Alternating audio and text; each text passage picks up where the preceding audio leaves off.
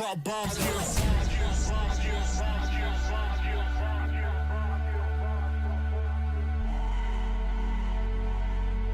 Now let me see you go off like a bomb.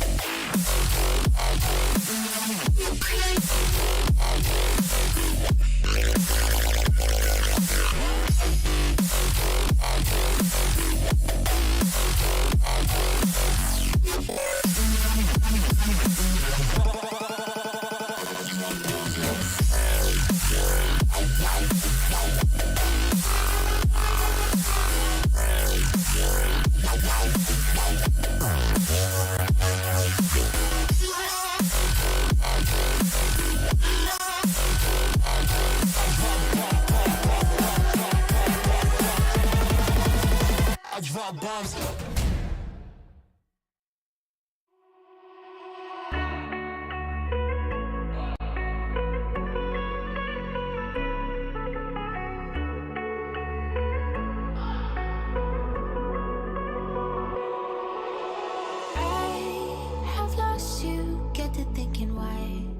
We used to be so high in life. Without you, I don't feel alive.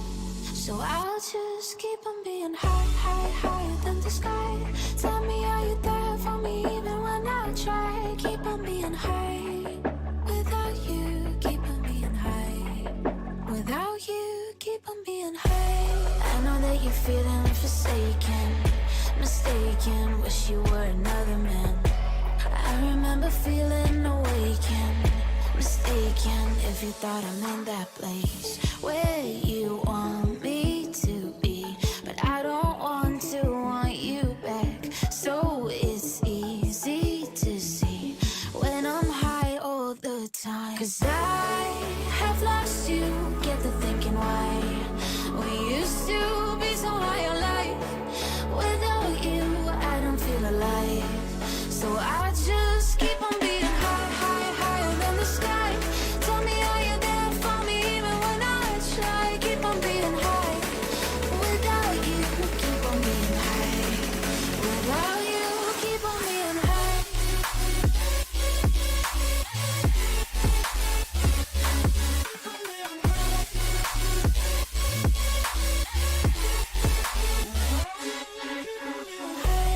I know that you're feeling forsaken, mistaken, wish you were another man.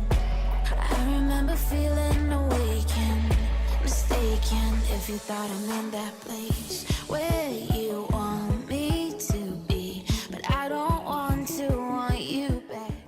So it's easy to see when I'm high all the time. 'Cause I have lost you, get the thinking why. We used to be so high on life. Without you, I don't feel alive. So I just keep on being high, high, higher than the sky. Tell me, are you there for me even when I try? Keep on being high. Without you, keep on being high.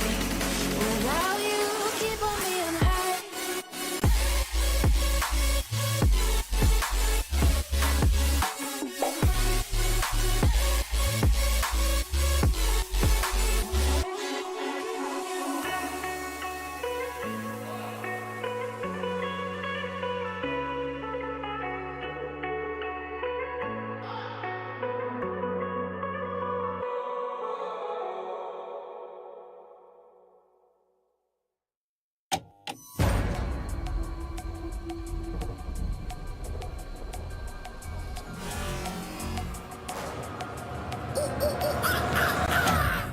There's a pyramid of power with eyes that can see it all. Cameras to capture your image at City Hall. Realize they listen whenever you make a call. If you want a revolution, I'll really give it to y'all. Think there's the army that bands against bands of dead presidents, determining life of mankind of cancerous. How we bleed vapors, green got us bleeding in streets for cheap paper.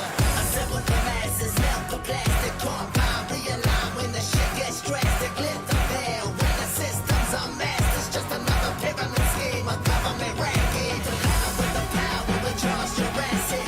Nation T-Rex with covert tactics. Rise from the ashes, they back the Atlas. Bring the madness.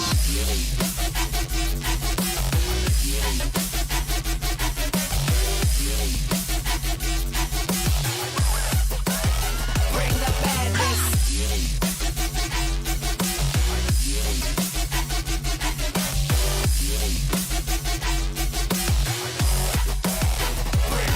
There's a pyramid of power with eyes that can see it all. And cameras to capture your image at City Hall. Realize they listen whenever you make a call. If you want a revolution, I'll really give it to you. Bring this a army that bands against bands of dead presidents, determining life of mankind of cancerous. How we breathe vapors, we got us bleeding in streets for cheap paper.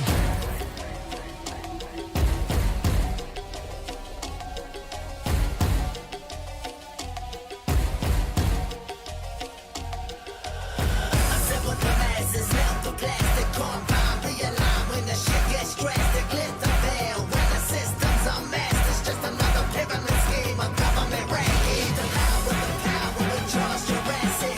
Nation T-Rex with covert tactics. Rise from the ashes, they back the Atlas. Bring the madness.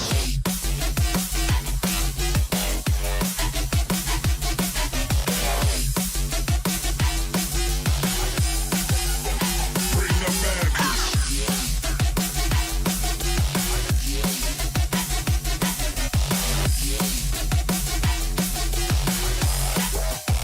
Bring the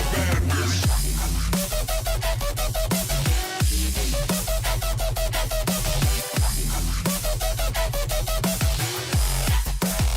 Bring the madness.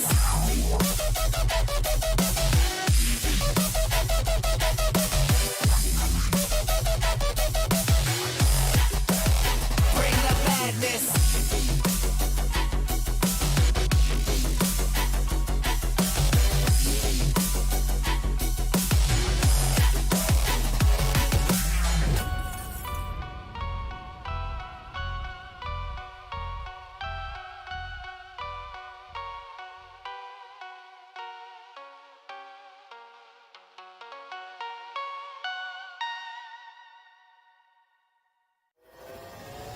Yes, so the baby right now. Pegboard nerds must have you locking at the sound. All of the gal go passing when me boy I go drop them a coming. Murder. Me are the burning fire and natural born killer. When me bust it to them, watch out some lights. You better turn it. I am make the bad boy bigger. When they come around, we all go on them. Listen to the word and the fire you caught in the middle. When the flames catch high up, put up your gun fingers. Return all of the fire. It's a bad man signal. Give a sign. And pull your gun finger trigger. Gun finger trigger. Gun finger trigger. Gun finger trigger. Return all of the fire. It's a bad man signal. Give a sign. And pull your gun finger trigger.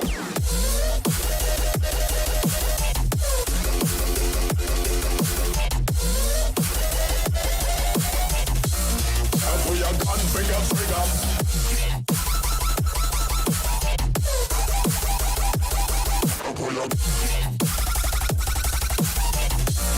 And pull your gun finger trigger.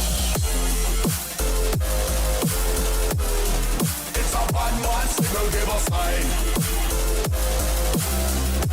And pull your gun finger trigger.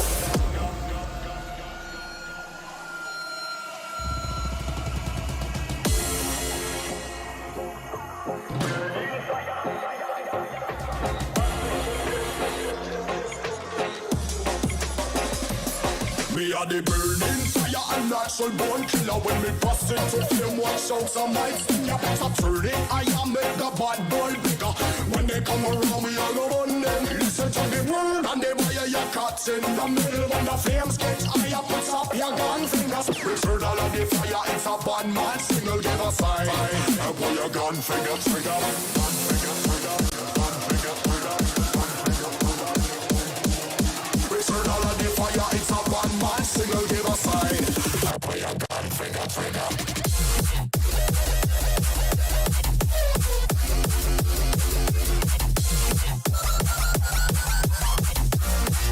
Your gun finger trigger.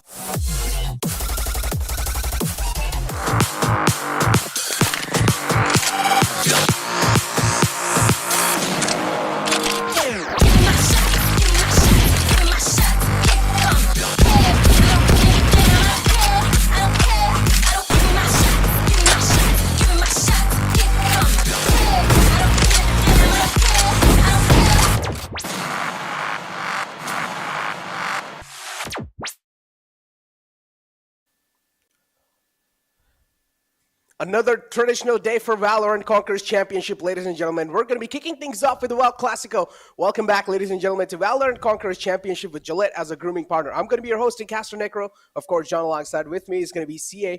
And today, Val Classico Day, CA. Any expectations from your side? Expectations is going to be a bloody war, Necro, and that's what I think we have come to expect from Velocity Gaming as well as Global Esports. Now, especially with such big stakes on the line, the first spot in the grand finals of the Valorant Conquerors Championship, as well as the first international APAC Challengers playoff spot up for grabs, all for that trophy right there. Exactly. All for that trophy right there, ladies and gentlemen. And if you guys are new here, let me tell you guys, there's going to be 2 slots moving forward in the APAC, so there's nothing to worry about. If 2 teams do make it up in the grand finals, which are probably going to be one of the team over here, whoever wins in the Wild Classico is going to be securing their first slot in the grand finals of the VCC. And these are going to be the actual grand finals, okay? Trust me. But moving forward now, any of the team that actually loses, they're going to be moving down to the elimination bracket, and they're going to be facing against Enigma Gaming, which are quite hurt. But that's something that we need to talk about later. And I feel like over here now, we've been talking about how many things are online, how many, pressure of the players, pressure on the teams. Now, yesterday we saw Global Esports pretty much pulling out the OG strats. Do you think it's going to be the same case today as well? No.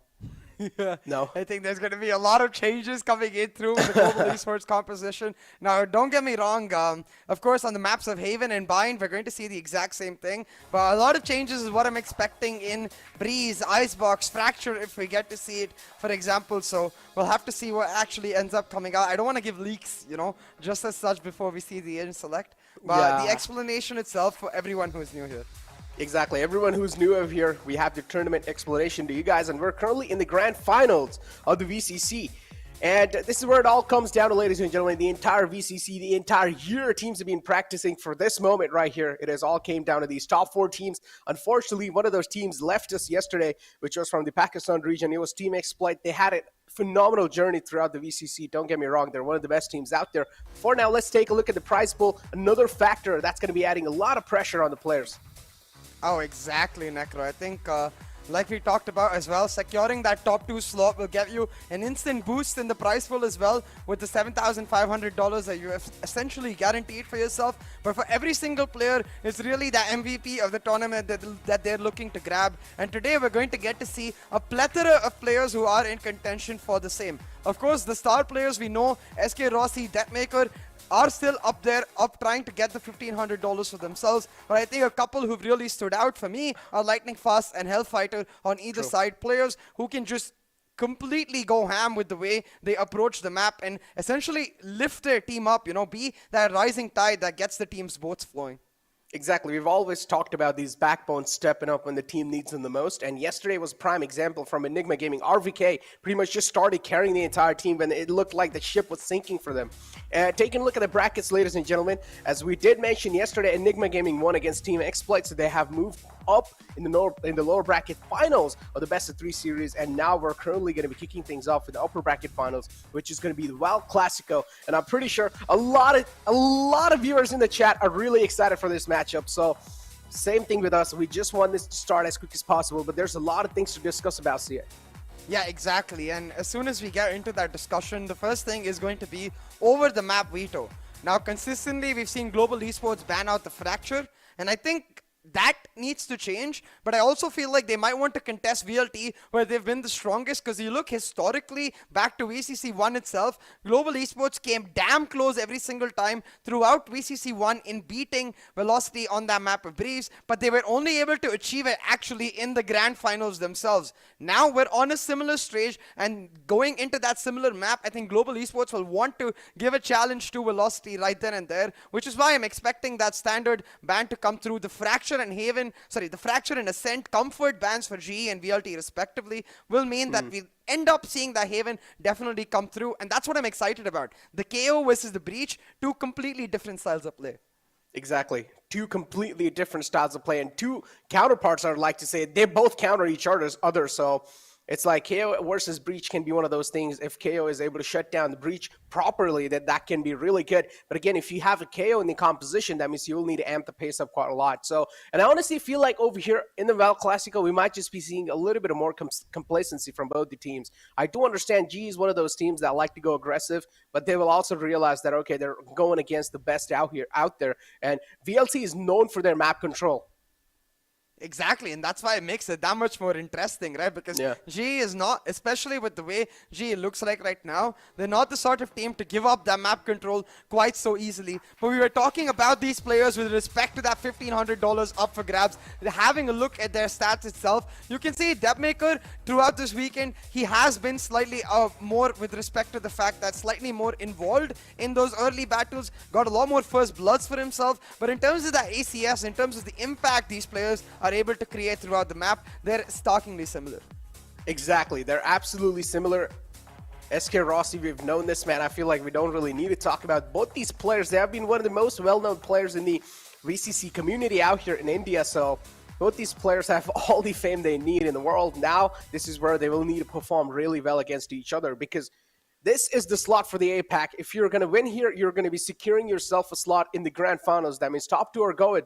If you're already qualified in the grand final, you've secured yourself a slot, so you do not want to miss out on an opportunity like this. And if you do lose out over here, then you guys will have to face another alpha tie, and that's going to be Enigma Gaming, that is sitting down in the elimination brackets, and they're not going to let it slip by like that, because Enigma Gaming has been looking flawless. They have been looking phenomenal. Yesterday was kind of like an off day. That's why we saw a little bit of tipsy-turvy right from them. But I'm pretty sure today is where they're going to try to get their mental back in, and they're going to try to smash through any of their teams that are going to be in front of them.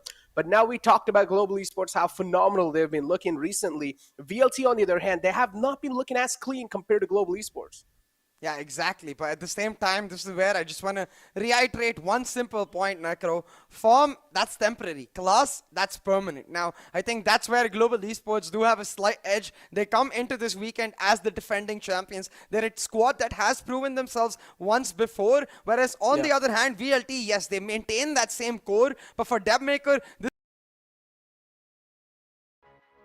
prove that his acquisition can make that ultimate difference. Where Velocity was not able to get themselves into that international slot before, now is a chance for Debmaker and Velocity Gaming to take down their old foes, their formidable opposition in Global Esports, and secure that first international spot. Is that going to be happening, though? Again, it's really going to be hard to say who's going to be winning the Val Classico here, because we talked about both these teams have been knowing each other. They're really familiar, and outside the game, they're pretty much the best friends out there. So, hey, they pretty much know how they think, how they're going to be trying to counter each other, what kind of curveballs are going to be coming their way. They're probably going to be expecting each and every single curveball here. But let's take a look at the limited edition jackets that we have, the bomber jackets, and all you guys need to do to order those is go ahead on gullyactive.com, and you guys will be able to order those nice cool bomber jackets here. Yeah, exactly. They look fly, man. I hope that every single viewer make sure that they don't miss the chance to grab them up real quick. I think they might most definitely run out by the end of today. Given the nature of the matchup, everyone's going to want a grab at that just to be able to flex that. Not only were they watching the Val Classico, but they had the Dapper wear while they were able to do the same. But with no further ado, this is what we're expecting off of the veto. The Fracture, Ascent banned off, the Comfort bans for GE, VLT, respectively. The Haven picked up immediately for GE, like we saw in their series yesterday. And well, we know, when Breeze is left up, Velocity Gaming, they insta-lock that Breeze. I mean, Breeze has been kind of like a kryptonite when it comes to any of their team, and Velocity, if they pick it up, it's like they're holding the kryptonite in their hand. So Global Esports, it's going to be a lot of things for them to actually counter on Breeze, but we never know, man. Yesterday, they challenged Enigma in their own home ground, and they took him down like it was nothing on the map of Bind. So we never know, man. Maybe Global Esports, they're prepared for something here. Yeah, exactly. You never know, Necro. It could go either way, and that's where I do know actually what Global Esports has prepared for Velocity Gaming on Breeze. Now, I'm not going to say it just yet, but I will give a clue. It's something I've personally wanted on this map forever. Ever since the map came out, in my opinion, there's been one particular composition that just sets itself apart. If you're able to play it correctly, it is the best out there, and that's what GE is going to play today. But let's not talk about that just yet, Necro. Let's talk about Haven right now, because we're going to see that map first of all between GE and VLT, and as you can see on the agent pick rate, the Jet, Astra, Sova, that's going to be there for both of the teams. Where it changes though is the pick of that Breach versus that KO. That's going to be an interesting one for sure. I mean, so far we haven't really seen KO being pulled out that much, but still, if KO is being pulled out, I feel like it has to be one of those teams that is going to be stepping out their comfort zone. On the other hand, if a team's playing Breach, they're going to be going for a little bit more safer side, because Breach, of course, is one of the old agents out there, and they've got ample amount of time to practice on that agent overall. And because yesterday we saw Neon being pulled out, it's okay. Neon is a duelist, great, I understand. But in the end of the day, if a team's just not going to be getting a lot of chance to practice with the Neon, it's going to be really hard to make the combos with their stuns.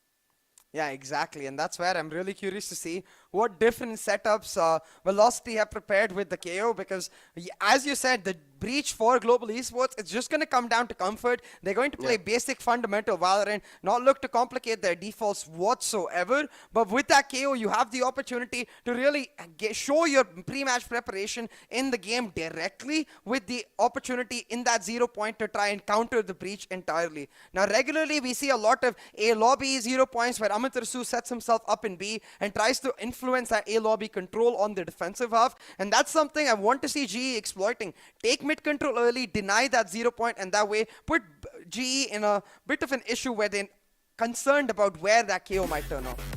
Exactly. Let's take a look at the Asian picks here. It's going to be time to end the mystery, and let's find out what picks are going to be here in front of us. And pretty much seems like, as you mentioned, the KO is going to be pulled out by Amaterasu, and then the rest of the side from Global Esports is looking pretty classic. Nothing really changed here. Yeah, it's just standard compositions on Haven, what we've already seen from the team. The changes, the new compositions for all the viewers out there are going to come in the next two maps. Not from the VLT side, at least not that I'm expecting, but from the GE side. But for now on Haven, Amaterasu's KO, I think, again, very important for me how GE approaches this KO, right? Because if you give him that free A lobby control again and again, it just puts them in a comfortable position to play the standard 2-1-2 setups, to stack up the sites and deny entry while playing those crossfires. And that's not something GE want, because the way we've seen GE exploring the map of Haven, for example, yesterday against Enigma, they're a team that likes to heavy default, take aggressive control early into the round, wait out the next 20-25 seconds, and then hope that the other team overpeaks, and if they don't, then force the site with the control they have, try to really make the team continuously guess as to where they could go. Guessing. I like that you actually put the word right there, guessing. And I feel like today has to be an astonishing day without a doubt. I mean, it has been an astonishing year, don't get me wrong, but today has to be the astonishing day for the players itself.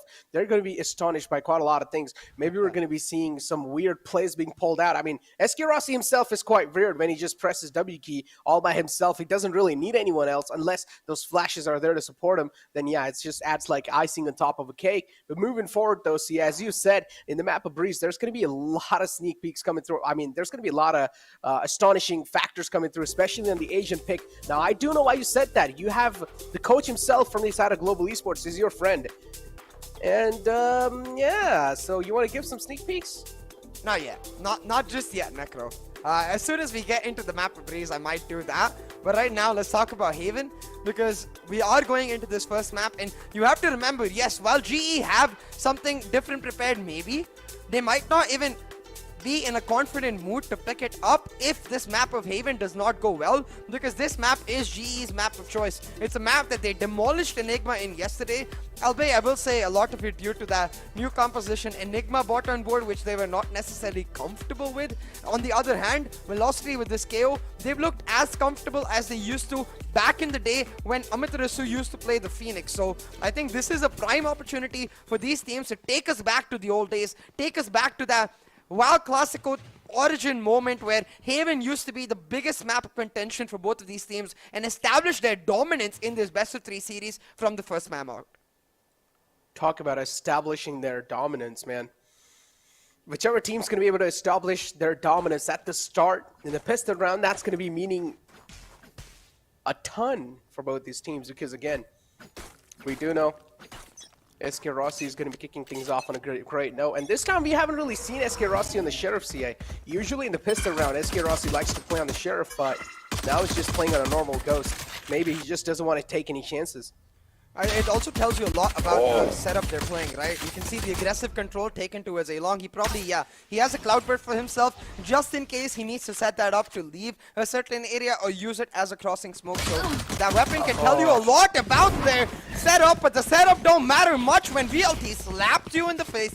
Deathmaker and Vibor getting Velocity Gaming off to a ferocious start as they pick up 2 key frags. Exactly. 2 key frags picked up, and now Deathmaker just gets a casual stroll on the side. Another one through the smoke. Skills is going to be wondering. He's going to be scratching his head after that. They've got the side control. Plant goes down too. Every single player set for succession. The post plants are looking perfect. And now in the enemy remaining. There's going to be another pick coming through, and Amaterasu is looking so crisp. Another dink coming through on a lightning fast, and he's looking quite low. 50 HP to work off with. Doesn't really have the likely win for the weapon too, if I'm not wrong. He only, oh my god, what is going on? Taps from VLT. They're looking really crispy. All 5 headshots, by the way. I believe the Velocity Gaming players had some masala bread. I want to know today their for aim breakfast. routine. I'm talking about their breakfast, Necro. They had some masala bread. I want to get that masala bread myself. There seems to be some sort of bop, like every single shot, headshot.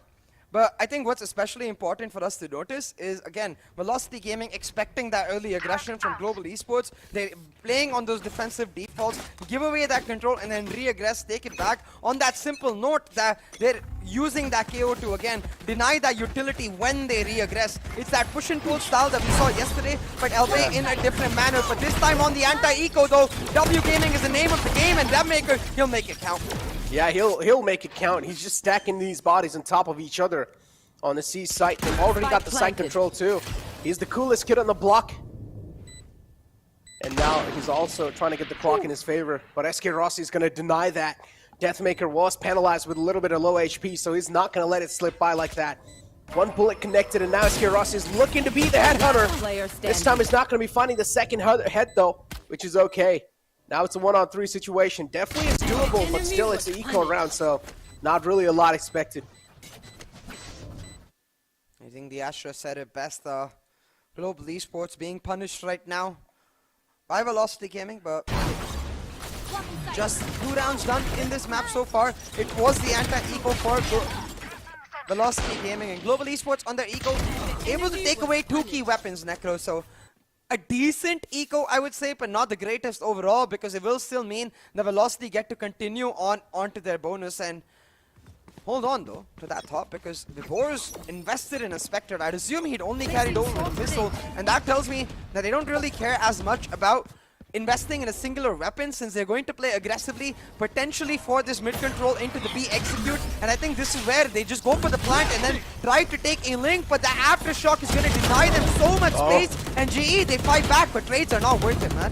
Yeah, the trades indeed are not worth it, but still GE, they get the man advantage, but Amaterasu somehow with the fragment finds one. Rossi with a flank too. A brilliant play coming through from the side of Global Esports. Now it's all down to HellFF to try and stop this entire sand that is being poured upon him. There's going to be a lot of pressure, a lot of sandbags on top of him to try and carry it to success, but is he going to be able to make it happen? The coolest kid, he does find one. And now instant rotation on the A site. Still doesn't know where Rossi's available. He's got 1 star, so all he really needs to do is play this slow right now because he's got plenty of time on the clock. As you can see, 40 seconds available. So he needs to really make Rossi panic right here. Now you can see Rossi, he's still on the Spectre. Hasn't upgraded his weapon just yet. Doesn't want to give away the audio cues. And this might play in his favor because he's going to get the peak first. And even though Hellfighter finds the dink, it's Rossi with the win.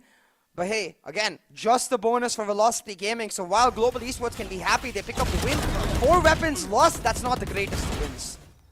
1 enemy remaining. Yeah. But still, it was just a bonus round, so we can let it slip by. This is where it all comes down to CA. This is going to be writing down the team's fate.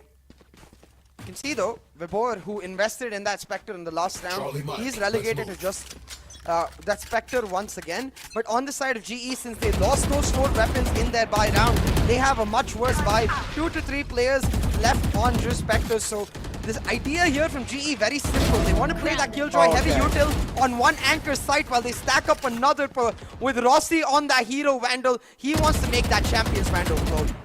Well, I mean, I'm pretty sure he's going to make it glow if he plays like this. He's just so fearless. And there we go, finds another man. He's looking to find some connections. No connections being found. Just trying to play off a contact play. Great flash and dash combo. We talked about this. And it seems like the comfort is paid off for Global Esports. They're playing it to perfection. KO on the other hand, they'll need to try and amp the pace up a little bit more. VLT, they cannot play complacent. Amaterasu separated out from the rest of the pack and now is the only man left with the right 2 ace to work off with. 2 players versus a whole team of Global Esports. Seems impossible, but these 2 players are the clutch masters. Suppression done. That means there's not going to be a lot of stars being put just yet. Fragments out to try and delay the push from the defender spawn. Oh, and this is huge. He leaves. He's able to get himself into a shot. He has both of his flash points left.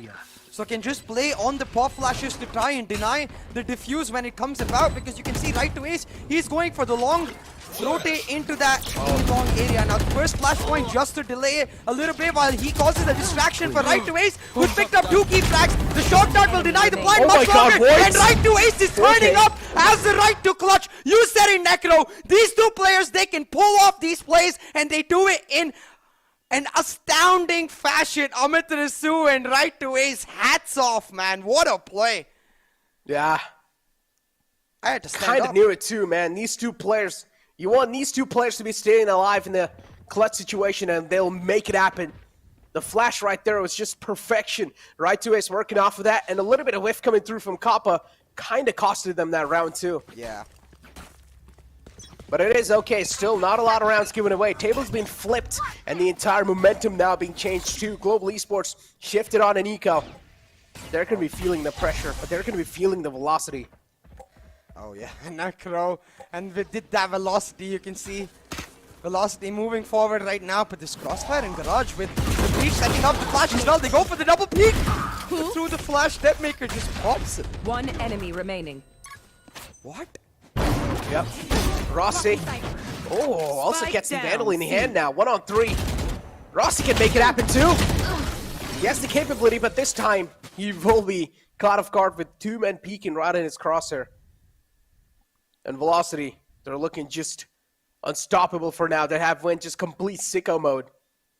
And they're looking to put down a team like Global Esports. Oh man.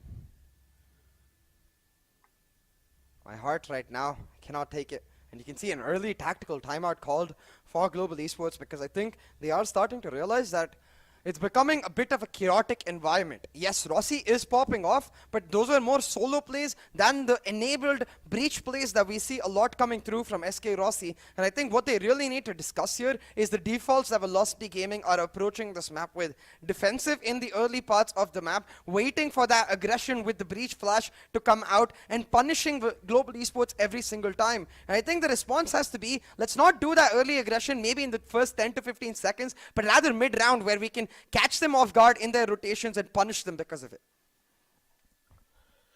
Punish. And Global Esports are getting punished from their mistakes.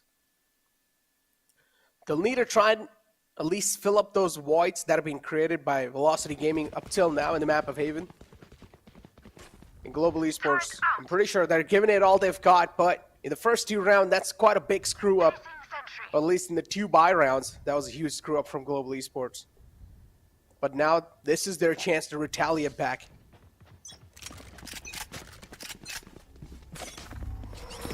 We'll have to see if they're actually able to make it happen, Necro, because right now, Velocity Gaming, they are feeling that velocity, like you mentioned. They're feeling the momentum, they're feeling the hunger and the motivation from their loss in VCC 1. They won that first international spot, and they're going to try to do everything they can to make it happen. Oh, they're going to try to do for sure, but they're going against the defending champions themselves. And they've been looking pretty phenomenal, at least in the grand finals for now. That's a great pull through, but that's not going to matter. It's guns blazing from VLT, and they're just dropping these bodies like it's nothing. And it seems like Global Esports, they're just crumbling down. They're crumbling apart against VLT. They're just proven unmatched. SK Rossi trying his best all by himself, trying to hold the string in his hands, but Deathmaker's going to cut the string off. Cut the string off and potentially the lifeline of GE too, because remember what we were talking about. Whatever GE might have prepared for the different maps we're going to see in this best of 3 today, you have to wonder if they have the confidence to even pull those off if they end up losing this map in a devastating fashion. And the way it's going right now, it certainly looks like that is about to happen. 5-1 on the board already. Global Esports economy broken, and Velocity dominating every single round, playing fundamental Valorant. One player pushes in, one player holds the anti-flash, and they slap them in the face. The top fragger taken away as well. It looks like VLT can do no wrong on this map. Yeah, they just have the pedal to the metal. And with the KO and the composition, we knew this was going to happen. This was going to be a glimpse of VLT just pressing that W key on the sights as soon as the dagger goes through. He also has the null command available. That's going to be another factor. That's going to be changing so many things.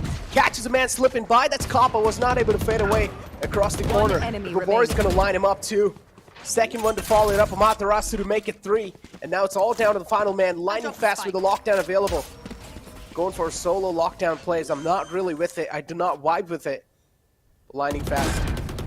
Yeah, nothing to take out from this round. Lining fast will need to back off for the Marshall, or either just try and do some exit damage. He needs to just try and, as you said, find a couple of frags right here, but it's easier said than done, Necro. We've got Hellfighter coming in dink on the flank already. A dink is landed, but a dink is traded. Unfortunately, though, the Marshall dink not as good as the Vandal operator, because the Vandal dink will shut you down. But talking about the operator, like you mentioned, we should see that coming online for GE right now, and it instantly means that Velocity almost have already got a win for themselves, because the defensive approach they've got, a lot of walk-ins to take control, is because of the fact that we see GE continuously wanting to be aggressive, wanting to take aggressive control. But with the operator, they're going to have to slow down, no doubt. So now, Velocity Gaming get the opportunity to get aggressive in those early defaults and find spaces for themselves. And you can see they've done that already. Got Deathmaker into that A-long position, where he's now going to hold on, give them information, audio cues about the rotations, while the rest of the team tries to take mid-control. Taking entry. And on the B site, VLT is able to find those pretty easily. They're trying to repeat the same thing. They're trying to repeat the history. And it seems like it's going to happen once again. Rossi's trapped in the site. He's trapped in the cell with some criminals all by himself. And he's left with the only innocent man alive on the site right there. Finally, Kappa's able to shut down the null command. But no, that's not completely shut down just yet. Goes for the res out in the open Gabor. That's a questionable play. And now it's all down to right to ace. Or as you like to call it, the right to clutch. But this time, the clutch looks next to impossible. Last man alive is right to ace, as I said. Has a lot of utility in the hand. Actually, no, just a recon dart. That is equal to quite a lot. Finds the opening. Gets stunned instantly. Nothing to follow it up, so recon's going to be helping him to get a little bit of more clear vision. 30 seconds left. Thought to try harder. The Jet with a little bit of BM to finish it off.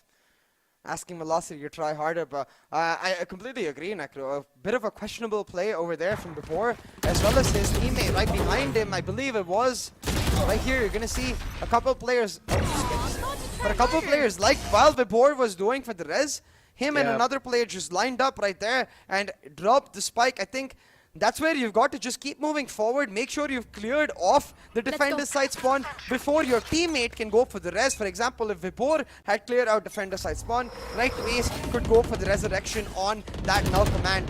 Instead, a key round picked up for Global Esports because that was their buy, and they will continue with their aggression. Look at this now. We've got SK Rossi pushing up long, and on the basis of that anchor operator, they get to stack up this A site where Velocity is headed. Stacking up the A site. Look at the amount of ultimates they have available too. That's the first one being shut down. It's okay. They still have 3 more retake available.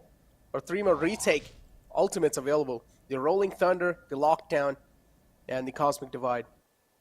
All of those can be used in different rounds and different scenarios. That means Global Esports have ample of lifelines available. Dagger's going to be coming out, and I'm pretty sure this is when VLT will start pressing the W key too. Deathmaker will need to make this happen. He's waiting to flash in the site. He does, but this time there's no cloud burst, so he's not going to be able to open the burst up. And there we go. They're getting shut down a little bit. The trades are not worth it for VLT because they still haven't found the entry on the site. Spike Final down man alive, A. HellFF with the Cosmic Divide left. in the hand. 1-on-2 certainly is possible, but doesn't know the players. Now he knows one's available in Hell, and the other one is going to be Rossi on Heaven. If he finds this pick, it's going to be a GG. Taking that back. Yeah, it's going to be GG if this pick is able to come out. enemy We don't want to remaining. give those isolated ults to Hellfighter, but they do it anyways. But he's running out of time, and Rossi on the operator that's it. knows exactly where the spike is. Shuts him down, and that's unfortunate. He did not have the time to even set up a smoke. Could have done it, but it would have ended up revealing his position, and it's just in that situation, in the heat of the moment, that's not a decision we usually see players making. But One enemy at the remaining. same time, what I really like from Global Esports, Necro, is the key difference between the first few rounds and now is you can see they're not going for that early aggression within the first 10 to 20 seconds. They're allowing Velocity to walk in and take control, sure, but they're re-aggressing when Velocity is ready to go for the execute. Instead of waiting in sight and letting it happen, that mid-round aggression, what I talked about during the timeout, is where you can see Global Esports seems to be thriving. Now it's down to Velocity to try and adapt to that and force some aggressive plays of their own, burn that defensive utility and not allow them, but this time, Deathmaker caught swinging around, Kappa will take him down. Oh, he's holding F. Oh, he was holding it off angle. HellFF. We'll get a little advantage in that. It's hard to kind of expect a player being there. Oh, hands are busy, and right to Ace will punish him for that. But it's okay, the trade's on the board. It's a 3-on-3 situation. HellFF is still trying to be here. Skills is pushed in quite deep in mid. And he might just be the playmaker or the difference maker. Trigger Discipline comes in through. It's going to let him pass by, but no! He's not going to be able to get away with nothing else. He just gets away with one. Still, it's quite good. Positioning, Necro, the positioning of Lightning Fast, absolutely clutch. If he played in Garage, then he would have been suppressed. They would have got free entry and probably end up isolating him. But he plays it defensively, steps back, makes sure that he doesn't get suppressed by that KO, because of which they're getting the information now. The Velocity Gaming, they want to go for this C-push. Lightning Fast has let them slip by. One Doesn't enemy exactly remaining. know, finds one, and there we go. It's going to be cutting off his lifeline instantly. Matarasi going for the plant. It's quite a bold plant too. Fragment out to try and buy a little bit more time on the post plant. Lockdown's available. It's going to be utilized. And now Matarasi is going to be left with no other choice than to be flushed out from this site.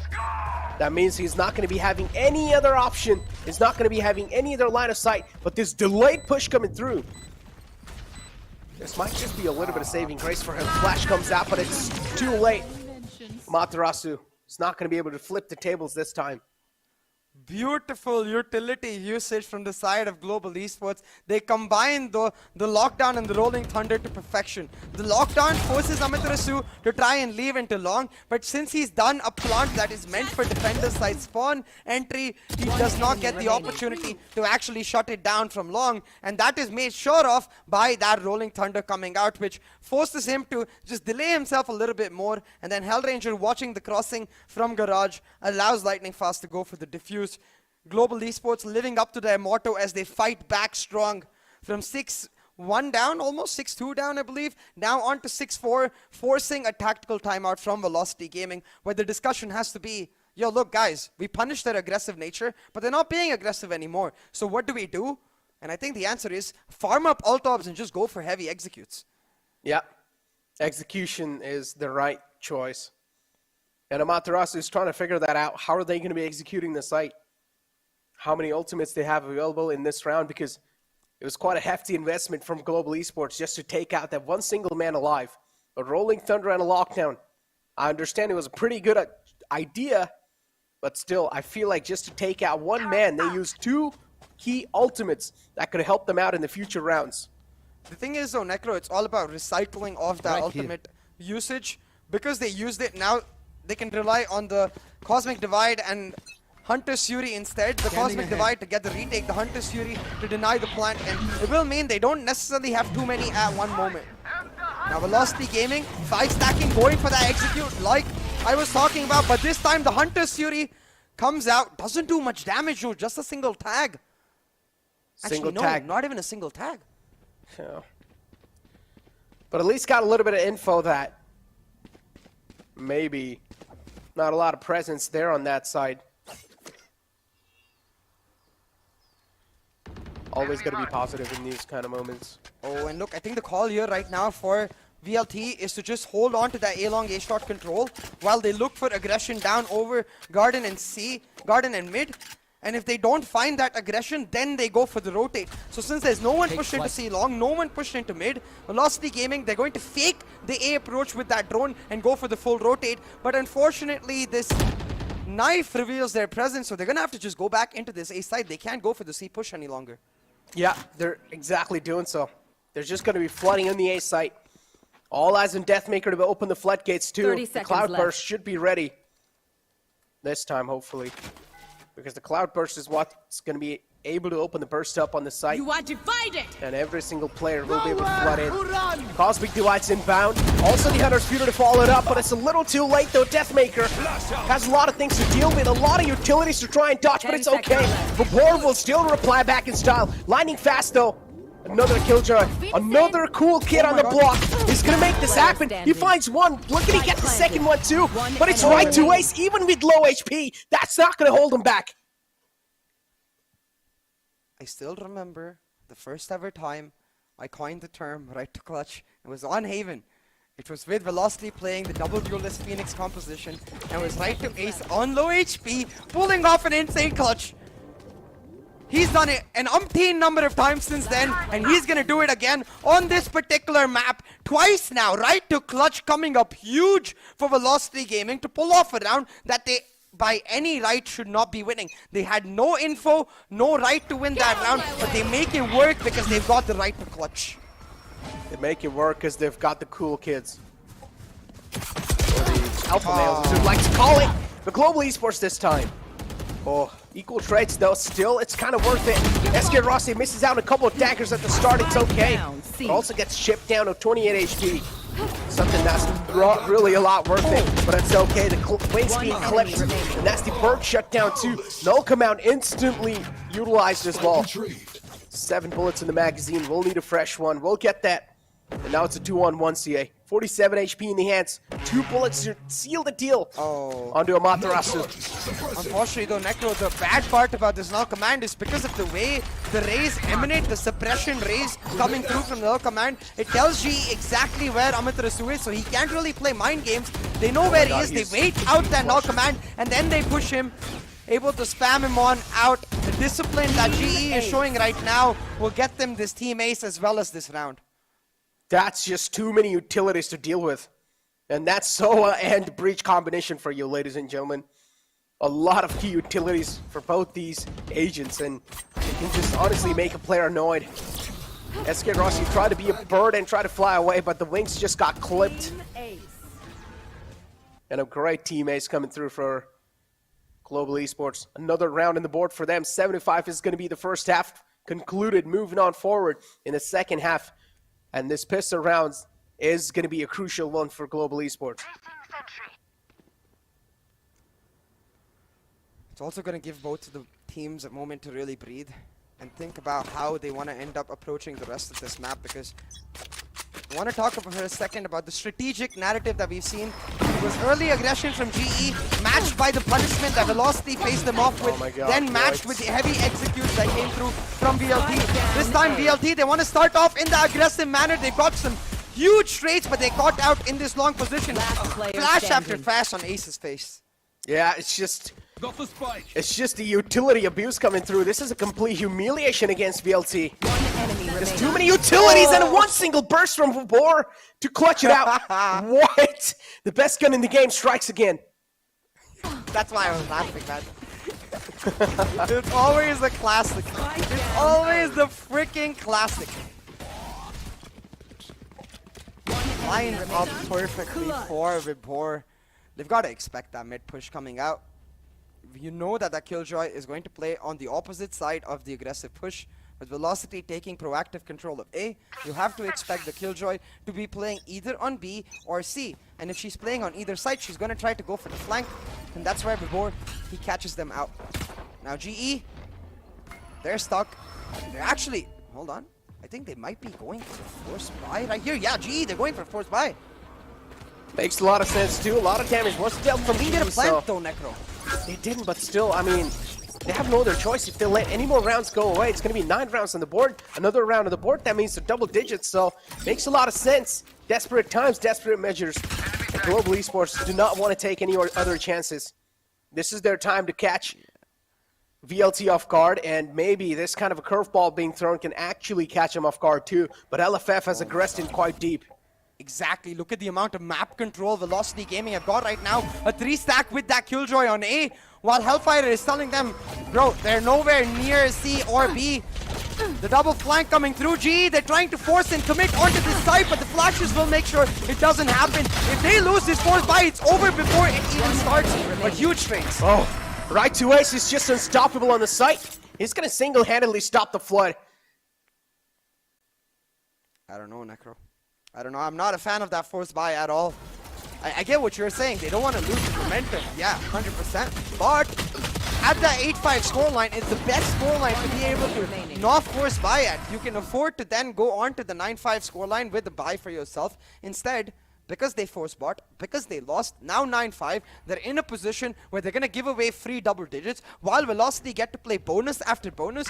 And the silver lining of this all, the icing on the cake really of this all, is that Nebmaker gets his operator definitely in that next round. That operator is going to be devastating for GE to face off against.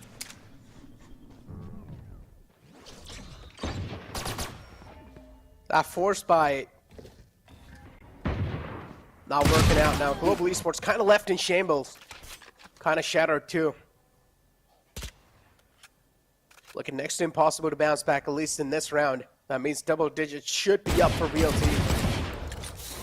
Interesting read though from Velocity Gaming, because they went for the stack in that last round. I think they're expecting GE to not go back onto that A site, and they've left it completely empty, just marking the push into defender side spawn, playing for the retake, but they have no major ultimates to do so. So right now they're relying on these picks and skills. He delivers them to Velocity on a plate. You don't want that Astra to be dead that early. Skills, you can't be that aggressive, man.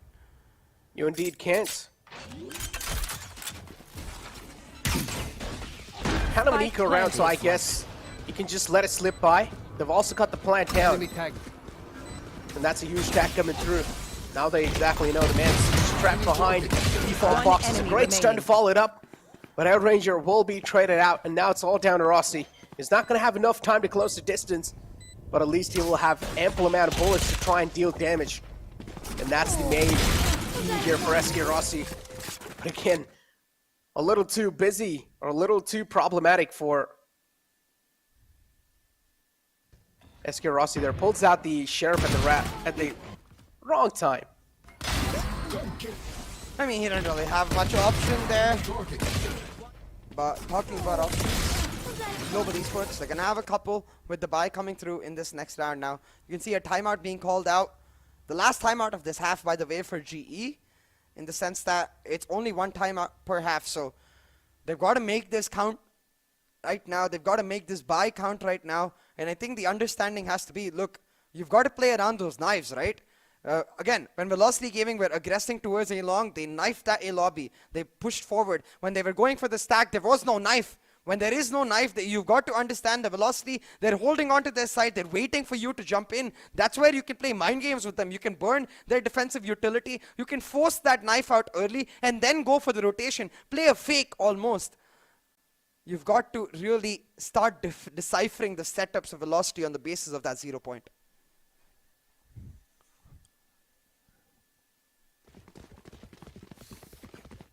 (10-5) is the scoreline. 5 rounds lead for VLT.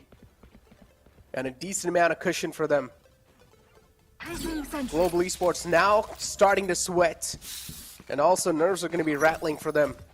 VLT looking to close it out on a phenomenal lead. But is Global Esports going to let that happen?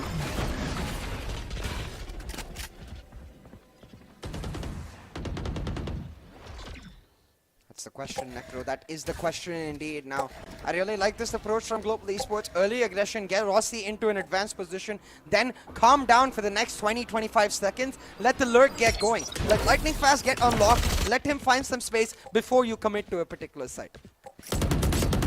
Lightning Fast already quite deep in along. Is not going to let anyone aggress by from that side, but this dagger gives his position away. Amaterasu somewhere down the line has a little bit of expectations coming through from Long, but is not going to look there. Rotation comes in too, as you see. LFF is right there, but now right to Ace spots out a couple players in the front. Actually, only one man. Rossi's position still unknown. The anonymous factor still maintained here, and just trying to work off of it, that exact fact. Now Global Esports, they're going to set up a burst in the A site. Every single player's ready here, but right to Ace can be the man who's going to cause a lot of problems. He can be the man to try and stop the flood. Flashes in. Rossi on the side, he's just trying to stroll in, but no cloud burst to set it up. No dashes as well on the side. Those are 2 quick things being found, and now right to Ace over here is just going to mow him down with the help of a boar. They cannot afford to keep trying to walk into sight against the KO. The entire point of this KO is he puts a spanner in the works when you go for the executes. He knows exactly when they want to go for it. Amaterasu with a brilliant read. Not only the 0 point to get the early information, but the null command as well. They shut down GE. And you can see that leader, the KO, he made sure no one walked away from there. Marched them straight into their graves. I don't know why they keep trying the A site. I don't know why they keep going so late. They're not burning any defensive utility. They're not showing any presence. They're just trying to walk on and play aim. They're letting VLT guide them. Exactly. And this should not be the case. Global Esports should try and stick to their fundamentals. And they should try and play their own game. They should not be ruled by the alpha males over here. They should try and be the alpha times instead. Oh my God. This is what they're trying to do too. That's a fair trade for them. It works out in the favor. That's one less defender on the C site. Amaterasu still though, the KO is alive over here. Lockdown comes through, and Amaterasu single-handedly is going to be able to shut it down. Now is looking to take out the lockdown as well, but no. Last second, denied by Hellranger. It's not going to let that happen, but the lockdown still gets destroyed at last second right there. Right to Ace. On the sides with a fair bit amount of utility. Hellranger gets scanned with the recon dart. Ample amount of utility available, but not anymore because he used it every single one of it. And right to Ace is now going to peek out. They've been through a lot, Necro. Velocity Gaming. They've been through ups and downs. They felt the 90%. They felt sickness taking them apart in Qualifier 1, but when it counts, they show up. Map choice of Global Esports, but Velocity Gaming reminding them where the Titans were born in the first place. When Velocity were unbeaten at the start of the Valorant SA scene, it was because of this map. Haven was always a fortress, and with the KO returning, the pseudo Phoenix on Amaterasu, they made it a fortress once again. Man, KO is being used to perfection. Wherever the KO and right to Ace is available, it's hard to breach that site because that's just so much info to work off with. And with the help of the KO and also right to Ace, they're able to read each and every single push like a book. So what can Global Esports do now? Now look at this, they've shown presence towards long. They set up the Hunter's Fury to try and clear out Garage, but Hellfighter dances around it beautifully. Does take a decent chunk of damage, but he's able to hold on to Garage control, which is clutch. Because now, GE, they're going to try to go back onto this A side. Now the 0 point towards B should reveal that this time, VLT don't have a stack, which means the Killjoy or the anchor in the operator is there. And since you already saw the Killjoy, you've got to be careful of the op. Down A. Oh, Deathmaker! Ooh, 3K on the site right for this man. He's looking unstoppable force of nature. And now he's trying to be the man possessed as well. One Lockdown enemy remaining. initiated from the side of Killjoy. Or from the side of VLT, as you'd like to say, but lightning fast, all by himself, trying to turn the tides here. Not a lot of times to move away from the lockdown. He's going to be detained, and he knows it's a GG. Oh, have to keep it fun, you know? Defend.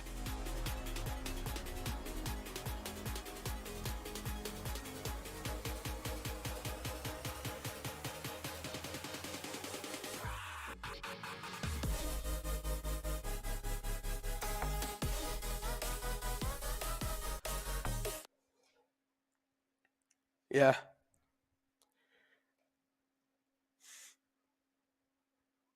Demolished. Devoured. I don't know what to say, man. I don't know honestly what to say because Global Esports lost in their own home grounds. They lost in their own map. And now Global Esports, they're going to start to sweat. Moving forward, it's going to be the map of Breeze, and we talked about how good Velocity is. They thrive on map control. That's what they showed on the map of Haven too. Moving forward on the map of Breeze, their map control is absolutely phenomenal. How is Global Esports going to counter VLT? We've heard that there might just be a little bit of switch-ups coming in the lineup, or a little bit of switch-ups coming in the actual agent select from the side of Global Esports. So that's going to be a lot of different factor. That's going to be a lot of different key plays. That's going to be adding a little bit of more astonishing kind of like a factor in the game. Yeah, and right now, I mean, you can say all you want about how players like Deathmaker are turning up, about right to clutch especially, but for me, the biggest difference in this map was really the calling from the respective IGLs. Amaterasu on point. Even though they got pushed back in the mid parts of that first half, he was able to adapt, get the executes on. Like we saw in the tactical timeout, it was an obvious read. You know, when GE are stepping back and not using the breach to its fullest potential, wanting to play on mid-round denial, the simplest thing you can do is take slow control and then go for the executes, which VLT did. Then again, on the defensive half, understanding that GE are the kind of team that likes to take part of areas and then commit in mid-round, they're just like, cool, we'll just wait for you. We'll use the 0 point mid-round to get information and deny you that execute, and therefore put you in a panicky situation. So Amaterasu 3 steps ahead of Global Esports throughout this map. Not just 3, I feel like a lot of steps ahead. This is pretty much what happened with Enigma Gaming last time, or in the grand final as itself yesterday. This is what literally happened with Enigma Gaming. Global Esports did it to Enigma Gaming, and now they're getting a taste of their own medicine on the map of Haven. Global Esports are not going to be happy. They're going to be hurt. They're going to be down bad. And moving forward on the map of Breeze, which is going to be the map selection of VLT themselves, it's going to be next to impossible, I would say, because with how they looked in Haven, if this thing keeps them going, it's going to be next to impossible to beat VLT, and we might just see a clean sweep 2-0. Now the biggest question mark is, do Global Esports end up playing their old Breeze composition? Which, again, I'm sorry, GE, but VLT are astounding at Breeze so far. It's their strongest map. I don't think the old is gold right in that moment. And if you play the new Breeze composition, then suddenly maybe you're not as confident. You don't have as much practice. So right now, it feels like a lose-lose situation for GE because of the way they lost this map. If this went close, then I can imagine they just go, you know what, let's try out our new composition. Let's try to surprise them and pull back the momentum. But they got demolished. They got demolished, all the odds stacked against them, but we did see the storyline on the scoreboard. We're pretty much going to be seeing the MVP comparison too, where SK Rossi and Deathmaker. Now, SK Rossi had his pop-off moment too, but still not as poppy as we saw last time, or at least yesterday as we saw. SK Rossi wasn't really able to play that well. On the other hand, Kappa too, another Sova player, wasn't able to activate himself. On the other hand, his counterpart, Right to Ace, was just able to make some insane plays happen.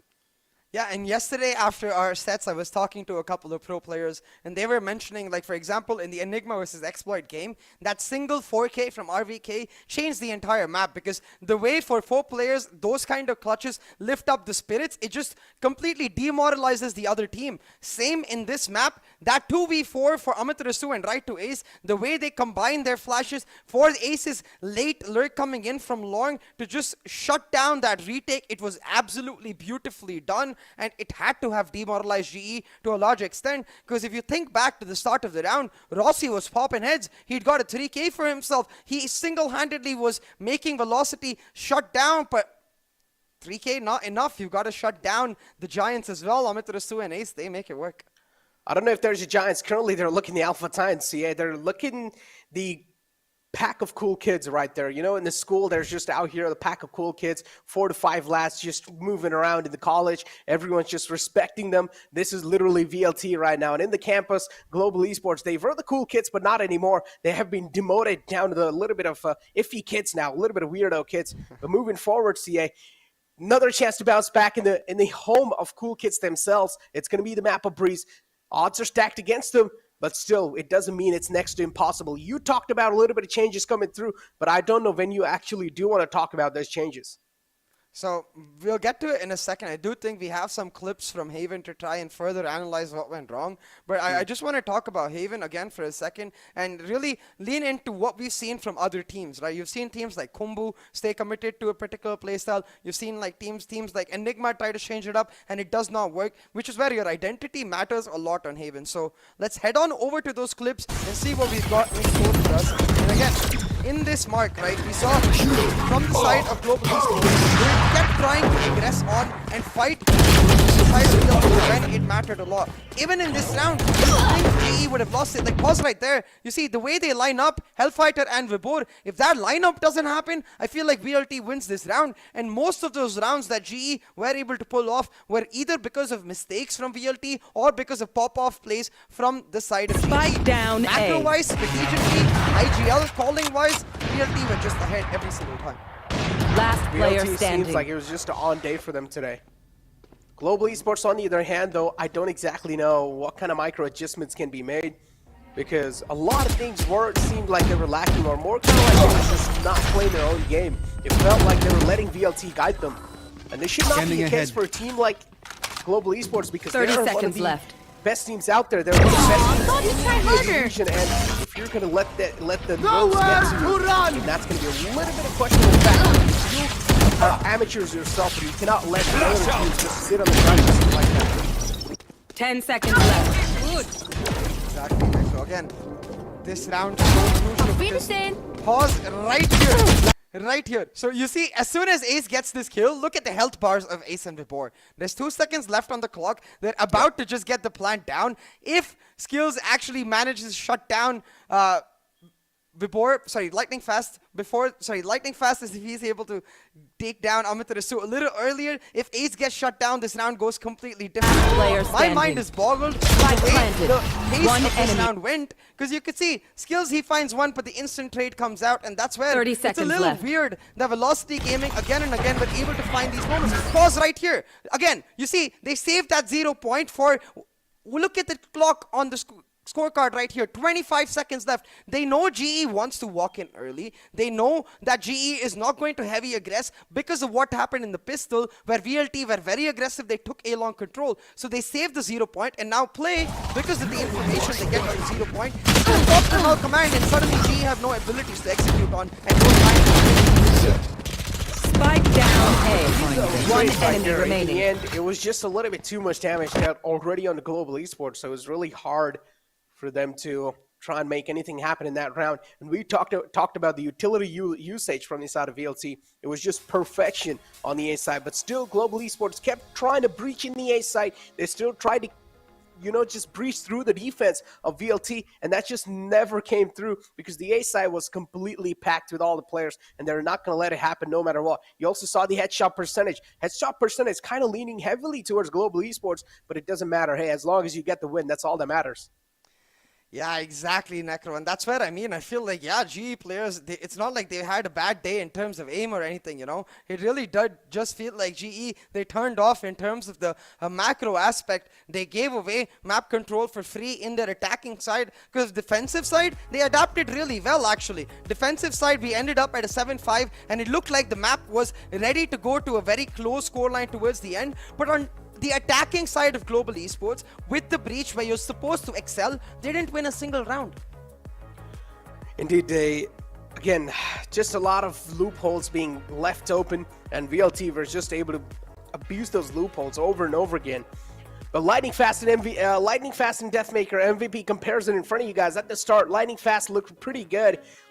Or at the start, yeah, Lightning Fast somewhat looked pretty good, but Deathmaker Charger is just way higher. It's really hard to compare these two, because Deathmaker was also being the impact fagger and also being the pseudo-duelist that the team had. So Deathmaker was able to carry a lot of burden in that previous game. Most definitely, Necro. And at this point, that burden is going to be heavy on the shoulders of Eldranger, because I think he's going to acknowledge that they just got outplayed straight up by Velocity Gaming. He's going to have to go back to the drawing board and make a tough decision, because going on to Breeze, I was expecting GE to pull off the double controller composition with the Viper and the Astra, a composition that I personally feel is the best on Breeze because of the ability to deny parts of the map to your opponent while denying information. Now, what we usually see teams playing is Sova Sky, right? It's all about information gathering, taking control of parts of the map, and the double controller shuts that down. If you play it with the Sova Sky, then it gives you both options. You can deny vision and you can take control for yourself with your initiators. But do you go to a new composition after you just got smacked left, right, and center by Velocity into their strongest map? I don't know. I really can't say. It's a tough decision. Yeah, I feel like over here, if I am a team's IGL or if I'm a team's coach, I'm just going to say stick to your comfort, because right now the odds are stacked against you. You do not really want to take any of their chances. But again, there's pros and cons for both these teams. If you're able to catch the enemy team off guard, then again, things are going to be on your side for sure. But these limited edition bomber jackets for all of you, only available only on the site called gullyactive.com. So go ahead on the site, make sure to order those. They're pretty cool. But getting back to the conversation that we're having, it's a double-edged sword, CA. Anything can happen.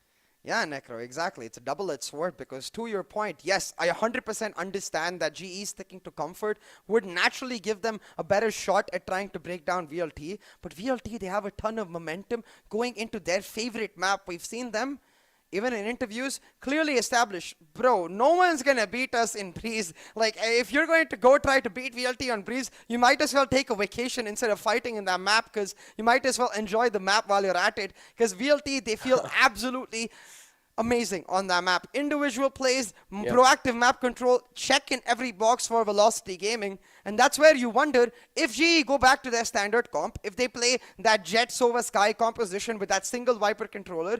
VLT are so accustomed to playing that style. They played it against Exploit, they played it against GOP, they played it against pretty much every single team that likes to play the Breeze, and they've beaten them every single time. So if you're going to play something, again, that VLT know how to play against, then are you really going to be able to beat them? Yeah, I mean, VLT has been one of the most confident teams on Breeze, and now moving forward, as we were mentioning over and over again, all the odds are stacked against Global Esports, and I want to see now what Rex Streams can make it happen, because him being the coach, he will have to try and bring the mentality of the team to pretty much an equal level, because right now everyone's going to be in shambles, everyone's going to be scattered all across the way, everyone's going to be shattered, I would say. So right now, to pretty much get the pieces together and to try and get a good strategy of flow moving forward in the map of Breeze is going to be really tough against VLT themselves. We talked about VLT having an absolute great momentum on the map of Breeze. They've been looking unstoppable. How is Global Esports going to make them stop with the new composition, as you said? I mean, somebody might as well call 911 right now, because Velocity Gaming have set the Global Esports bootcamp on fire. It's like that meme. I don't know if you've seen it, but it's like in a house where the entire house is on fire and everyone's just panicking and running around. That's what I feel like is the GE bootcamp right now, where they're like, bro, this was not supposed to happen on Haven. We just got smacked. and they go into Breeze and they're wondering, no, but seriously though, these are pro players. They should definitely be able to reset themselves, go into the map of Breeze with a fresh mentality, especially Global Esports, because they're a team that has time and time again proven that when their backs are against the wall, they're not the kind of team that just covers down. They're not cowards, you know. They're the kind of team that fights back and lives up to their name in that GE fighting style, and every single time they're able to surprise the heck out of us.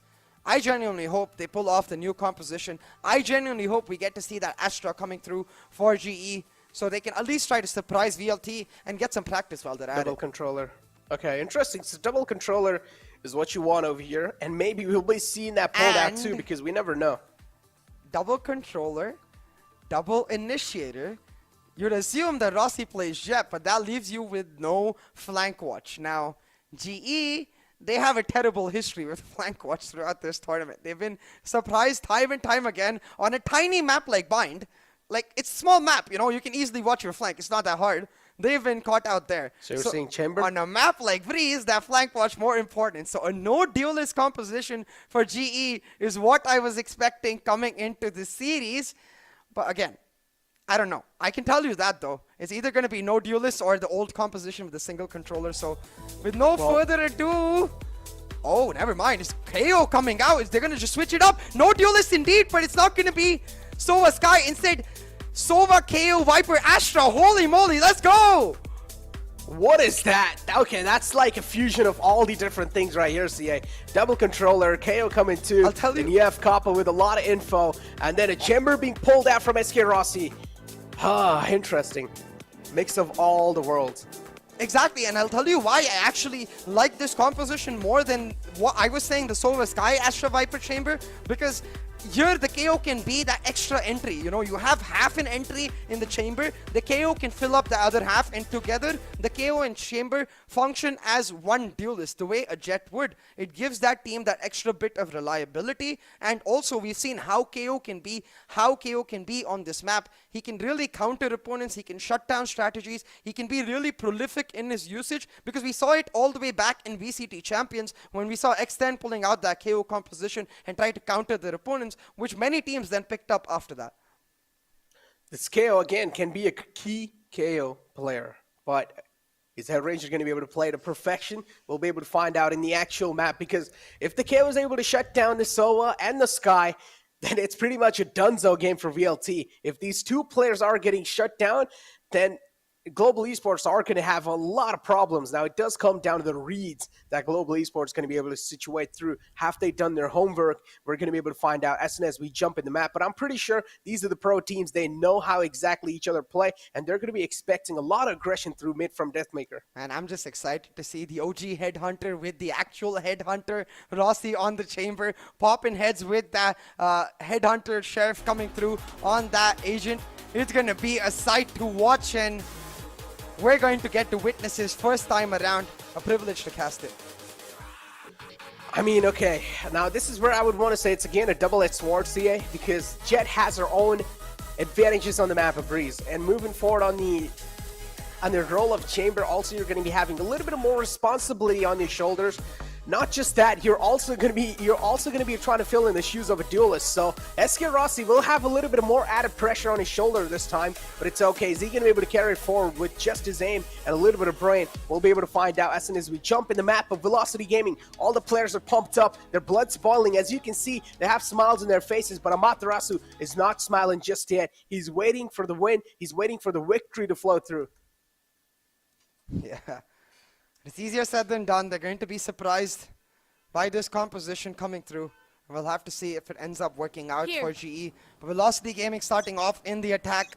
Now, setups-wise, defensively, this composition for GE is going to give them a lot of value. You can see the controllers playing on opposite sides of the map, being that effective anchor. Well, Rossi is just, count him as a Jet. He's going to be very aggressive. He's going to look to take control of parts of the map while giving his team that extra trademark trap to get a little bit more utility. So this first half is crucial for GE. If they can get a significant lead on their defense, it'll give them some room to maneuver and set up conditioning on their attack. SK Rossi with the Headhunter trying to send a stark message that no matter what VLT try, it's not going to work out against the Chamber this time. Now, Global Esports, again, they have a lot of utility. And so they had in the previous game too, but they were just not able to convert the utility into an actual perfection because the KO was able to shut it down. This time, there's no KO to worry about. So Global Esports should have a little edge right there. Headranger on the metal doors too, expects the aggression coming through, but that's a great shot. Headranger will be suppressed back, and that's what exactly happens. A little bit of sleepy moment for Headranger. Takes a couple of shots onto himself, the dagger instantly comes out. 30 and that's a seconds big left. investment, CA. And it should not be gone to waste like that. Deathmaker instantly takes the advantage of that fact. No dagger available on the Global Esports side. Floods into a lot of players to take care of. A little bit too many men. And SK Rossi all by himself on the side to try and stop a flood with only 3 bullets in his headhunter. 10 seconds left. Chaotic from GE, Spike and planted. yeah, the headhunter picks up 1, but the instant trade out by the classic VLT, making it known that they don't gotta play fancy on this map. They know exactly what they need to do. Stake slow control, translate it into then a commit onto site enemy after they remaining. burn the defensive utility from the side of GE. It's just a pistol, so I won't make a judgment too soon, but if GE keep overreacting to what VLT is doing, if GE don't commit to one particular playstyle, they're just going to end up dropping down. They can't afford to go for aggressive peaks like that. Like the Viper getting caught out, it's not worth it. The whole point of this composition is information denial. You can't be in a position where you're like, wait, of course when you're going to deny information, you're not going to have as much yourself. You need to be patient. You need to wait. Yep. Teleport's ready. Every single man in this composition needs to stay alive. Because they have a lot of utilities to try and support the team. Lightning Fast again being aggressive, gets caught. But he's okay. Just takes a little bit of damage and it's going to be able to back off instantly. LFF a little bit on the late to rotate. It's going to be the man to watch out from the back. The run and gun is going to be next to impossible to hit. And Rossi gets a little triggered by that, I'm pretty sure. LFF though, oh, this is a great, brilliant play coming through from the man. The push is not going to be expected through the cage. One enemy remaining. And they're just able to open the floodgates on the site. A great round from VLT to follow it. And honestly, Necro, I feel like this next round decides the map. If GE, not only do they need to win this buy round, but they need to do it in a convincing fashion, because giving a 3-0 lead to the attackers against your composition, which is 100% going to excel on the defense, it is a recipe for disaster. It will mean that VLT get at least 5 rounds on the board, even if things go to hell after this early win streak they've got going. Even if things go to hell, as long as VLT are able to do the damage right here, they're able to pick up that 3rd round in their own buy and then shut down GE again and again and again. But let's take a look at the setups. Because right now you've got Hellfighter taking slow Hall's control, lurking in and trying to punish the lack of presence from GE. They've got no trap, they've got no man, nobody's watching Halls. GE, what are you doing? Oh, there we go. There's the outline recon it out. Thank God. There is going to be something that's going to be watching the metal doors. But is it going to be a keen watch? LFF positions known. Another recon dart to follow it up. And we'll need a back out from that this time. Deathmaker in the mid with just a Marshall in the hand. He's going to be facing against the ARs of Global Esports. Certainly next to impossible. That's a great spray transfer. We talked about Kappa not activating himself, but this time he's able to do so. Able to be played to perfection as well from Rossi. And the frags are now just flowing through. There we go. A lot more patient from GE this time around. Combined with Kappa's beautiful spray. That Sentinels of Light Vandal, not greatest for the taps, but the spray control, you're able to get off of it. Yeah, just absolutely. Kappa, he does it brilliantly, picks up that 2K, but it's really the patience that gets them to win. Imagine in that situation, if Kappa had tried to overpeak instead of waiting in that nest angle, suddenly that round would fall apart. Which is why with this composition, patience is the name of the game. You've got to make sure that while you're denying information to your opponents, you're able to stay calm in your positions and wait for them to overpeak, wait for them to try and get in somewhere without using utility, then you can punish them the way Kappa did. And I honestly feel like on the defensive half, Global Esports will look pretty phenomenal, but on the attacking half, that's where they're going to start to struggle. That's why they The gotta lack make of it count. duels. Yeah, the lack of duelists is going to hurt them. And they will have to try and go or play through at least a lot of aim duels. Deathmaker being scanned, but still it's not going to phase him. The confidence is the key, and Deathmaker has a ton of it. Amaterasu over here in the nest as well. Just trying to find some men slipping by, but that's not going to be the case. The patience is the key for the game, and Global Esports realizing the fact. Both these teams being so disciplined. Cage triggered. It's really interesting that they don't go for the A commit right there, despite Deathmaker being revealed. But it's going to work out for them. It has to be a read of some sort from Armin to the soup, but they go for the mid to B. There we go. They shut down Rossi. They've isolated Hellranger and Skills, who are left alone in this small area. Flashpoint set up perfectly.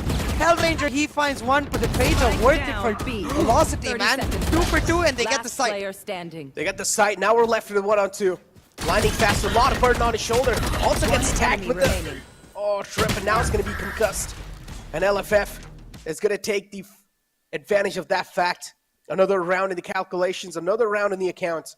And VLT, they're making it count. Flashbang. That guy down. If they had lined up right there for Hellranger, this round could be completely different. But again, given the nature of the comp, the immense amount of utility available to Global Esports, trades are always going to be worth it, way more to Velocity Gaming, because every single time they get a trade, they not only shut down the utility, but they also get a portion of the map to themselves. It's a very hard composition to execute, Necro. And GE, they're trying to do it to secure their spot in the Grand Finals playoff. It's easier said than done, because Velocity, they are on a tear on this map. They have a breeze every single time. And the ball Cypher buff now coming online. VLD, they're slapping GE in the face. Oh, he got stuck in the trip too. Last player Spikes being planted, 1v5 CA. And it's all down to Lightning Fast. I don't know what can they stop, because the kills are not flowing through for them. VLT, they're easily able to get rid of every single thorn that's being put in their way. Global Esports, their struggles being seen. And I don't know what can they do to try and avoid that. Does have to be snake bites available. Misses those shots, and right to ace is going to punish him. 5 HP, but it doesn't matter. Kill is what comes through. Yeah, exactly. The kill is what does end up really mattering in that moment. And you can see, Lightning Fast, we're almost never seeing him whiff, right? He's been one of the most consistent players from GE throughout this day, but he whiffs. And it tells you the tale that GE is living right now. They're not confident at all. They're like a fish out of the water, struggling and gasping for air, and just not finding any. And Velocity, they're like a shark. They see that fish fumbling and stumbling, and they smell the blood in the water, and they look to shut them down. For Lightning Fast, he redeems himself for that last whiff, finds out. Yeah. I don't know if confidence is missing, because he finds that tap. That's going to be giving him a lot of confidence, or at least regaining a lot of confidence again. A lot of utility in the hand, CA. Also has a recon dart, 2 shock darts available. Same thing goes with Global Esports. Ample amount of utilities. But are they going to be able to convert those utilities into a round win? Snake bites out, taking a lot of damage. Lightning Fast will be flushed out of his comfort spot. And we'll need to give it away too, CA. Capo in the mid, 100 HP in the hand, no armor to back him up. SK Rossi playing off of his rendezvous. And LFF trying to approach the angle slowly and steadily. He has his crosshairs lined up, and there we go. The shot connects.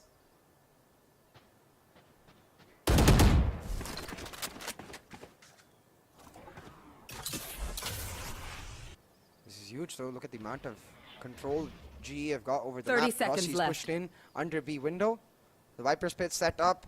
The mid doors being guarded by Kappa himself. But what Velocity do have is the Seekers to execute. They can set up the recon to try and wrap on this Viper. It's all down to Kappa. He's got to hold him down, but he goes down instead. And now Amaterasu with the least of life for VLT 10 in this seconds round. left. Can Skills pull off a miracle? Oh, One enemy remaining. man was quite low skills. All he needed was just 1 bullet, and he connects that. 2 flashes available on the board. A lot of utility indeed. You cannot peek out like that. And if you do, you need to make sure you're connecting those shots, but it's okay. It's going to be Lightning Fast who's going to redeem himself from the last time. That's a huge round, Necro. A Thrifty coming out for Global Esports. It's going to give them a breath of fresh air. Give them a moment to step back.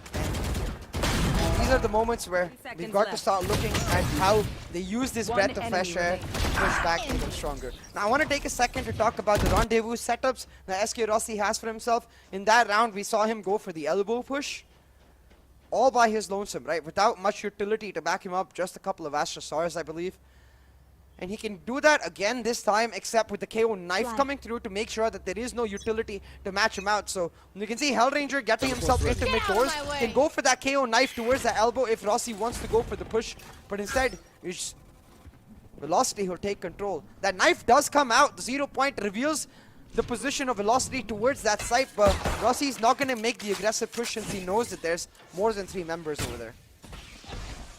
Shock darts out. Oh, LFF. Oh, the map control we talked about, and LFF on Cypher is making it hurt. Or as you like to say, is making it count. And now VLT on an instant rotation as they know they've found the pick on the A site.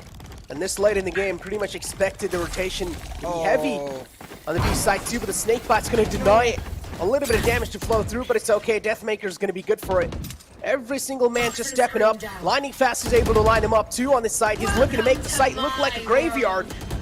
But the Viper's Pit, it's interesting once here. I've never seen one of these. But maybe this might just be a good one. Common approach in EMEA. You see a small angle left with the plant, and it gives him an opportunity to play off the post. But instead, Lightning Fast with some key frags, and again, it was on the basis of that Seekers and Dash combo. They missed that. They were not able to wrap onto Lightning fast enough. And they were able to make sure that towards the end, because of that late execute, imagine if with the Seekers, because the Seekers gave them a ton of information, 2 of the Seekers went to his B, telling them that there's 2 players playing there. They knew that 2 players had pushed out from the A side with the 1-for-1 trade the Hellfighter had got. With the last Seeker going towards Lightning Fast, if maybe, just maybe, if Deathmaker had not failed that dash, he could have tried to wrap onto Lightning Fast and shut him down. But instead, that extra bit of time, the few seconds, was all GE needed to rally back and have Lightning Fast's back and able to shut Velocity down because of it. Now, Rossi, he used the Tour de Force in the last round. Now he's got his hands on the actual operator. But VLT, they're just going for a rush. That's not what you want to do into this comp. But this doesn't matter, CA. The rush doesn't matter. The rush is being stopped. Yeah, you can't do that against this comp. Yeah. We talked about this. They have a lot of utility to spare, so VLT baiting the utility out won't really work out like that. The rushes too won't work out. They've got a lot of utilities to try and stop you, and Rossi with the operator just making some Rossi moment happen.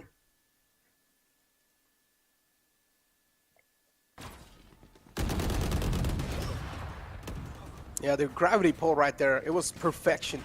Yeah, you just can't go for the executes in this comp. Like, maybe late round execute, sure, but I mean, like, direct early round burst, you cannot afford to let that happen because there's a ton of utility available for VLT. So now they call attack timeout. They're discussing how they want to approach this. And I genuinely think that in the round before this one, they had the right approach.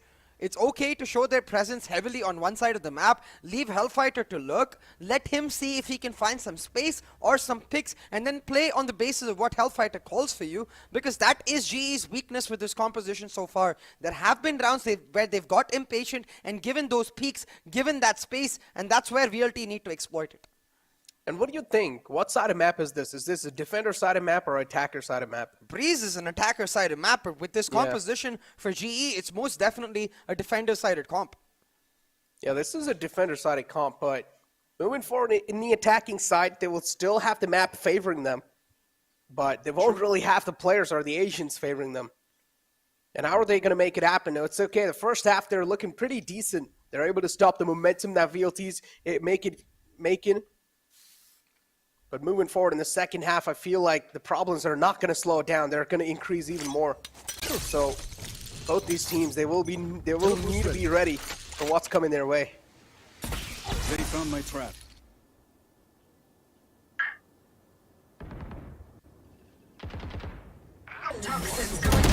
Again, going for the aggressive execute. This time, though, it's just down to the aim deals, I guess. Lightning Fast misses his. And now with the suppression down, Velocity, they're just finding the aim deals one by one by one. They're happy about the suppression. They're like, no utility means we are actually in a better position because you're not going to be able to suffocate us.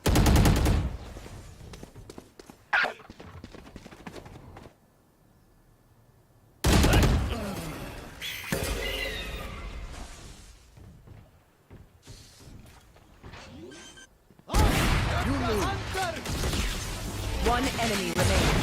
Spike down A.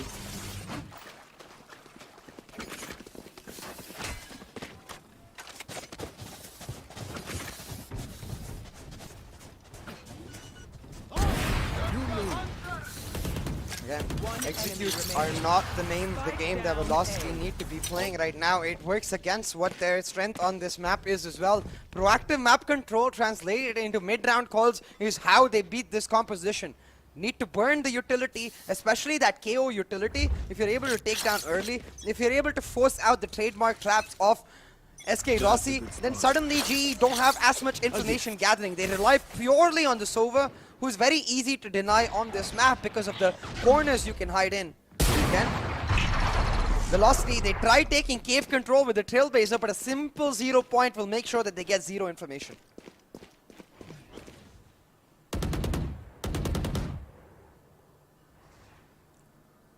Not a lot of info for sure, CA.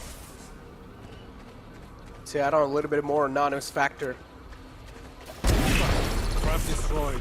Spike There we down go, opening A. pick found again. They cannot let SK Rossi just get those picks like that. They'll need to try and find a counter to that, man. SK Rossi 2 again is going to be finding another one. He's just lining them up, and they're peeking out in his crosshairs. He's looking unstoppable. He's finding these connections, and he's looking unstoppable. There we go, finally a full stop, but it's not going to matter. It's too late.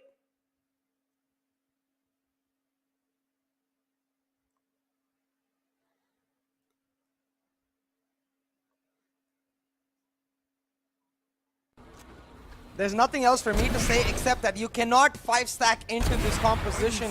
Velocity, they're running it back again and again and again. But without the Phoenix, they don't get a second lease of life, Necro. They can't just run it back and just pop back into their original ultimate spot. It's just not going to work out. They need to take map control. They need to work as even a 1-2-2 unit where, say, 2 players take control of mid, 2 players lurk towards halls. You leave Hellfighter to take slow B main or B elbow control. That's going to give them huge parts of the map. And that's going to give them the information they need to then execute their composition. But they're just pressing the W key, relying on their ultimates, and hoping Rossi will get caught out, which he does. I'm not sure why he doesn't TP right there. Unfortunately, gets caught out. That's the full stuff being found, but it's Hellranger now. It's like Rossi gets deactivated. Hellranger steps himself up. Neural theft active. Ample amount of info flowing through. LFF doing such a good job with the neural theft. 2-on-2 situation. Anything can happen at this point in time. Does not expect lightning fast, but it's okay. The flick from LFF is going to be lightning fast. And Reward, it seems like he's going to go back to A site. Try to play a couple of mind games. Full shields, full utility, and plenty of time to pull out this clutch. Vibor is in a prime spot to make it happen, but the audio cues gives Kappa a lot of information. Now Vibor, he's going to go for the standard plant, and Kappa is not going to be able to make it back in time. Vibor has no idea where Kappa is. Use your util, Vibor! He turns around in time, but he will not get caught out. He should have just flashed out cave before he went there. There we go. Kappa being the clutch bar, the papa of the game. Papa Kappa. Papa Slappa Kappa. Kappa slappa. Kappa being the papa and slaps him out. Last round in the half. Kappa the papa. Got the slapper. With the Spike slippers. down A. With the chopper. One enemy remaining. Oh boy. But yeah, great round. 7-4. Yeah, a great round, and also a great scoreline right now, because we talked about this. On the defensive side, they needed to make it count. They needed a significant lead. If they're able to make it 8-4, that's mission accomplished. Mission accomplished, and for VLT now it looks like mission impossible. Someone bring in Tom Cruise. That works. Take flight. 100 series available, and also 2 shock darts. I don't know about Tom Cruise, but Rossi, right now, he's looking like the next James Bond. Consume it. Pulling Dapper them in. and popping heads like they mean nothing, like pulling off shots that he simply shouldn't. Obscuring vision. But the entire team vibe in skills. I've been expecting them in the smoke, but they... How? What is that? How does he just spray one, and like two angles back to back and still get the kill? That maker, that's nasty. How does he run and gun like that? With a Vandal! Yeah, that never happens with me, but I guess like okay.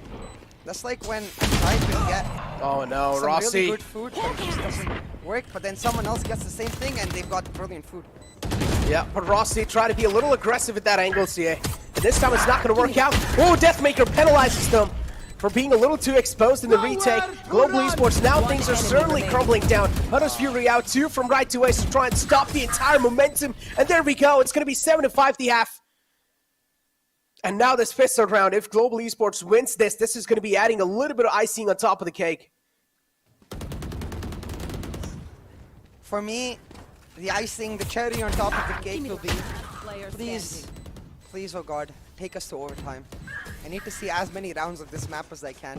Also, I'll make a brilliant stream for myself. Analyze this. Oh. I want every second of the Val Classico, Necro. We haven't seen it enough in VCC. Yeah, I want to it's take the a second second time. to actually mention that. Exactly, it's just the second time. The last time we saw them was in the Grand Final playoffs. 2 India qualifiers, not a single Val Classico. Wildcard GE made it through, but VLT had already made it to the Grand Final playoffs. These Alpha Titans, they met up only on the biggest of them stages. Standing ahead. So please, make sure we get all that we want. I want prime time value on this map. Give me them overtime. CA likes to squeeze it out, Yeah. if you know what I mean. Get the juicers in the chat, guys. Yeah, Juicer's out. And for here, it's going to be the picks out for Global Esports. There we go. Aggression not paying off this time. VLT getting caught off guard a little bit. Perfect read from Global Esports. The research being done. And lining fast. There we go. Just trying to move inside the A side still. Don't really have any confirmation. But Rossi, though, he's just strolling in the site. There we go. Utilities finally being used. The wall's up, and they're just going to flood through. It's a 2-on-4. And for now, it looks really easy for Global Esports. They have all the utilities available. 4 players available for this post plant. Lightning Fast is going to post himself up quite close next to the boxes. And 2 players from VLT now. They're looking to flow through. And I'm pretty sure this flow is going to be stopped. Okay, there we go. 45 HP. You cannot challenge a headhunter like that in that range.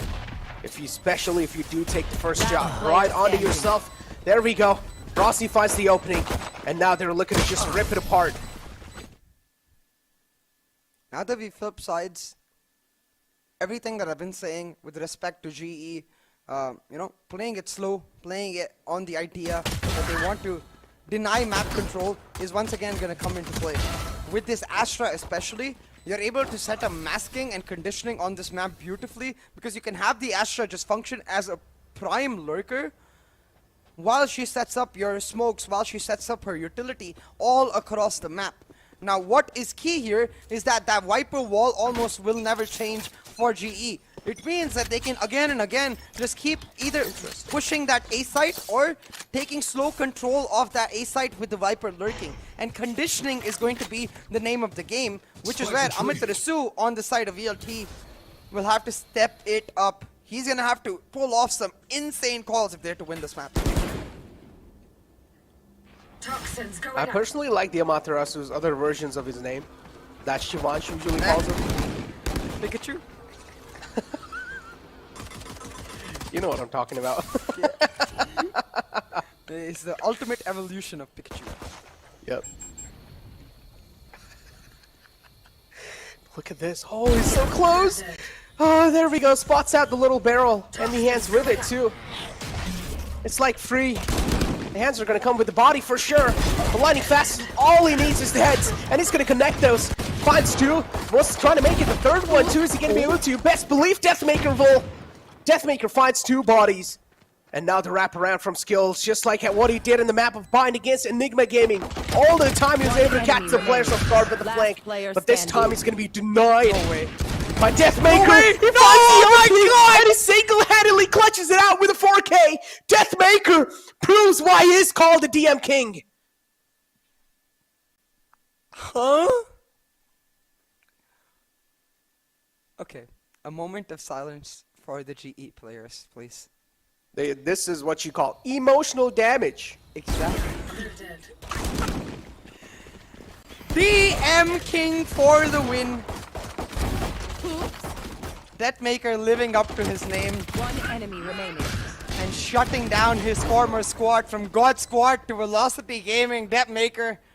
The only thing that hasn't changed is well that he makes death every single time. Marches them to their graves and pulls off what was basically a thrifty for Velocity Gaming here. But again, not the kind of rounds that you want to win Velocity. You don't want to rely on Deathmaker's insane aim. look at But this to be lineup. fair, it is quite consistent. Now, G, they're linup's just pretty going to cool. go in for an aggressive rush and bring their economy back. Yeah, it's like you guys pulled off from Thrifty, now it's our chance. You showed your skill, now it's our chance to try and bounce back. Player standing. Found the initial picks. Spike down A. Kappa, though, we've known this man's quite detrimental with the Sheriff. Bro. And there we go. It's just Global Esports replying back in style, too. They're like, you guys are going to be the cool kids? No. We used to be there back in the day. And we're trying to regain our spot. Last player standing. Spike down A. I am not feeling. My heart is going boom, boom, boom. When I can't I stop want you in my room. Oh boy. I don't think we can let these two teams be in a room together right now. We might see some actual bloodshed. For now, I'm happy with the bloodshed in this map so far. Back-to-back rounds with broken buys for either teams, and now Velocity Gaming, they're back to that same situation.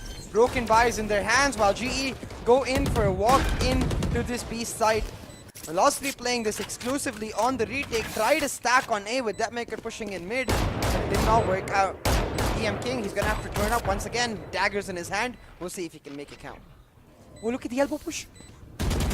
Daggers in the hand, looking to slice him up. There we go, dashes on the site, confidence is there! They line up! Kappa! There we go. He finds the lineup and he's gonna send him straight to the graveyard. That's a lot of investment too from Global Esports. They're gonna let it slip by like that. Oh, a little distraction being caused with that push, and LFF is gonna take the full advantage of that fact. 30 HP, not really a lot. That's the Prime Guardian, but that's not gonna give him the prime time.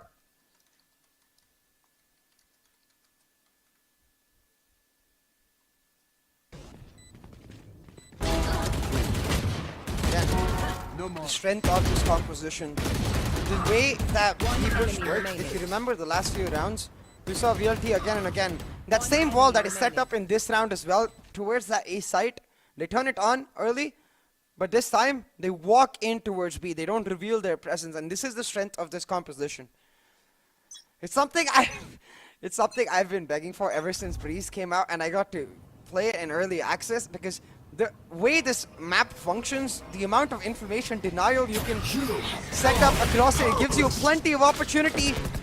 And right now, they're going for the same push, but with the help of this major util, Hellfighter with a bit of a whiff, but it doesn't matter. He'll still find two.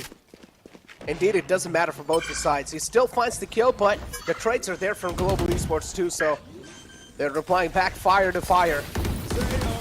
Nice flash to try and deny Rossi. That's the tour de force available now. It's also going to be slowing the players down a little bit from the defensive side. Cosmic Divide's utilized. Before trying to move in from the back. Flank is not expected, so unaware of that. I don't exactly know what's going through Global Esports' mind. Now they pretty much know the tour de force. Where is it? Available skills with the 2 key frags, and now it's going to be tour de force to rip them apart. Let's go. Well, the way it's looking like right now, Necro, we might not get overtime, but it looks like we will certainly get map 3. And you know what? I'll take it. I'll take it, yeah. Map 3, here we come. One less. Double digits, and the funny part is that none of us expected VLT to get ripped apart like this in their own pick. And just like how Global Esports got taken with a huge lead too. Global Esports, yeah, certainly proving that even though they are the amateurs, they're still going to be the futuristic players. I don't know about futuristic. This is a comp that we're seeing a lot really pop up recently in EMEA especially and Korea. With the changes made on Breeze, right? Back in the day when Breeze first came out, you couldn't play Astra. So if you wanted to play the double controller comp, you had to play like Viper Brimstone or Viper Omen. And Omen and Brimstone aren't the greatest of controllers, which is why teams just went away from it. But as soon as the new Breeze changes came out and the A main and B main angles got narrow, suddenly Astra smokes were just as good as anyone else's. Before, when they were wide, there used to be a huge gap because Astra smokes are kind of small. But now with the Breeze main changes, you can use Astra on this map, and finally we see a South Asian team doing it. Hats off GE for being the innovators. In our region, I mean. Damn it, I forgot to mute my mic while I was drinking water. It's okay though. Okay. Yeah, okay, it's we just need water, to ladies keep and gentlemen. hydrated. Yeah. You guys need to hear the water. Right here. Because that's how Global Esports are playing right now. They're just being the water in the game. Easily able to flood through on the site. 11-6, and a huge lead, a huge cushion for Global Esports, looking pretty promising on the map of Breeze. And they're going to be the team to destroy VLT on their own map pick of Breeze. This point, Necro, look at that sneaky push coming straight through from Vibor. Vibor needs to buy time, but he goes for the fight instead. The run and gun coming through for him, but Amitarasu gets shut down. Vibor is isolated, but they still have spike control. Deploying drone. Look at Kappa making so many calls. He's like, I'm going to recon.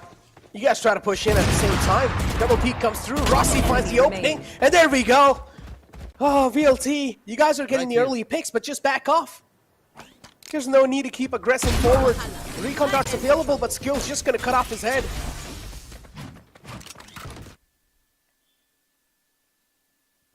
Suppressed. And that slow approach from Esports, catching VLT off guard every single time. I end the trouble. They're walking into the hands of GE the way they did in their own attacking half, but finally an operator comes through for Deadmaker. That's sure to slow things down. Maybe this will be the cure VLT needs to get us to overtime, but I think that's nigh impossible right now because GE have a ton of momentum, Necro. Especially in this round. Yeah, what's up? Go ahead. Taking that They've back. got the Viper split, so they can just play slow again, then go for the late round execute with that ultimate. It should just be GG. Viper's Pit, yeah. They also have the Hunter Sphere available, so to set up the Viper's Pit, if they do want to clear out some angles, they can just use the Hunter Sphere to make sure they're forcing out the man from the comfort spot. But what I was about to say, if any other team needs a chamber main, hit me up. Yeah. I could be the chamber main on the map of Breeze, so you guys can run this same composition with a 6th man in their squad. I'll tell you what, Necro is a great chamber. He'll go die for you. You know, he'll put his body on the line. Only because he does not know how to do anything except press double. Says who? Says you! No. You're trying to listen, you're trying to Wait, so Necro, are you saying you can press the S key? Yes, of course, man. With the chamber I do. Inside the game. Oh, okay. Yeah. A different side of Necro with the chamber. I'm gonna have to play with that myself once to test it out, Exactly. Necro. But I do take aggressive peeks though. That's 30 okay. seconds left. Talking about aggressive peaks though, right now, Deadmaker, he's got himself set up on this site. He's gonna dodge out that recon, but he's got too many angles to watch, too many angles to look around.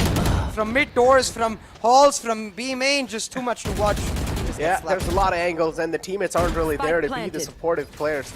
And what Deathmaker's just had, that was a certain kind of word that is called in Hindi. It's called couply. It's gonna be hard to recover from that. It's over. Yeah, it's pretty much a donezo game. 2v4. Lightning Fast moves in from the One back. enemy remaining. Does he sense that there's someone right next to him? He does, but it's a little too late. Hunter's Fury out. This is where Right to Ace gets tagged, and he's done. Attackers Trapped win. underneath the breach. And that's going to be the bridge. That's going to lead to his own demise. Global Esports make it 1-1. They're trying to tie the score lines up, and they've done it. Now we're going to be moving it forward in the Deciders map, ladies and gentlemen. Before that, we'll have to take a look at what just happened in the previous game, because there's a lot of things to talk about. Yeah, and I'm excited to see what clips we get this time around to try and break down, because I think the prime thing to take away from this map was that when Velocity were comfortable on the map of Haven, they were willing to be patient. They were willing to wait. But that was when they had information of what GE is likely to do when they're patient. The moment, the factor of VLT having no idea how to play against this comp, having no practice, and I wouldn't say no idea, I would say having no practice of having played against this comp, having no idea of trying to make sure that they're not getting flanked, that they're not giving away free control, you could see they got impatient. And that impatience was the reason they ended up losing this map. And it worries me because, small teaser, it's going to be a new comp again on Icebox. So if VLT lose right here on their strongest map against a new comp, then going into Icebox where they're not so strong and a new comp, it's looking dicey for VLT right now, Necro. It is dicey for VLT for sure. I mean, coming in here, we doubted Global Esports a lot of time. At the start, VLT had a huge lead, but then it's just back-to-back rounds for Global Esports. The momentum, that was something that we're able to work off of it. It was just absolutely flawless executions on the attacking side. On the defensive half, too, they were just not able to let VLT get a grip on them. They were just not really making sure that VLT is going to be able to breach through their defense. Moving forward on the map of Icebox, as you said, it's going to be another curveball being thrown with the compositions, and I'm pretty sure CA is not going to reveal it just yet. Because CA knows, listen, ladies and gentlemen, CA has his own friend coaching Global Esports right now. He's called Rex Dreams. Hey, I've got multiple sources though, okay? Nah, that's literally BS. That's literally BS. No, I can prove it. CA and his friends literally sit, together, and Rex Dream just tells them everything. That's not, partially true. I do get some info from Rex Dreams because I, of course, give my own insight to what I think. We have discussions, we have debates, and we vibe off of each other, but it's not just him. I think there's multiple sources through the pro players. Like I said yesterday as well, I was talking to a couple pro players, and Sai on the Hindi desk, he has his own insights. So there are multiple sources all around the community. It's not from a single source. Oh, that is true. A lot of insights, without a doubt, and for now, let's take a look at the scorecard over here. Global Esports, of course, SK Rossi is going to be leading the charts here with 20 kills, 8 deaths, and 1 assist. And it's going to be Deathmaker with 15 kills, 15 assists, and 15 deaths and 1 assist, my bad, with the ACS of 222. Not really that great of a performance, but still, it is something that VLT can work off with. On the other hand, the rest of the players, they were just not really able to step up to the mark. And I'm pretty sure moving forward on the map of Icebox, it's going to be even a closer one. I'm expecting at least 11-13 scoreline. Yeah, I'm really hoping for an overtime, Necro. Please, oh please. I'm just going to get a quick prayer in. Give me overtime. Give me overtime. OT. That's what we need too. I'm pretty sure OT is one of those things that does play with our hearts quite a lot. And at the same time, it's like, even though we know it's affecting our voices quite a lot, but we're still enjoying it. It's like, it doesn't matter, man. It's just the OT, that's what really matters a lot. This is the Val Classico itself, ladies and gentlemen. We're able to lose our voices for this. No, that's a joke. But moving forward. I'm down. Take my throat, take my larynx, take my voice box. Just give me OT. Okay. I'll take it. Moving forward, though. Moving forward on the map of Icebox. Now, you said there's going to be a secret composition revealed. So far, VLT have been sticking to their comfort zone.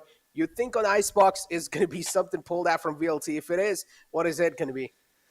I don't think it's going to be anything new. The biggest change I can imagine for VLT is instead of the Jet Reyna they played yesterday, they played the Jet KO.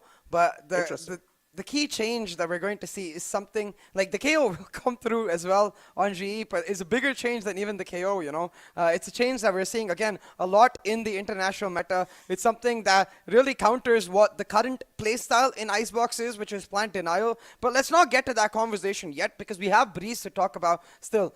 We have the clips coming in soon enough, I believe, to be able to analyze. And so let's go over to those clips real quick. Just production and me on another sync right now.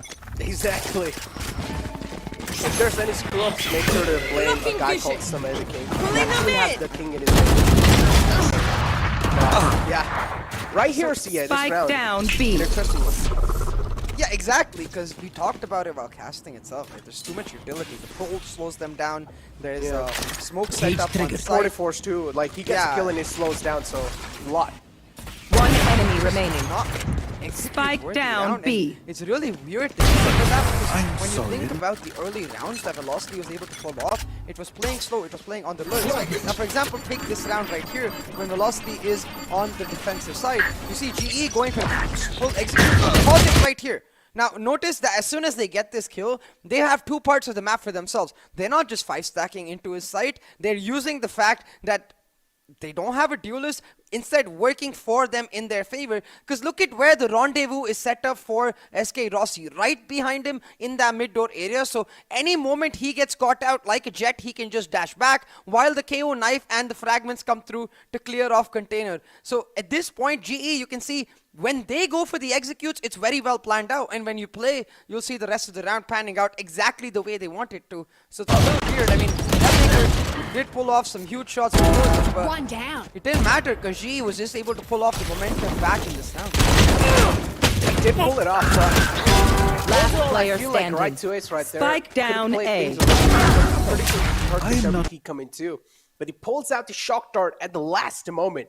I do understand it's quite crucial, but I still feel like in that moment right there, if you think that it's a little bit too late, just don't pull it out. Just keep your Vandal in your hands. That could have helped you at least get 1 or 2 frags on the board. We could have helped your team out quite a lot. Because Lightning Fast in that round right there itself, he was just being such a huge difference maker. As you talked about the rendezvous setup too, coming through from SK Rossi, which is called teleport, if a lot of people don't know. Because I got some people in my DMs on Instagram saying, what is a rendezvous? I'm like, okay, it's actually, it's a thing called teleport, which you're able to just snap back and you're able to get the back to the teleport. But yeah, it's pretty much a teleport for chamber. So rendezvous is a teleport. But yeah, so he also had the rendezvous set up there, and he could have just teleported back overall. But right to ace, a little too late on his Q button right there. And if he would have realized it's too late, I feel like he should have just stick with the Vandal. Yeah, or maybe even pulled out the shock darts early. Either ways, it doesn't work out. VLT, just as you said, a little hesitant on the decision making. That's really true. surprised by the new comp that Global Esports were able to pull out. And props to be given to GE. Despite getting demolished on map 1, they pull out this new comp and they win this map in an emphatic fashion, able to now secure the momentum on their side, secure the simple fact that when GE is in a comfortable spot, when they're ahead in terms of the calling, in terms of the reads, VLT stand no chance. And I feel like that might happen on Icebox once again, because GE are going to come very well prepared for that map, with VLT having no idea as to what strats, what defaults, what ideas GE is going to bring to the table, which means they're going to have to adapt on the fly. They're going to have to prepare on the fly. And if they couldn't do it on their strongest map, can they do it on Icebox? Because it's like you said, Necro, GE were like a fluid, they were like water flooding in every single time. And on Breeze, where you expect VLT to stop that water, to freeze it up and turn it into ice, they couldn't. On Icebox, it's just going to get harder. It is going to keep on getting harder. Now, decider map being Icebox, both these teams are equally good on that map. But VLT, still I would say they look quite iffy yesterday on the map of Icebox with the Reyna being pulled out. So I don't know what's going to be the expectations with the Reyna, because I personally feel like Amaterasu wasn't really being that key of a difference maker with the Reyna itself, but maybe this time, maybe he just had a little bit of off day on the map of Icebox with the Reyna. But moving forward, taking a look at the stats here, 15.21k damage. It's just Global Esports proving VLT unparalleled in all the aspects. Look at the headshot percentage too, 29.28%. Yeah, Global Esports were absolutely popping off, and they had the similar headshot percentage in map 1 as well, so not as much of a surprise over there. What was a surprise clearly to VLT was the way they played it. And again, information denial was the name of the game here. So as we get prepared for the final map of this series to decide who the #1 team is going to be going into the APAC Challengers playoffs, it's just going to be a matter of, once again, playing with that information, having the right reads, which VLT did not have in this map. And I just wonder, Necro, like, what would have happened if VLT had actually stuck to their defaults? What would have happened, for example, the one clutch round that Rossi was able to pop off, if that hadn't come through and VLT continued playing the slow playstyle they were showing in the early rounds? Could have made all the difference. Exactly. There's going to be a lot of difference made, but again, we're just talking about ifs and buts. So I feel like at this point, if we just keep on talking about ifs and buts, there can be a lot of possibilities that could have went differently for VLT. There could have been a lot of tables being flipped in that moment. But for now, it's time for us to take a break. So we'll be right back. But don't go anywhere, because after this break, it's going to be the third map of Icebox. Welcome back, ladies and gentlemen, to Meet the Conquerors. For the best, we've got to catch up with the best, so we've got a great IGL, Hellranger coming in, the captain of Global Esports as well, and I'm excited to hear what he's got to say.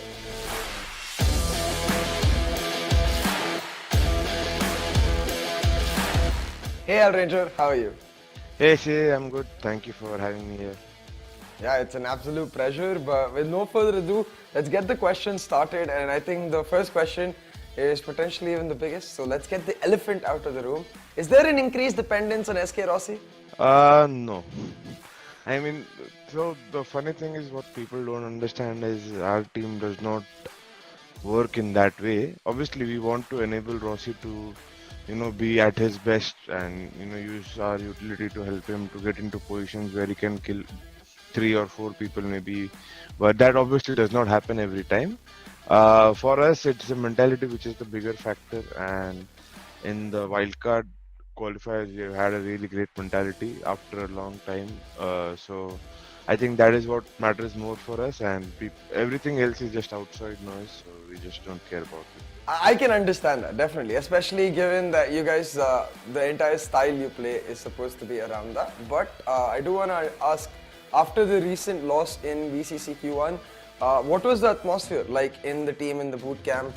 Did you have to give them a pep talk? Oh, we were pretty happy. I just told the boys that I'm proud of the way, our atmosphere is, and we handled things. No one got negative.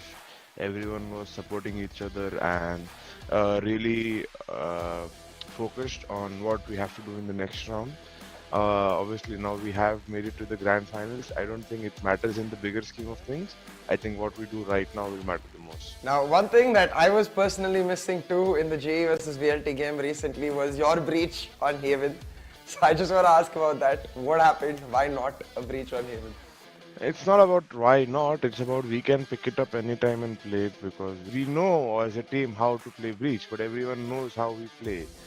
You don't learn new things just by trying them in practice. You need to obviously put it into match practice, and that is what we do. But talking about evolution, Enigma and VLT have been performing quite well in this VCC overall. How do you see yourself faring up against them? What happened till now, obviously, they've played well, both the teams, but it does not matter. We can beat any one of them, and we can also lose to any one of them. It just happens so that who plays better on the day. What are your personal expectations and Global Esports expectations from the finals? Oh, both the expectations are the same. We are the defending champions, and we are here to defend our title, and nothing less. I won't be happy coming in second place and qualifying for the APAC playoffs. I want to win the entire thing. Any note to the other 3 teams that have joined you in that finals weekend? We have done it once and we are here to do it twice, so you guys need to watch out. For now, thank you so much, Hell. It was an absolute pleasure having you on for the interview. Thank you, CA. Thank you for inviting me and making the time.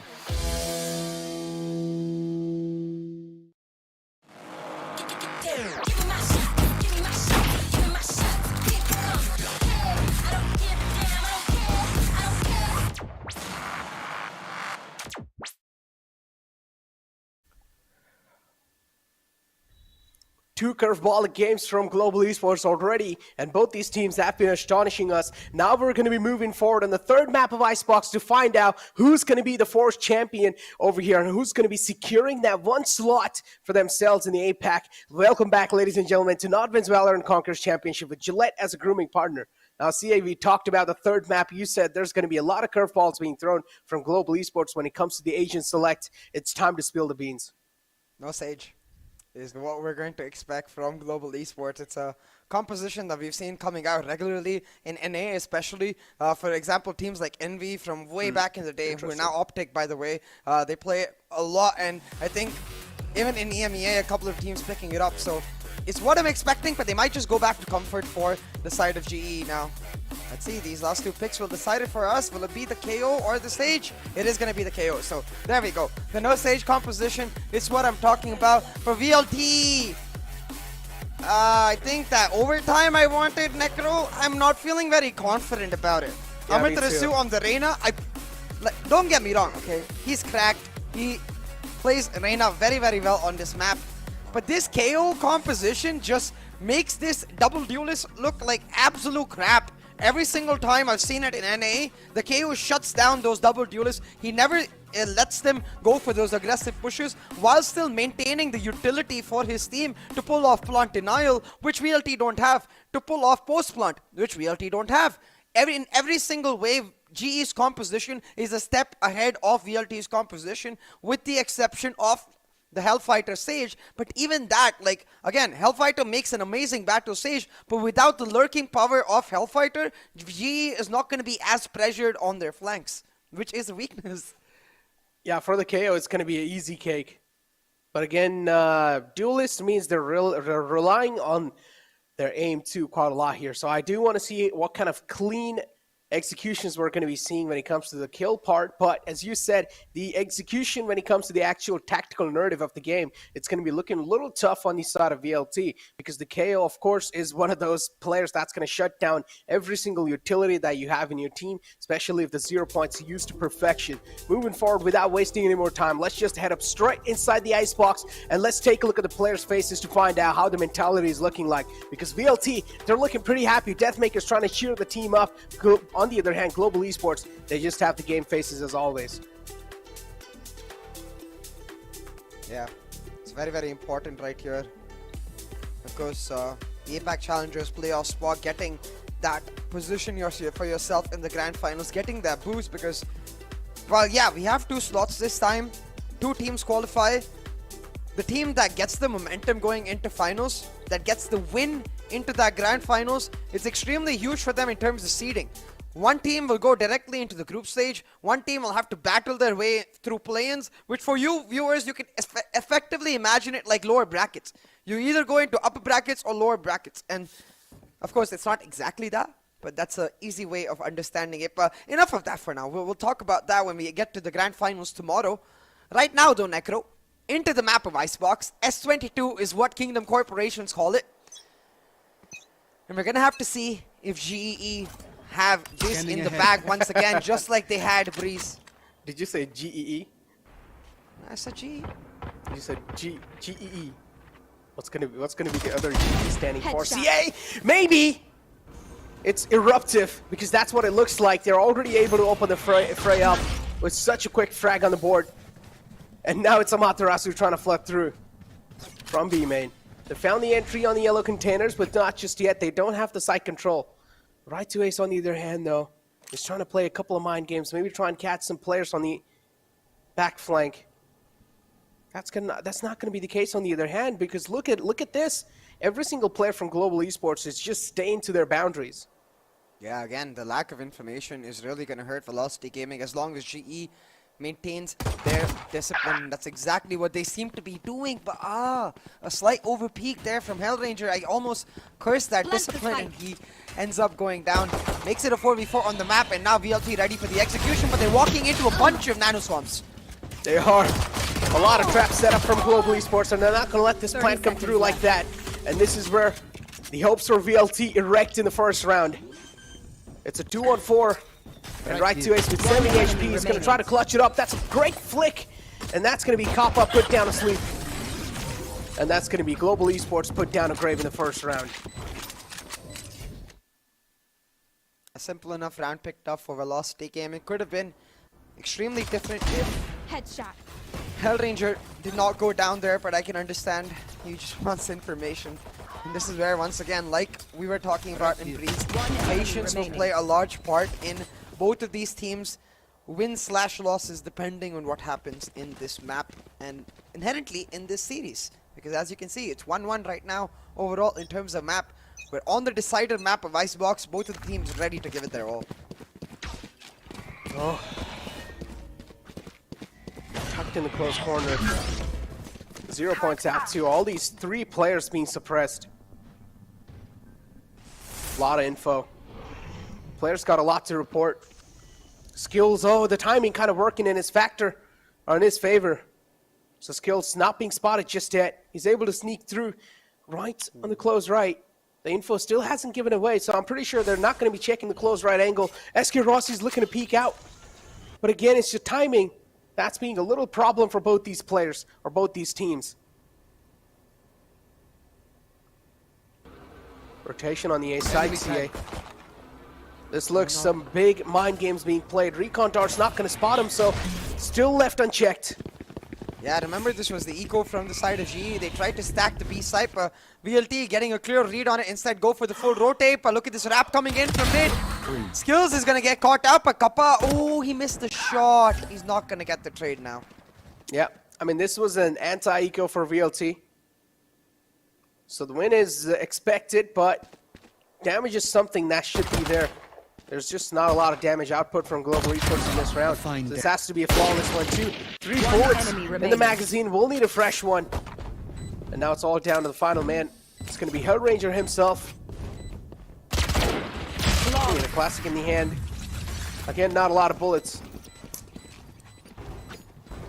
A simple enough round picked up for Velocity Gaming. They get to go on to the next round.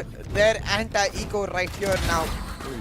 I feel like Icebox is the kind of map right now, despite it being relatively one-dimensional, it's quite a balanced map with respect to the attacking and defensive half. I don't think there is one clear favored half, but it just depends on compositions. And talking about compositions, GE, their comp is as good as it is on the attack as it is on the defense. There's no clear defensive utility that's going to give them a big hype, but for Velocity, it's not the same. The Reyna much better on the attack than it is on the defense, so Velocity, they've really got to make this first half count, and so far so good. Pistol and anti-eco picked up. They get to continue on with the bonus in this round, and I love the way they're setting themselves up, trying to maintain those close range battles by going for some early mid aggression, but as soon as they get spotted, they're going to try to use Ace's presence on Belt to make the rotate.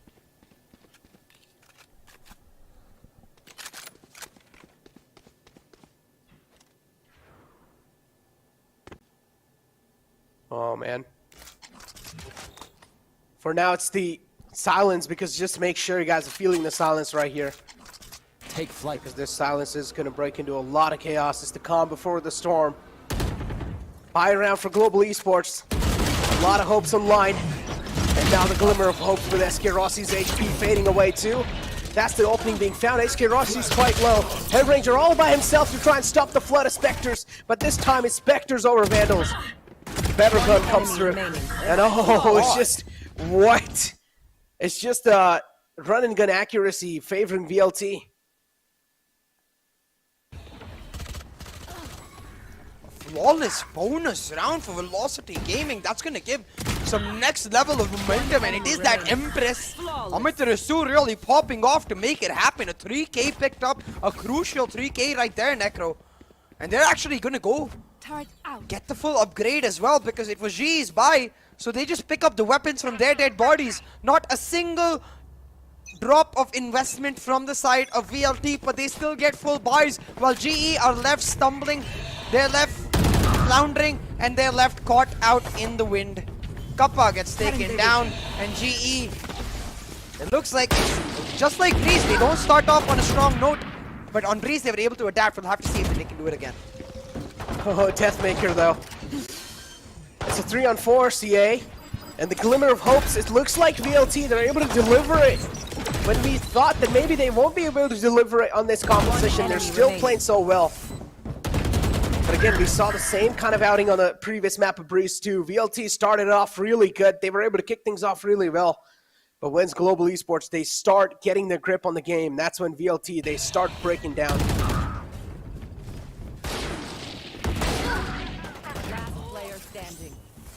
That's exactly it, Necro, but it's easier said than done to get that grip on the game, because right now, Velocity, I said this so many times, but they're the kind of team that when they smell blood in the water, they hunt the other team down. They push forward, they're not at all hesitant in their ability to find those calls, find those executes, find those rotations, and that's why it's so damn hard to usually adapt against them. Right now, GE, they've got the full buy for themselves. They need to win this round. There's no two ways about it. They lose this round, it might as well be the map, because Velocity, if they get a big lead on their attack, they get a lot of room to get Deathmaker on the op in the defense, and that's what they're going to be relying on in that second half. Oh, that's a great layer. That's the operator forced at the spot, and wow! SK Rossi trying to be the Apex Predator. He's gonna find his second one too. He's had the aggression amped up. And no matter what, he's not gonna stop today. These peaks are not even gonna phase him, even by a bit. Vibor will retreat. The spike and Ranger though has pushed up quite deep.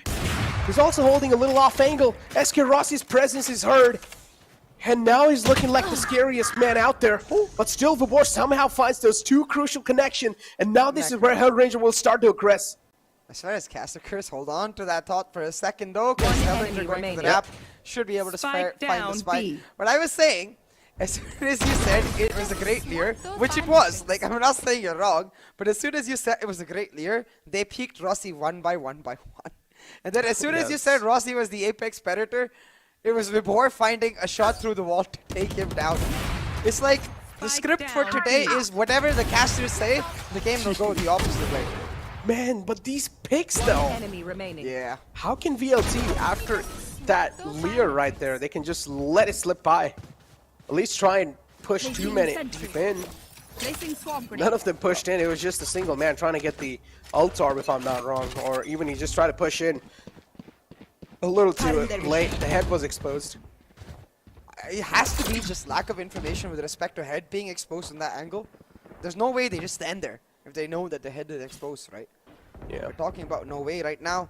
When Rossi gets into this kind of form, there's no way to stop him from taking those aggressive peaks. And he's gone and done it once again, pushed in from kitchen tube, got himself into this mid angle looking for those peaks, but this time VLT, they have to, again, they slow a lurk set up, but they're trying to show heavy presence towards this B site, but the 0 point again denies them so much information, shutting down that drone. Drone shut down, and this time it's Deathmaker who has the biggest one in the hand. Rossi also has the Blade Storm available and a Cloud Burst, and Dash to work in his favor. It's going to be the battle of duelists to try and make the difference happen. And the peak should flow through, a great peak. And the second man's trying to gain the angle control, and he does. LFF knows exactly Rossi's trapped in that corner, and he's not going to let him slip by like that. But LFF should be 30 seconds left. Understandable. Nice flash from Hellranger to try and deny the control from Deathmaker. Deathmaker shut down. A big man, that's a huge threat neutralized. Nano Swarm's activated, try and delay the plant, but that's not going to be the case. Fragment's out too to deal a little damage. But the Fragment too fails him. And Global Esports, certainly now the stars are not looking aligned for them, but it's okay. They still have the man advantage. And now they're going to start to work off of it. A lot of time too, but Right to Ace is now proven up to his name. Right to clutch. Is he going to be able to clutch it out? It's a one-on-one situation. Rossi with the operator pops the Blade Storm, and it's Rossi's quick reflexes. Holy, that flick, man. Oh, Rossi just doing SK Lassi movements. SK Ruski movements. That true. Actually, no, let's talk about that name just yet. Given what's happening right now, you know what I mean? But, sheesh, Right to Ace almost pulling out around that VLT had no right in winning 2v3 in this situation. He does very well to clear off that Viper's pit. But with back-to-back rounds, one for Global Esports, the economy is now looking in shambles surely for Velocity. Now, they should still be able to afford one more buy, because their first buy, it was not bought by themselves. So in actuality, they've only bought once so far. So this will be their actual second investment.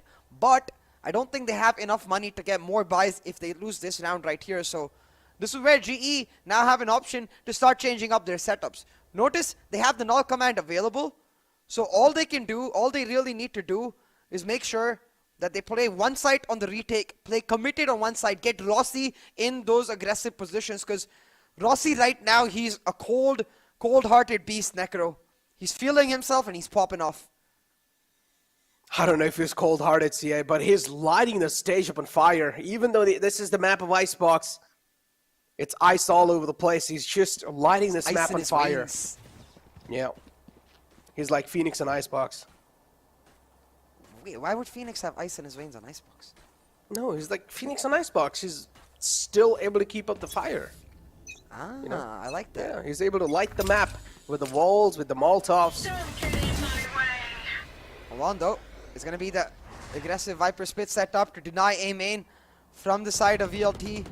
They're playing Hellranger solo on that B site, happy to retake on that B. So I love this setup from GE. This is what I'm talking about. Commit to one site entirely, knowing you can retake with the help of that null command. And it puts VLT in a weird position. Where do they go? Where do they try? Because they have no information. They have no way of actually trying to get something online. The best way for them to do it in this round would be to try to push the Viper's pit, which, well, we know can be a poisonous move. Can be a poisonous move indeed, CA. Detrimental fact for both these teams. And we talked about a great start for VLT. 4 rounds back-to-back and now 2 rounds back-to-back for Global Esports. And I told you, once Global Esports start getting the grip on these players, he finds the first stack. He wants to find the second one too. Is he going to, though? A lot of damage dealt still from Kappa. That's the armor taken off. No command activated too. Even though Hellranger's being taken out, it's okay. Still being... 30 seconds left. Yep, he's still knocked out. That means the no command still activated. All these players! Oh, the flick of the wrist from LFF to shut down the aggressive player, or actually lightning fast. And now we're left with 3-on-3. Amaterasu confirms the frag on the Hellranger. There's another pick to flow through. Kappa now trying to be the clutch buy in this moment. Oh, in this 2v3 situation though, GE, they don't have the KO anymore to give some easy information, so Clutchba is gonna have to come up clutch and give them that extra bit of util, but he goes down early, and now in the 2v2, the shot that's available before with the flank coming through. No, too desperate. Oh, I agree, a little too early. Still a 1v1, the time is running out, and it will mean VLT able to hold on for dear life. It's right to ace. Very familiar with these situations, able to shut them down and find a key round for VLT.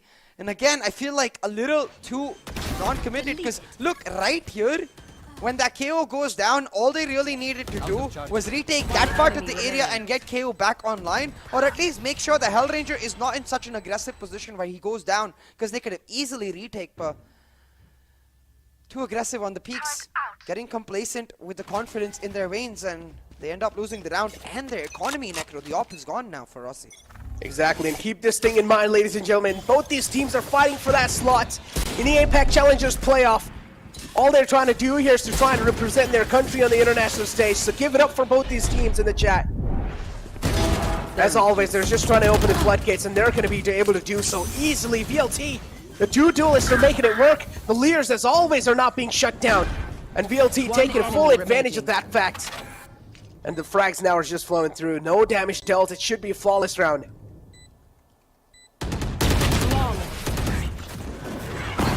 A flawless round for Velocity Gaming. 6-2 on the board right now.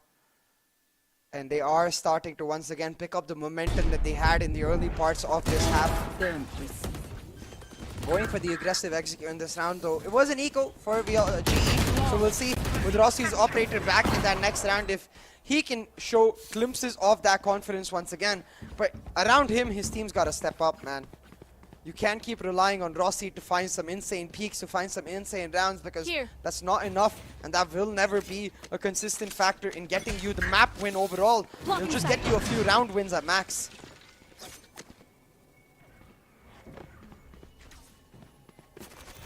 Feel the velocity. Feel the momentum that Velocity has. Before the storm's gonna break soon, and there we go. Glimmers of that already seen. The Sage Wall is always being as problematic as possible. In the closest, lightning fast to shut it down. A great flick. Another one to follow it up. Global Esports, they're able to win these aim duels, and VLT, no reply being found just yet from this round, but it's okay.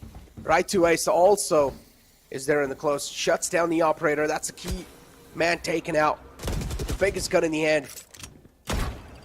Recon drone also taken out, CA. The Dark's going to be giving Lightning Fast's position away. Key position revealed. A lot of info to report. And now Lightning Fast stuck in a really awkward spot. Skills always able to flow through from the back. He's always able to get these flanks. And Global Esports now, as soon as the flanks being found, the rest of the VLT just starts to panic.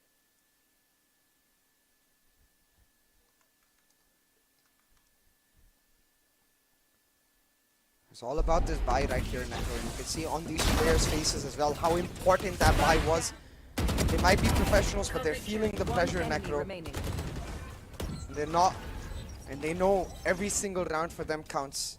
And they know that in every single way, they need to be able to find that crucial bit of momentum, find that fire that you were talking about in Rossi himself, but instead throughout the team to pull off the first Challengers playoff spot. Remember, that's what is on the line here. A spot in the grand finals means you're guaranteed at least a spot in the APAC Challengers playoffs. May that be 1 or 2 depending on how you finish the grand finals. But right now VLT, they're gonna go back to what seems to be really comfortable for them, which is W Gaming, double duelist, create space, and hope we can get the plan. Infantry operator training in the mid ranges. Really likely range. Rossi with the operator, it's okay. Lightning Fast is going to be there in the back. Lockdown's invested too. Everything given away from Global Esports to try and stop this flood. But look at how close right to Ace has walked up. Oh, that's a quick flick from Rossi. And that's the aggression shutdown. And Global Esports, now it looks like the stars are aligned. What a stellar performance. A stellar performance indeed. And again, you have to go back to the round that Velocity was able to pick up in the first place. That wasn't a round where they went for an aggressive B execute, right? That was a round where they played slow, they burned the utility of GE, they made GE impatient and forced them to play those aggressive angles where then they were able to punish them. While I understand that for Velocity Gaming with this double duelist, it's very easy to say, screw it, let's just play W. It's not going to work out against this comp of GE because it's going to make it very easy for GE to react and never give them and put them in a position where they get impatient in the first place. So right now Velocity have to make sure they slow things down, but that 0 point is clutch. Deathmaker was relying on that Blaze Storm, but he's got just a classic because of it.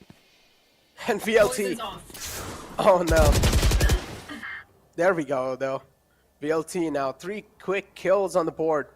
It's like one team starts to break the other team's momentum, and then doing so, they just start making a lot of mistakes, and the other team just capitalizes onto it. Hellranger, look at this, man. He's trying to play things really sneaky because these are the only 2 players alive, and 2 key players alive. I can feel my prayers being answered right now, Necro. These maps are so close right now. It feels like we're set up for overtime. Last player standing. Especially with Hellranger finding a 3 kill. But again, this is what I'm talking about. The slow playstyle benefits Velocity to a large extent because they can always go for the burst in the later parts of the round. With Reverse Lurk coming in as well, he finds a crucial 3k, closes it off, and Velocity, they've got to keep doing this. Now, on that same note, I think for GE, the best way to answer this is to just start getting aggressive from the defensive side, get Rossi back on a rifle, set up some aggressive flashes, and take control from Velocity. Like, for example, if they take B long from Velocity, suddenly they have a lot more info on where Velocity can go.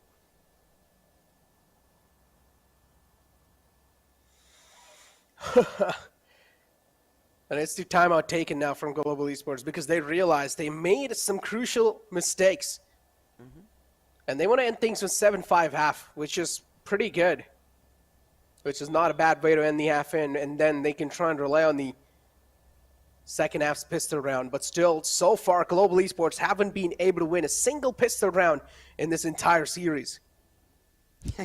A great point, Necro. It's something that has definitely flown under the radar given the fast-paced nature of these maps. You can see on that bug next to you, the teams traded the maps of their choices. Haven picked up by GE, 13-5 demolition by the side of VLT. Breeze picked by VLT, 13-6 demolition by it of GE. But as you said, VLT have won every single pistol. So that makes that 8-4 that much more valuable for them, Necro. If they're able to set themselves up for an 8-4, able to rely on that simple statistic of getting the pistol, double digits is almost guaranteed. Turret out. Oh, man. Double digits. Look at him. This cross smoke comes through. There's a man really close to yellow containers, and what a pop flash. He peeks out with a flash and skills with 2 quick kills to deliver. Lives up to his name and indeed proves that he has some inhuman skills. SK Rossi with the operator. Oh no. unpeaks the corner at the last moment, and this is where VLT, they find a cross for themselves. They have the Hunter's Fury available, CA. They can try and be the Hunter. But again, this is the kind of situation where VLT, they cannot be the choosers. Exactly, VLT, they don't really have a plethora of options to try and navigate in this round. You can see right to Ace, he has his recon available. He's probably going to go for the Snowman recon with Amaterasu coming back, but right now they're relying on Amaterasu finding a pick. It's not going to happen. Instead, they use the recon very early. They spot out the operator, which will mean that they want to go for a late rotate.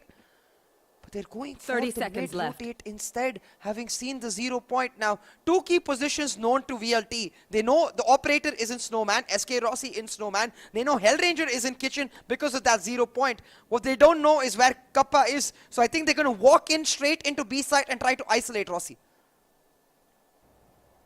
10 seconds Talk left. about isolating them. It's like you either isolate Rossi or Rossi isolates you into him. Hunter's Fury out from Kappa, nothing found.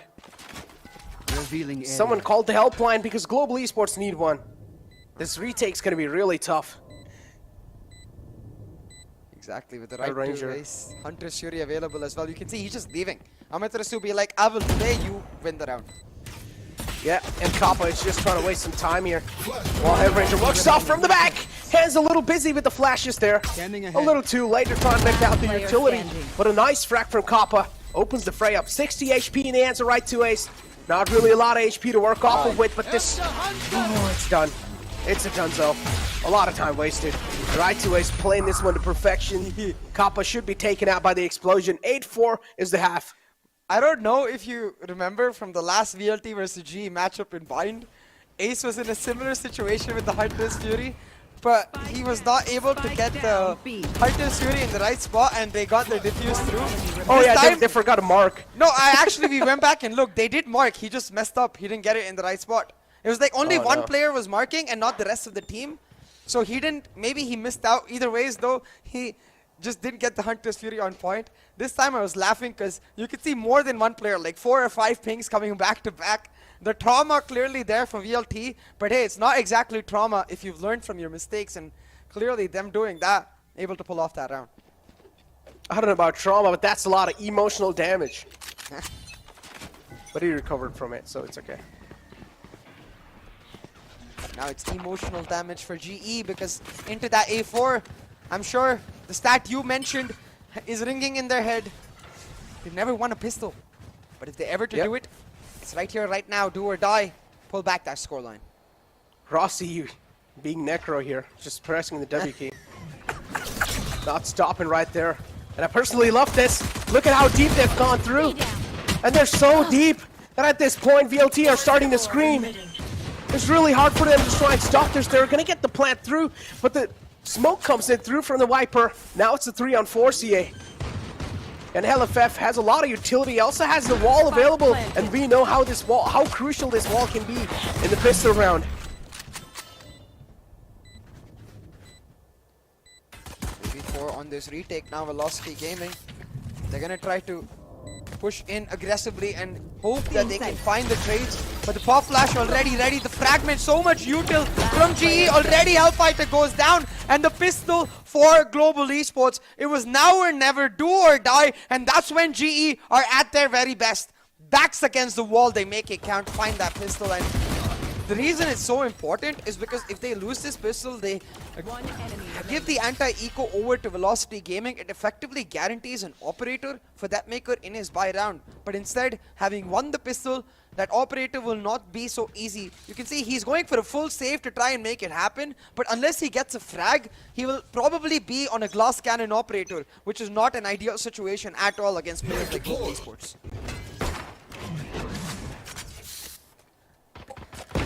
Now the ball's in the court of Global Esports, and that's the Vandal being pulled out, CA. Poison's off.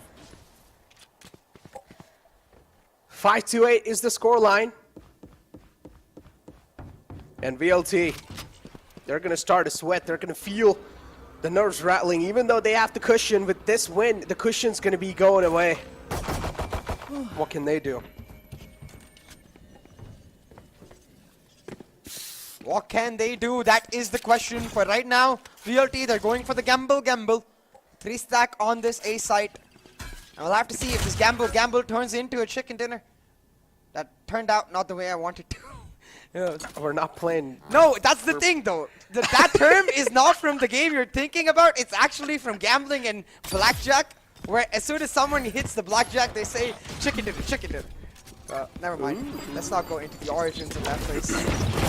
Oh, CA seems like he's pretty expert. But over here, these players are expert at getting the side entry. VLT, even though not really a suitable weapon, they're still able to make it hurt. Rossi on the Vandal. Planted. Making it count still, as Champions Vandal isn't really glowing, so I want it to glow. I want him to make the Vandal glow. Who is the top fragger of GE? Let Rossi take it over. Kappa seals the deal on the final man in Global Esports. Now they're going to be at least getting really close to try and close the lead here. Rossi probably will have the hero Vandal in the upcoming round. Spike down A. Yeah, exactly. Only 2 weapons taken away too, with Kappa going for the save. It does mean just 1 investment drop. So at the end of the day, a very good round for the side of GE. They get to play on the full bonus in this round. But again, Lightning Fast, he's feeling himself, so he's going to go for the full investment instead. Full buys from VLT. But yeah, by the way, for any of the fans interested in the origins, you can go watch some gambling movies. Like 21, for example, is a great movie where you see the origins of the word chicken dinner all around the setup of the Zavalvas. But oh, look at this. He faked that presence towards Nest. Instead, he's going to drop back down. And these micro adjustments, so important. We've talked about in the past, Necro. It's going to throw the crosshair of VLT off guard. So instead, they're just going to back up, play on site. VLT acknowledging the importance of this round. Oh man, 6-8. And still a little cushion available for VLT, but they should not rely off of that. Hero Vandal we talked about. It's going to be a bonus from Global Esports. There should be a flood coming through soon, and a great flash. Blinds right to Ace, but uses the recon dart perfectly too. And there's the scan coming through. 3 players known now. The shock dart's going to be buying a little time for Matarasu. And all the players now, they're just going to start to flirt back in. Deathmaker better be ready. He is. And VLT, they're just going to line him up. They're going to stack him up on top of each other on mid. And Rossi now all by his lonesome with the Hero Vandal to try and make some hero plays happen. Eske Hiroski. Ooh. Hiroski. Hiroski? No, 10 seconds left. Indian. Yep. He is the Indian Jet. Hero of our region from the last year, but with the new year, Velocity, they're looking to upstage him and set a new hero. That Maker wants to be that hero. But I want to talk about this round for a second, Necro.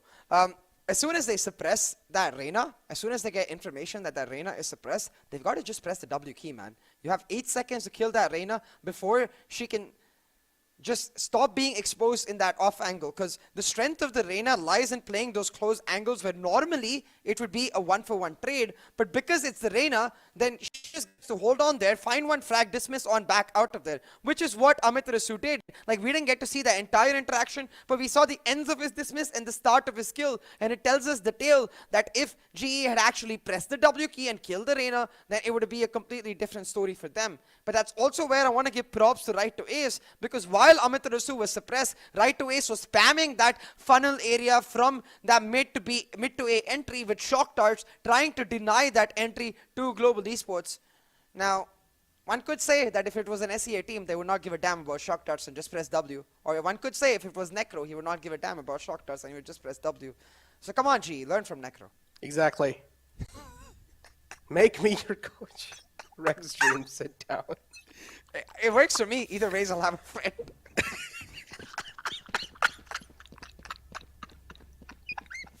I hope Rex Dream's watching this. Oh boy. But maybe yeah. VLT will make you their coach, Necro. Ooh. Hey, I'm honestly down. Give me a shot. And I'll shine like a bright star. Give Necro a shot to make your shots real good. Exactly. But enough about them shots, because we're getting real close to the end of this map. and potentially a win for Velocity Gaming, because now that Maker's got his hands on an operator. He's anchoring down B main by himself, and they're relying on this Viper to hold down A main. A read from the side of VLT. It seems like that GE would go for a mid push, but they're wrong about this read, because GE, they've walked into this site, they've taken 410 control, and now on the back of the 0 point, they're going to request it. Oh, the snake bites out. Still damage dealt, but it's not going to matter a lot. It's worth it. Damage for the site, any day worth it. And they get the site control. VLT now, they're going to start to fumble. Recon darts out, also buying a little time for them. And Rossi's just going to back off. 6 to 9, the golden number, kind of working in the favor of Global Esports. And there we go. LFF finds the opening. Another one to follow it through. Oh, maybe I was just a little too early to guess it off of the scoreline. But LFF with a 3K is looking to turn it up. He indeed is a Hellfighter, because right now VLT, they're looking like they were in hell, but is able to bring him back. That skills all by himself. 16 HP in the hand. Are his skills going to be enough to clutch this round out? They've got it down to 50%! Oh, no, they line up. Skills! They line up. They line up! A little bit of luck factor, but still, he barely saves them. The first shot was not luck. Just popped the head of Hellfighter real clean. But then right after they line up for him, he barely has to do any crosshair connection. Look at this, he just pulls it like what, a millimeter down, less than a millimeter. He's able to find the huge clutch skills with them kills, presenting Velocity Gaming with some high builds that they can't pick. Poison orb emitting. Get to the chopper. Oh, what? That's not the sort of chopper I was talking about, Rossi. He just straight up went to heaven with that peak. Potentially sent Velocity Gaming. Sorry, potentially send GE to hell as well, but a key pick for Lightning Fast now. They're gonna set up the lockdown, and look at this lockdown. It's all about denying mid control, set up the Viper's wall, and then rush into this A site. But Vivor's got himself onto Nest. I think he has his utility still left. He should be able to just hold it down. But oh my god, a key spray and shock dart combo right to A slows them down and shuts down GE.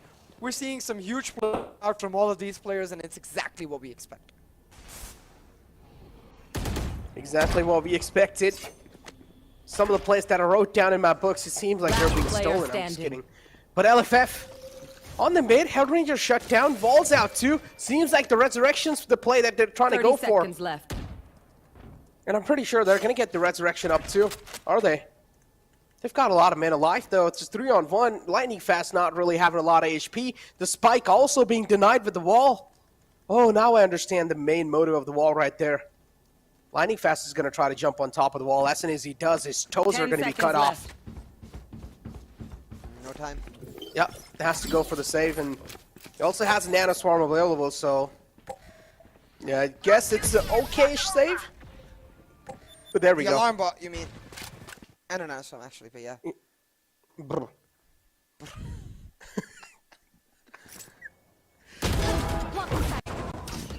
Again, though, for Velocity Gaming, it's these key plays. Look at that spray and shock dart combo.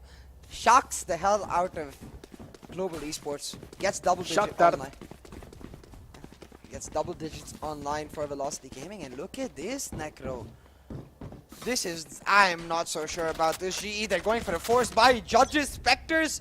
They want to just press the W key with the help of the null command, but... I don't know. I'm not sure about a force buy in this situation because they're only 10-7. They could easily go for the eco and play from that 11 mark. See it, clap. Maybe it works out. Weaves out.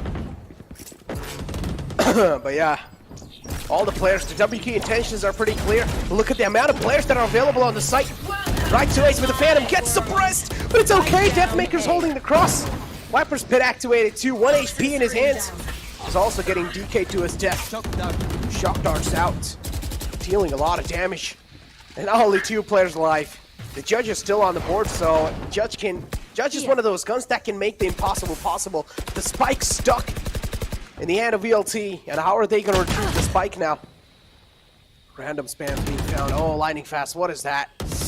One more bullet. Lightning fast HP will be cut off. But look, for VLT, they have the Hunter's Fury. They're just going to try to deny the plant with the basis of that. Actually, no, scratch that. They just want to light it down, and they're able to make it happen. A one-for-one trade will mean the Viper's Pit is taken down, and you have to wonder if this is GG for GE. They went for the force buy. They've effectively given match point away. The match point in the hands of Global Velocity Game. Oh my god. It's a pro moment for me. Spike down A. But yeah, the Champion Vandal, man, the sound is just so cool. But overall, it's a match point for VLT, ladies and gentlemen. Or actually, no, scratch that. Still sounds more on the. Hey, come on, man. It's a bro moment. I'm a little for both sad, of us. Necro, because this means that we are most likely not going to get an overtime. Hey, look, man, maybe we're just really early to call it off because we've seen a lot of thrifties pulled out. Yeah, 100%. Like, I do think Global Esports can pull it off. And to do that, they need to get that man access like to that. the Altar of ASAP, but not like that. Like that. Like that. Yeah, like that. There we go. I like it. That's a little astonishing factor. Global Esports also getting the Altar, but now the Blade Storm's activated. SK Rossi is going to be the man unleashed, and he's looking to be possessed as well. With the help of the Holy Water. Ooh, misses 2 daggers, but it's okay. Hunter's Fury is out. That's some toxic holy water, man. It's like unholy water. Yeah, but it's talking holy about for the unholy people. Talking about what's unholy, Deathmaker is a demon right now, but come on, make it count. Told you. Lightning fast with another, and yeah, Necro, you called it, but it's not over just yet. They're gonna go for the full B rotate on the basis of that Killjoy's position. She's got B site all to herself. But look at this, slowly but surely, right to Ace, able to sneak into kitchen. I don't think he has both his shock darts left. No, he has nothing left actually. Right to Ace needs to catch out Rossi, but no, not able to. Takes a dagger, 83 HP in his hands. That means only 2 bullets will seal the deal, but right to Ace, he should not be given peaks like that. He will work off of a lot of HP chipped off again. He's also a little vulnerable, 53 HP, another bullet caught. His HP is just decaying slowly and steadily, and Global Esports make a thrifty round happen. Called it. Global Esports is like, been there, done that. Nothing really worried about, ladies and gentlemen. You guys thought we're going to lose? No. Just put some faith in this. Just like, That's done. I've been talking to a team recently, and for me, in general, when you know your opponents are on an eco, the simplest setup you can play is play duos. Like, even if they pull off some nutty shots like that, get the trade. You know, don't give them the weaponry advantage. Don't give them the man advantage because, like you said, with these teams, we know once they get themselves going, there's very little that can really stop them. And another thing, I feel like if you know the enemy team's on an eco and if you know they've pulled out Sheriffs, just be aggressive. Because Sheriffs, they get really, it's really hard to connect that one bullet, especially if you see 2 men pushing right on your face. You're going to be panicking a little bit. No matter how good of a player you are, you're indeed going to be panicking. I do understand you're a good player, but you need to understand the stakes are high too. That's going to be adding a lot of pressure. But look at Deathmaker. Even though he gets spotted, he's not scared away. Oh, able to dodge the first beam with the dash, the second with the updraft, and able to get away, but had to give up his position to do so now. All top control taken. They know that they've invested too much into this site, so they're going to go for the mid rotate, take mid control, and then go for a mid to B split. But I 100% agree with your point, Necro. You know that GE just went for a force buy. They have to go for the Sheriffs, and GE is not the kind of team that pulls out Stingers or pulls out a Bucky or something like that. They're going to go for the Sheriffs. So just get into their face, get aggressive, and punish them. I don't think these kind of micro things the teams are thinking about, because for them the pressure is nigh and they're focused on the game. They could help if they did. Oh, the fragment's dealing a lot of damage. But still, he denies it perfectly. Those 2 leaders out too, but the flashes from the side of KO are a little bit stronger. Operator's out from Deathmaker. And now he's going to try to play it like a shotgun. But Hellranger is just one single bullet in the skull. It's going to crack it open, and Rossi is going to dig a hole right in his chest. Overtime. Overtime. Oh, Let's go time. global. No, let's go both of the teams because VLT need one more round to make it to overtime as well. Yeah, they need one more round, but global needs a little bit more prayers, so you need to understand. True that. Yep. Talking about prayers though, hopefully mine will get answered because now, I'm sorry Velocity Gaming, I really wanted overtime. After overtime, either if you can win it, I don't care. Just give me an overtime. Right now, Velocity's economy broken. They're onto that ego situation. And they're trying to get the Alt-Top online for Ace, which is a little weird. I assume the Jet would be prioritized, but no, I see why, my bad. The Jet already has the Bladestorm online, so that Bladestorm could be the difference maker in Necro, because especially Lightning Fast seems to be edging towards the peak. If he's not Lightning Fast with that jiggle, that maker will slice and dice his head into pieces. Oh, look at Kaba. Patiently holding this angle. He's waiting for him to make a single mistake. Oh, we talked about stop playing slow, especially when you know the enemy team's on an eco, because it's easier to hit the headshots when you have the crosshair placements than rather than wanting to flick onto enemies. There we go. Vabor now left in a really tricky spot. Will need to back off or has been flushed off from that spot. Now hold on. Look at the position of right to Ace. He's going to be able to retrieve himself a weapon. Kappa was marking it, but right to Ace slaps him in the face. 2 key frags picked up, and now right to Ace has a Vandal for himself. Dagger's gone away. Deathmaker in a very bad position. He's trying to do as much damage as he can, and the classic is what he needs. Shuts down Hellranger. The spike is dropped, and just like that, Deathmaker will get access to a Vandal. Surely not another thrifty VLT. Oh my god. No! You've got to be kidding me. 7 HP in the hands of Skills. This is looking next to impossible. 10 seconds left. But 20 in the hands of right to Ace too. Both these players are equally vulnerable. Skills has managed to pass by right to Ace's eyes, but Deathmaker's still expecting this. A little bit of off timing and a thrifty round, and also a safe coming through for Skills. Alright, now we definitely need prayers for GE if you're to get the overtime, because VLT just pulled back, and I agree, Necro. At the point you mentioned, like, you know they're going to be. I get that for GE, it's harder to guess that they're going to be on Sheriffs, because on their defense, I can imagine VLT pull off a Judge or two, maybe a Spectre or two for that, but it's easier to battle against that Spectre than play slow and battle against the Sheriff. So I want to see teams start getting proactive in these rounds where you know your opponent is in the eco, and just play for the trades, because at this point, it's the round that matters, not the economical damage. It's the emotional damage that matters too. Wipers paid out from VLT. This is going to be denying the entire take on the site. And look at how much map control VLT has now. The confidence is amped up. And there we go. Has a little busy in the man in front of Skills. And he's able to sneak away with 2 quick frags. LFF is being detained by the lockdown. Oh, finds a lifeline. And he's able to run away in the kitchen. Skills gonna be the toxic man trying to cook up something in the kitchen right there. He wants LFF to be the is gonna snake. be holding the. Oh yeah, there we go. Spike down. It's Global Esports. Oh, they're able to stay alive. Oh, this is getting too close. Yeah. Global Esports staying alive against all odds. Close is how we want it, Necro, and it certainly is getting close. But Skills, he's the King Snake, he's the King Cobra in this Icebox map now. Left cornered into a tiny area, still finds 2 before he goes down. He's the reason they win that round. And he's the reason they won a couple rounds before as well, so Skills, Pog. We're talking about Pog right now. Kappa, okay. Is he just going for a Sheriff? Actually, like, I think he had enough money to, like, buy 1 less shock dart maybe and get a Mando, but just believes in his Sheriff, eh? Or believes in his team to create the space for him. Either way, it's working out. What a shot. Yeah, he's not going to be able to get away. 2 nice kills on the site. Get an easy stroll on site too. Plant should go down without any effort. Instant shut down of the recon. And there we go. Final man alive, Amaterasu, the IGL himself. The brilliant man in a brilliant clutch. But with a frenzy.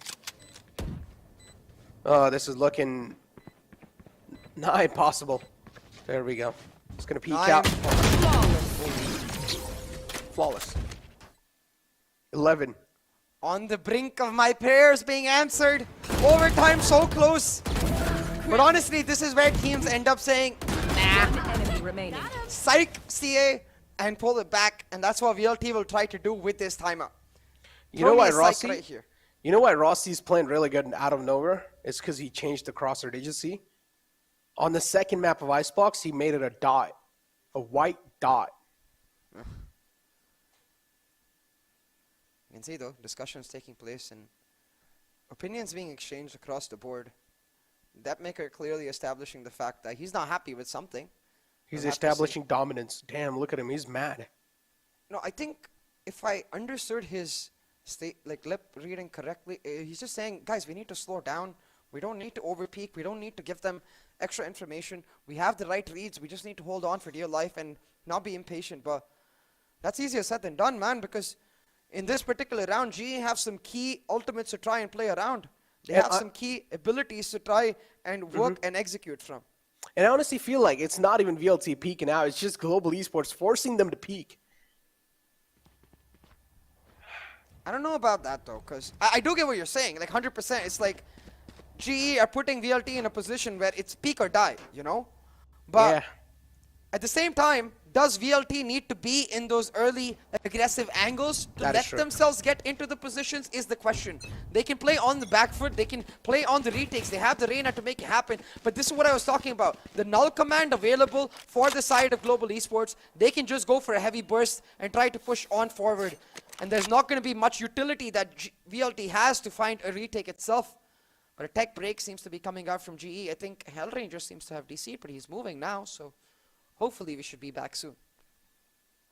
Maybe he's just having some quick snacks.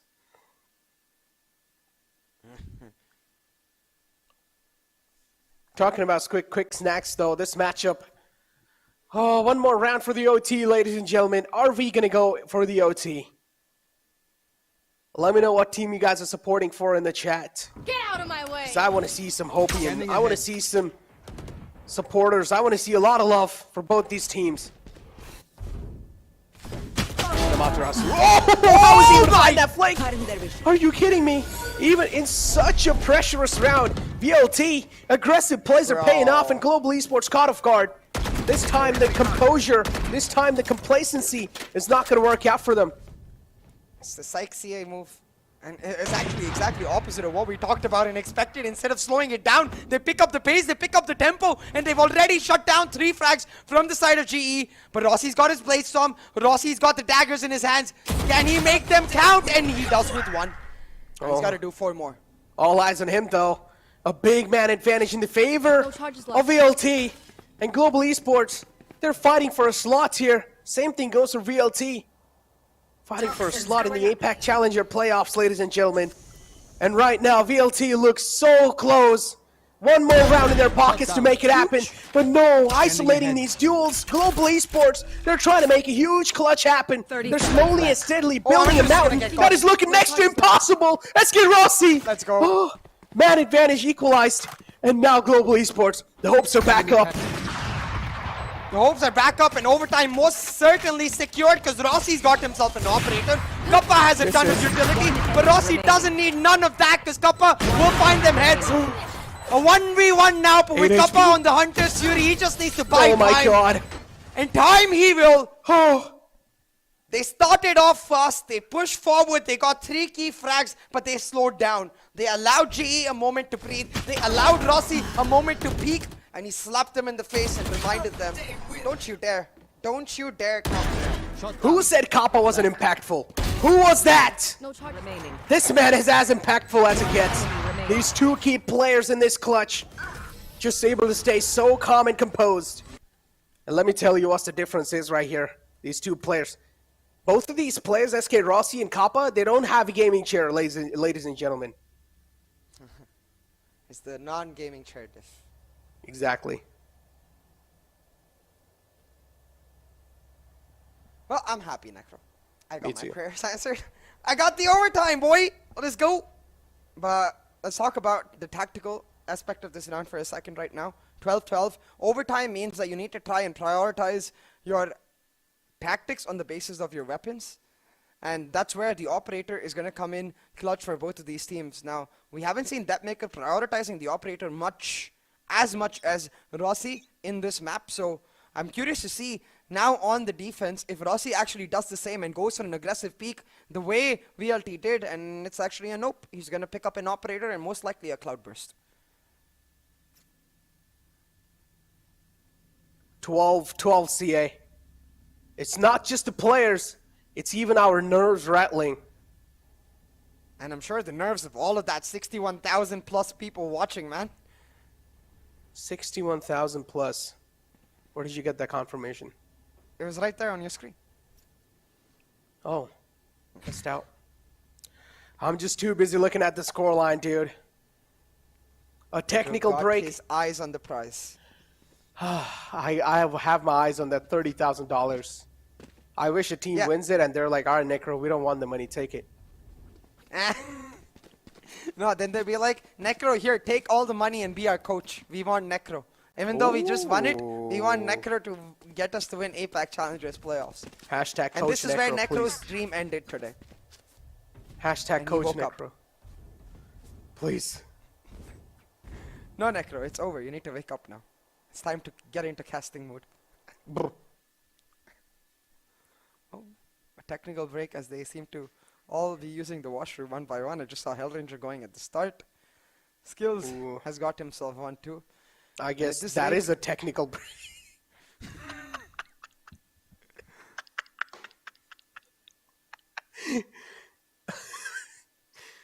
Yeah, those are some technical difficulties right there, ladies and gentlemen. We'll get it sorted. Skills is gonna be back as quick as possible. I'm just trying to lip read. I understood what Hellranger said. I didn't understand what Rossi said. It's like they can almost hear us, man. The minute I said Rossi, he turned towards the cam. Sus.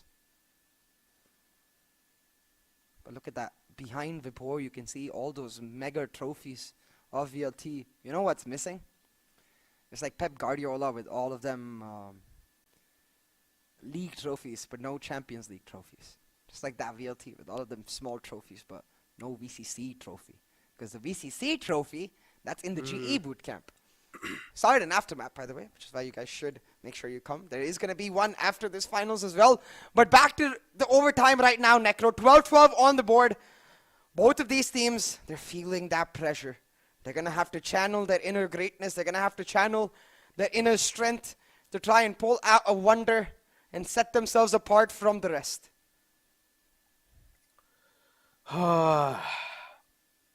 You said 60K plus watching, right?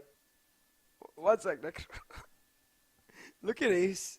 Now, I'm not sure if he's increasing the temperature or decreasing the temperature, but I'm going to assume, because he was fiddling with the AC remote, I'm going to assume he's decreasing the temperature because you can see a lot of sweating faces, you know, and the heat must be pumped up with the tension.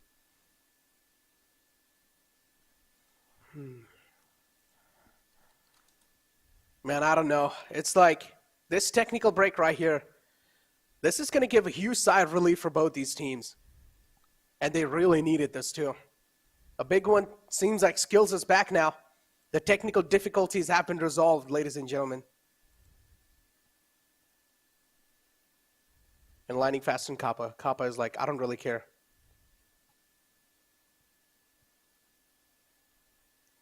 Look at Lightning Fast's face, though. He looks like a cruel man, but I'm pretty sure he's a sweetheart. When he's like in the monitor, his eyebrows, they look like the villain eyebrows, if you know what I'm saying. But anyways, Necro, the bladders have been emptied. And now they've got to empty their minds. They've got to really, you know, free themselves from this vice that they've got for this overtime. Now, GE, for them, this is a familiar foe. This is a familiar look. They've gone through a 36-round overtime just to lose it, by the way, which I doubt they will want to replicate over here. So quickly get it done is going to be GE's motto, but quickly get it done is what VLT is doing. Pushing aggressively into kitchen, shut down that turret, and now without that turret, one man from GE has to be dedicated to watching halls. With that attention taken away from that A side, VLT now going to go for the Right rotate. here. They're always going to be paranoid about the kitchen presence. Ooh, the drop. Spike drop. I think that drop is hurt by right to Ace. Not really sure. Are we seeing any rotations coming through? No, that's not the case. Okay, now there we go. Now they know what exactly is going on. As soon as the drone's being spotted, oh, a little too exposed there, Kappa. That's going to be the arms out. Sometimes the old ways aren't really the best ways. But still, that's this Rossi going to be catching a couple of bullets. VLT Vapor, who's going to catch the flank this time. It's going to be Skills is taken care of. Spike And planted. from mid. Now it's going to be lighting fast. Next challenger approaching with Rossi. We'll try and minimize the threat, but that's not going to be the case. It's the infantry operator looking to strike, looking to sting out the pain. But VLT, they're just inflicting a lot of pain, and it's looking like it's unstoppable. A flawless round from VLT. How?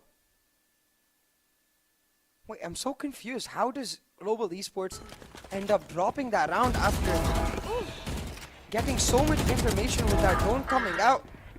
VLT playing it beautifully, playing with the minds of GE. GE emptied their bladders, but VLT, they emptied GE's heads, man.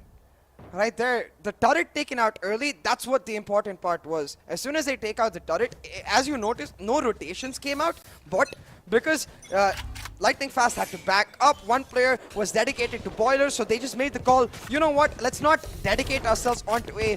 But Kappa getting caught with his pants down, forgot to pull it up after the technical break, I guess. That's the out drone again. And now Global Esports on the attacking side, pretty much replicating what VLT did to them. A taste of their own medicine, still the opening's not being found. Skills though, now it's going to be feeling a little bit more lightweight. Another lineup.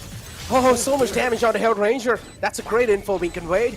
Held Ranger pretty much planning on that spot. Rossi flows through like a fluid. And this time it's going to be Vapor, who's going to be filled up with a lot of fluid for sure. But now they're looking to push in with the Leers. One Leer out, Rossi is going to cut off his head. Another attack comes through. Global Esports looking so unstoppable in this round. Right to ace, Tabak's turned. Deathmaker looking to make some difference happen. But the OT, it looks like we're going to be going for another OT in this game. Deathmaker, you cannot save. This is overtime. Let's go. This is the way, I like it, More OTs. Oh yeah, oh yeah. Sorry, VLT, but I like it. Now VLT win one, then GE win one, so we can set up the copy pasta like it was in the GE versus Valor game, you know. We go on for years and years and years till our voice boxes completely die out and we become mumcusters. And even then, we'll make some grunting noises just to keep casting this amazing game. Ooh. No, I'm kidding, guys. On a serious note, though, for both of these teams right now, it is really the attacking side that they're finding themselves much more favorable on. It's where they're able to control the tempo of the match, you know, where they're able to control the pace of the round. And that's where I think for GE especially, they need to be patient. They can't afford to give early picks to Velocity Gaming. They can even play 5v5 retake, but they cannot afford to give that early man advantage to the side of Global Esports.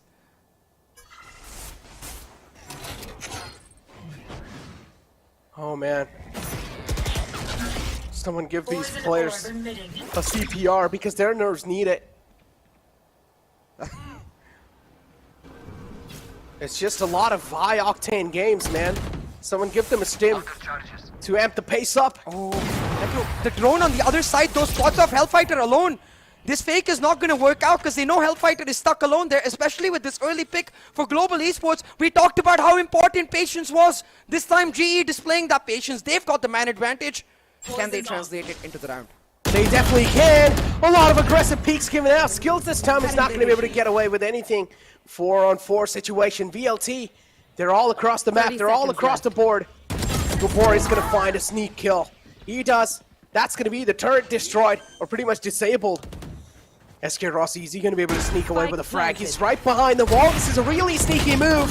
And he instantly fades away behind the Viper's wall, but it's not going to matter. Viper's wall, it's not going to block the bullets. And no, it's all down to Kappa. It's his time to make some Papa moments.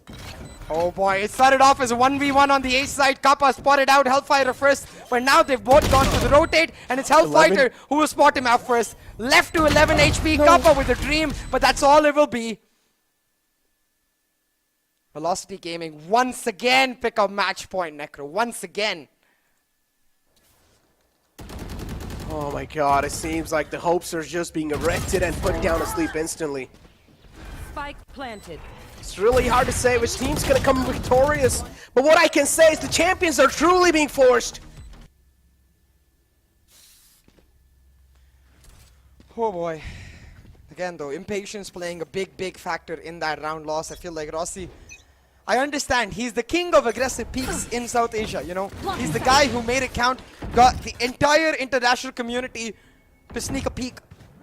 But in that round, he did not need to. They had the man advantage, just needed to step back and tee around back into that round, and they grabbed it, they pulled it back, they took that inch and they made it a mile. Now once again, VLT on the match point on the defense, Amitarasu on the off angle, but it's Rossi who shuts him down. Yeah, the crosser placement a little too close on the wall. Rossi with the wide peak, catching him off guard. Oh, skills. If you peek out again, your head's gonna be cut off. But no, instead it's skills. But it's okay, the traits are there. Yeah, that's a worth it trade. Because now that's the controller out the gate for Global Esports. How are they going to get the site control? VLT with only 3 players alive. Still man advantage flowing through on the hands of Global Esports. They're trying to make a rotation happen. And what you said, Necro, so important. Without that controller, Velocity have to get the read that since the wall is on B side, they're automatically going to try to default A. And Velocity with that read setting themselves up in this sandwich angle right to AC. Finds one, but that's all it will be. A 1-for-1, not worth it. It's and aim. it's OT once again. It's the aim speaking out loud and pretty much making them scream.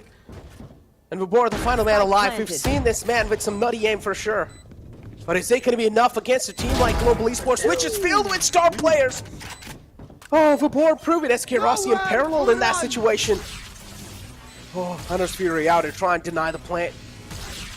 Vibor position still kind of known. Head Ranger peeks out, but that's going to be it. A little pixel peek to shut down the man.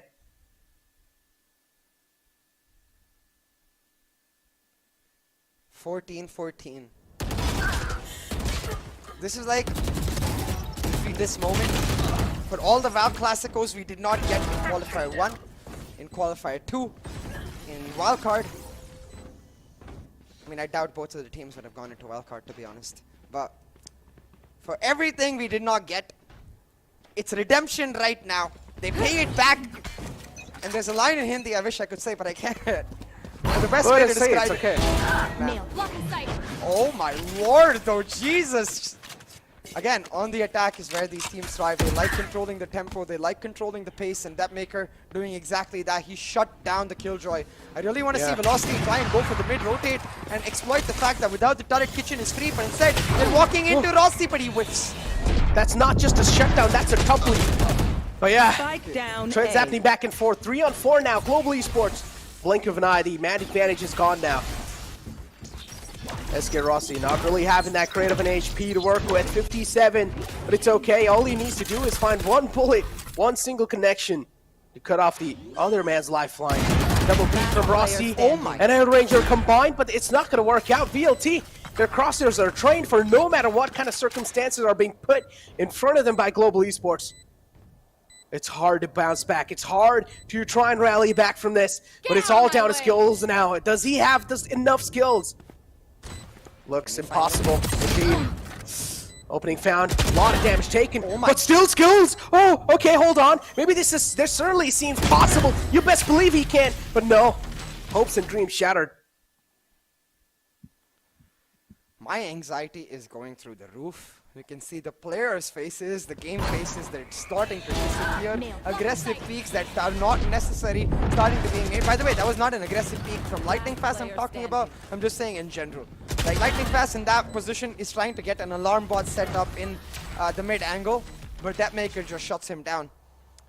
But again, this time, this is what I'm talking about. Depmaker not as much priority he places on the operator the way Rossi does. He sticks to a rifle and they're gonna make the aggressive play happen, taking control even on the defense in their hand, but noise cue should have been given away, but Rossi just walks past them into the zoo. This is all down to timing. Oh my god! Oh no, Matarasu gets away. This should not have been possible. Big man taken care of.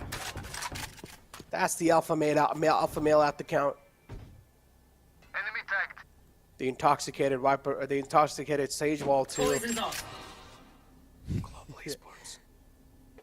Hold on though, Necro. So we've seen Global Esports pull themselves out of more difficult situations, out of hotter water, you know, but right now they've got to really step it up. I'm looking at Lightning Fast to make it work. He's been one of the key players for GE throughout this tournament. And if he wants GE to be alive, he's got to be the one to make it count now. This is a little weird that the Spike is the one doing the conditioning, because with the Spike, they're going on to A while having their presence felt. Amit Rasu, meanwhile, shuts down Lightning Fast. Caster is coming online. And with this one-way skills, he's able to find one, but all VLT needs to do is back up. But look at Hellranger! Look at Hellranger! Oh, he misses. He misses. It's okay, though. Oh, no, it's not. One frag sneaking by. Only See, one. Only one, though, and that's quite unfortunate. 2-on-2. Make it a 2-on-1. Now it's over. Yep, it's a GG. It's a Dunzo game. This should be it. Velocity Gaming should be able to take it. No time available. Hellranger will need to peek out. And well, there we go. That's going to be VLT securing that first slot in the APAC Challenger playoffs and also a slot in the VCC Grand Finals. That's a big statement and also a nice stark message sent to the elimination brackets. God, you can see how ecstatic they are from being so close in VCC 1 to getting themselves into the international slot. Velocity Gaming, make it count this time. You can see how much it means to them. I've got goosebumps. This is the tale of a squad who fought back. This is the tale of a squad who never gave up. This is the tale of Velocity Gaming, and you better be feeling that Velocity, man, because they're here to fight. Oh, man. This is huge. This is huge. Marcel right there. Imagine if they pulled that man out in the VCT APAC playoffs. That'll be huge. Again, though, I don't want to, I want to put up a disclaimer before I make my point that in no way I think Hellranger is to blame for this loss. But when you think about it, in terms of final rounds of VLT versus GE, think back to Grand Finals playoffs. Hellranger caught in a off angle where VLT walked past his smoke, got into Wentz, surprised the heck out of GE, won that round right then and there, won the series. Once again, Hellranger on the lurk. If he gets more than one right there, the round is won for GE, but a slight whiff, and it's these micro things that really end up counting. But again, I'm not saying the Hellranger is to blame because he's not. He played phenomenally throughout this series. It's more of a team effort. But it's those final moments that catches everyone's eyes. So it's really unfortunate for him. Unfortunate indeed, though. But hey, wow. It seems like the mystery has been revealed, ladies and gentlemen. VLT is going to be your first ever team to secure their slot in the APAC Challengers playoff from India region. And give it up for VLT because this is a huge moment. But GE fans, there's nothing to be disappointed about because we're going to be going through another upcoming matchup, which is going to be against Global Esports and Enigma Gaming. These two Alpha Titans. And keep this in mind, there can only be one of them alive and moving forward in the Grand Finals of the VCC. So there's only going to be one more chance, CA. And I do want to remind everyone that even in VCC 1, GE came rising through the lower brackets to pick up the championship. This is not a team you can count out just yet. But Velocity Gaming, they look nigh unstoppable, man. And I don't know. At this point, I would be fearful for both GE and Enigma. But at the same time, I know how good GE and Enigma is. And it just gets me excited. Because we have three amazing teams. And every single one of them is going to give it their all and represent our region in the APAC playoffs. So let's freaking go. I mean, yesterday was a complete one-sided affair, though. So I don't know what to say. My predictions are going to be with Global Esports in the upcoming matchup. But for now, let's take a look at the scoreboard. SK Rossi gave it all he had, 27, 23, and 3. And with the ACS of 255 and the Econ of 74. On the other hand, Deathmaker with 29 kills, 18 deaths, and 4 assists.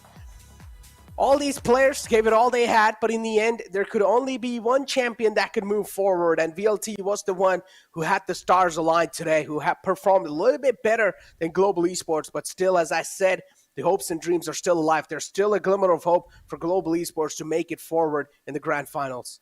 And it's what you said, man. In the end, it didn't matter. After VCC 1, Global Esports made a documentary about their journey and about their victory. I hope after VCC 2, they don't end up making a cover of In the End by Linkin Park. But yeah, man, this is insane because Enigma Gaming, they yesterday had a off day. I don't know how off that was, and I don't know how much how much that is true, because today it's going to be put to a real test. VLT, okay, they won it. I'm pretty sure we're also going to be having a couple of clips to try and analyze, but I honestly feel like now it's done. There's nothing really much to talk about it. VLT, they secured their slot, understandable, but now upcoming matchup is something that's going to be just putting everything on the test. But for now, let's take a look at the clips and let's find out where these two teams kind of screwed up. Oh, I'm really glad we get this round. I remember this. A slight overcalculation from the side of VLT, but I believe they still ended up finding the victory. Feeling sight. More damage. You're nothing. Spike down A. Initiated. Okay, yeah, this lockdown right here. I remember, I think so. Yeah, I'm thinking about a different round. Now Yeah. it's like One enemy remaining. 4GE. Spike down A. VLT kept going for those aggressive rushes. Get out of my way. For them. Oh no. This one right here, where, if I'm not wrong, this one is where Deathmaker ends up whiffing. That was a really good dagger too to shut down the Blade Storm. Nothing could be done. And then VLT was just able to flow through with a lot of kills because Global Esports tried to be a little too aggressive for no reason. Yep, skills right here, it gets caught off guard. So this is an aggression that really wasn't needed, and Global Esports had to pay the price for that. Especially, Global Esports should have realized as soon as the first man gets taken out, if you're not able to get the trade, just back out. There's no point. Yeah, exactly. It was really came down to that patient aspect of the game, right? And it really did come down to which team was able to stay strong, stay calm, and stay composed. I think in terms of that, Velocity Gaming were one step ahead. Even though in certain rounds, Last player standing. I admire the ability for a team to stay composed and adapt, and that's what they did in this round. Like, cause pause right here. Look at the amount of free space that Vibor is able to create for himself being over there. Because of him, his team can get into post plans. Now, it doesn't matter that it's a 1v4. The point being that you can play again. The point being that because VLT, just last round we saw they went for the full W rush. As soon as it doesn't work out, they're like, okay, you know what? We need to slow down. We need a local presence. We need to spread GE apart. And as soon as they do that, they fight down. They do, and then Rossi over here, we did see him kind of like holding an aggressive angle. I think this is a round where the timings was something that was really against him, if I'm not wrong. Global Esports over here, yeah, Deathmaker's just holding the long side. No, I thought this was a Thrifty. Thrifty was at 9-11 actually, so this was not the Thrifty. This is where Deathmaker just wanted to hold this fight. Just keep him holding. Nowhere to run! Yeah, he dodges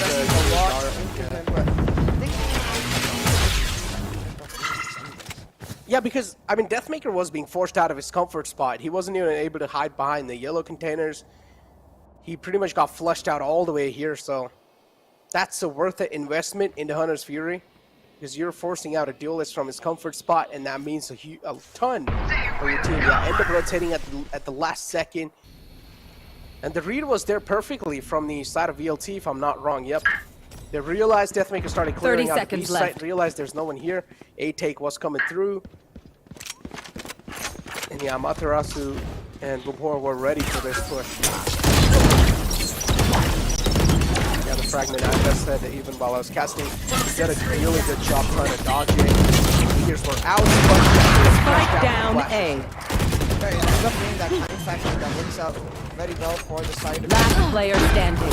Especially Spike planted. Dropping down with the operator. Would have liked to see itself if you could isolate Rossi, then Hellfighter could try to isolate Hellranger, but maybe in that hectic moment, calms a little too hard.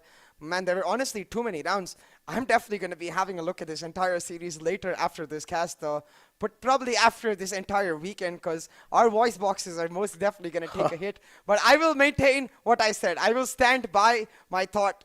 I do not care about my voice boxes as long as we keep getting OT after OT. Because last weekend of VCC, man, I want to see it all. Me too. I literally just want to see it all too myself. But CA, now the Val Classic are pretty much out the way. The mystery has revealed too, which was that team who pretty much won the first game. Moving forward, Enigma versus Global Esports. I mean, yesterday we saw a complete one-sided stomp, a one-sided affair from inside of Global Esports. Moving forward in this matchup, though, are you going to be expecting a stomp too, or something completely else? What do you expect? No, for two reasons. One, because Enigma will be way better prepared. Two, because GE are... I know they're professional players, but they're bound to be at least a little tired, a little exhausted, and that's sure to show up in certain rounds in their gameplay. But at the same time, it could also mean that they're just angry, you know, and they're going to put all of it into their game, and they're going to slap Enigma around for no fault of their own, be like, take out all the frustration of this loss onto Enigma, and maybe make it work. But right now, the defending champions are at risk, Necro. They might not even make it to the grand finals in the international event if Enigma take them down. Exactly, and here we have the damage stats in front of us. As Global Esports just were doing a great job proving VLT unparalleled in all of them, but still surprisingly, VLT make a win happen. Even though damage-wise, Global Esports leading the charts, headshot-wise, they're leading the charts, frag wins tied up, objective wins, Global Esports leading, but still, it's VLT who wins it. Exactly. Global Esports. Most definitely you can't. This is why I was saying that you can't blame Hellranger for a single shot missed or something like that, even though, of course, the round could, again, we don't know if it would have gone differently. It could have gone differently if that does not happen. But it's a simple fact that together the team, I feel like, did not adapt fast enough. Because for Velocity, they did not really do anything special in this map in terms of strategy, right? They played it committed to their playstyle. They were playing the double duelist. They knew that aggressive, proactive plays, forcing GE into gunfights more than utility usage is where Velocity were going to be able to find the advantage. And again they did it. There's so many rounds. For example, that one round where they pushed in aggressively and Rossi had to find the clutch. One round where Amaterasu was suppressed, but they did not actually go in GE till Amaterasu was able to get back his abilities. So many different rounds where Velocity were able to force GE to not play around their utility, but rather play around the gunfights. And in terms of that, even though GE had the better headshot percentage, Velocity were the ones finding the impact frags and finding the rounds. The impact frags, what we talk about. But the MVP of the best of 3 series is in front of you guys, and it's going to be Deathmaker, of course. With the consistency he was able to deliver, SK Rossi had his off maps over here. I think so the first map of Haven was a little bit iffy from his side. But yeah, Deathmaker pretty much just being consistent throughout this best of 3 series, and just proving to be the MVP of the best of 3 series out here. 65 kills, 43 deaths, and 8 assists, with the econ rating of 66 and the average combat score of 271 in the first blood of 17. Deathmaker is just an absolute insane mad lad. Couldn't say it better, Necro. Deathmaker was on a lovely vein of form, but props to be given to the entire team. Amaterasu played phenomenally. Hellfighter, again, the consistent backbone of this team. And then Vibor able to continuously pull out the extremely important supportive plays, stay alive when necessary, and make sure his team has someone to rely on. And last but most definitely, most definitely not the least, right to clutch himself. The rounds he was able to pull off, man. Without those, the series goes a completely different way. Indeed, it does go a completely different way, but right to ace, yeah, the clutch is right there. Off and on and off moments for all the players for sure, but I would still say right to ace is one of those players that is just so consistent, even being the backbone, and also we know him for his crispy aims too sometime. Yesterday had his off moments, not gonna lie, he was missing quite a lot of shots, but today seems like he's able to recover, and this is the same kind of recovery I'm expecting from Enigma Gaming, because Excali had a huge off day. Yeah, exactly, and that's where the veto is going to be extremely important. I'm really curious to see what Enigma end up banning out, because they've seen the new composition of GE on Breeze, and for Enigma the comfort ban usually is Breeze. Now for GE usually they do end up banning out Fracture, but I think this is the best moment to really throw a question mark to Enigma, because Enigma have never shown us the Fracture. Challenge them, be like, you know what, we're not going to ban out the Fracture, instead we're going to ban out a map that you feel really comfortable on, something like the Bind for example, and force them into a situation where they don't want to really play the Fracture. But at the same time, GE did beat Enigma on Bind yesterday. So I feel like in terms of veto, at least GE have a lot more options than Enigma going into the series. GE definitely looks a little bit more flexible, especially considering the fact that the IGL that Enigma Gaming has is not really as experienced as Hell Ranger, so this is where there will be a little bit more mental edge for Global Esports. And winning yesterday, slapping Enigma Gaming that hard, 2-0, Global Esports are going to be looking confident. You said the players will be a little tired, understandable, but I feel like this also means the players are going to be warmed up, and their aims were looking really crispy.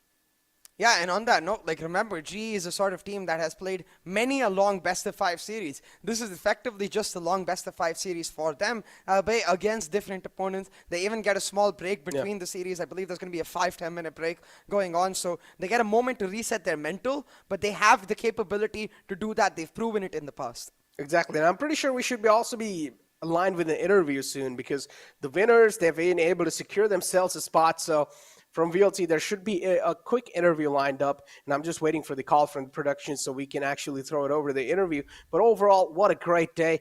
And this is the sort of action we really expected, right? At the start, Global Esports getting completely dominated. CA was a little disappointed. He was like, oh no, it seems like the Val Classico is just going one-sided.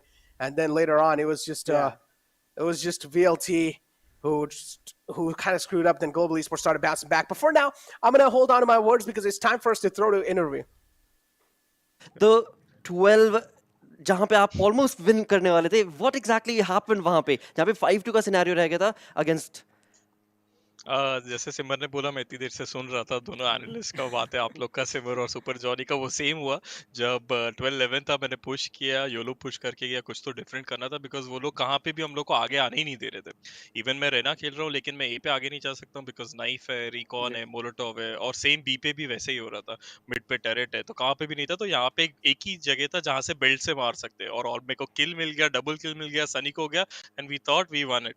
But obviously global esports as a team, they are not gonna let it go. Plus SK Rossi, उसका knife आ गया, जैसी knife ऊपर आवाज आई, हम लोग ने लगा जी ये पीछे आओ नाइफ ऑन हो चुके, पीछे आओ। लेकिन उसने तो भी, रॉसी और कप्पा ने बहुत अच्छा वो राउंड खेला और जीत के दिखाया, तो उसमें कुछ नहीं कर सकते। It was a game, we tried our level best, but they overpowered us in that. Nothing taken away from that moment, because उसके आगे जो defining moments थे वहाँ पे of course your team stood their ground and were the first ones to move on into the grand finals. उसके लिए of course congratulations इसके साथ में। Sai, what is your question? मैं आपसे क्वेश्चन पूछना चाहता हूँ मतरासु कि VCC 2021 के अंदर आपका जब मैच चल रहा था ग्रैंड फाइनल्स, आप लोग अप थे 9-3 एंड वहाँ पे बहुत ही एक कमबैक की वजह से यू गाइस लॉस्ट।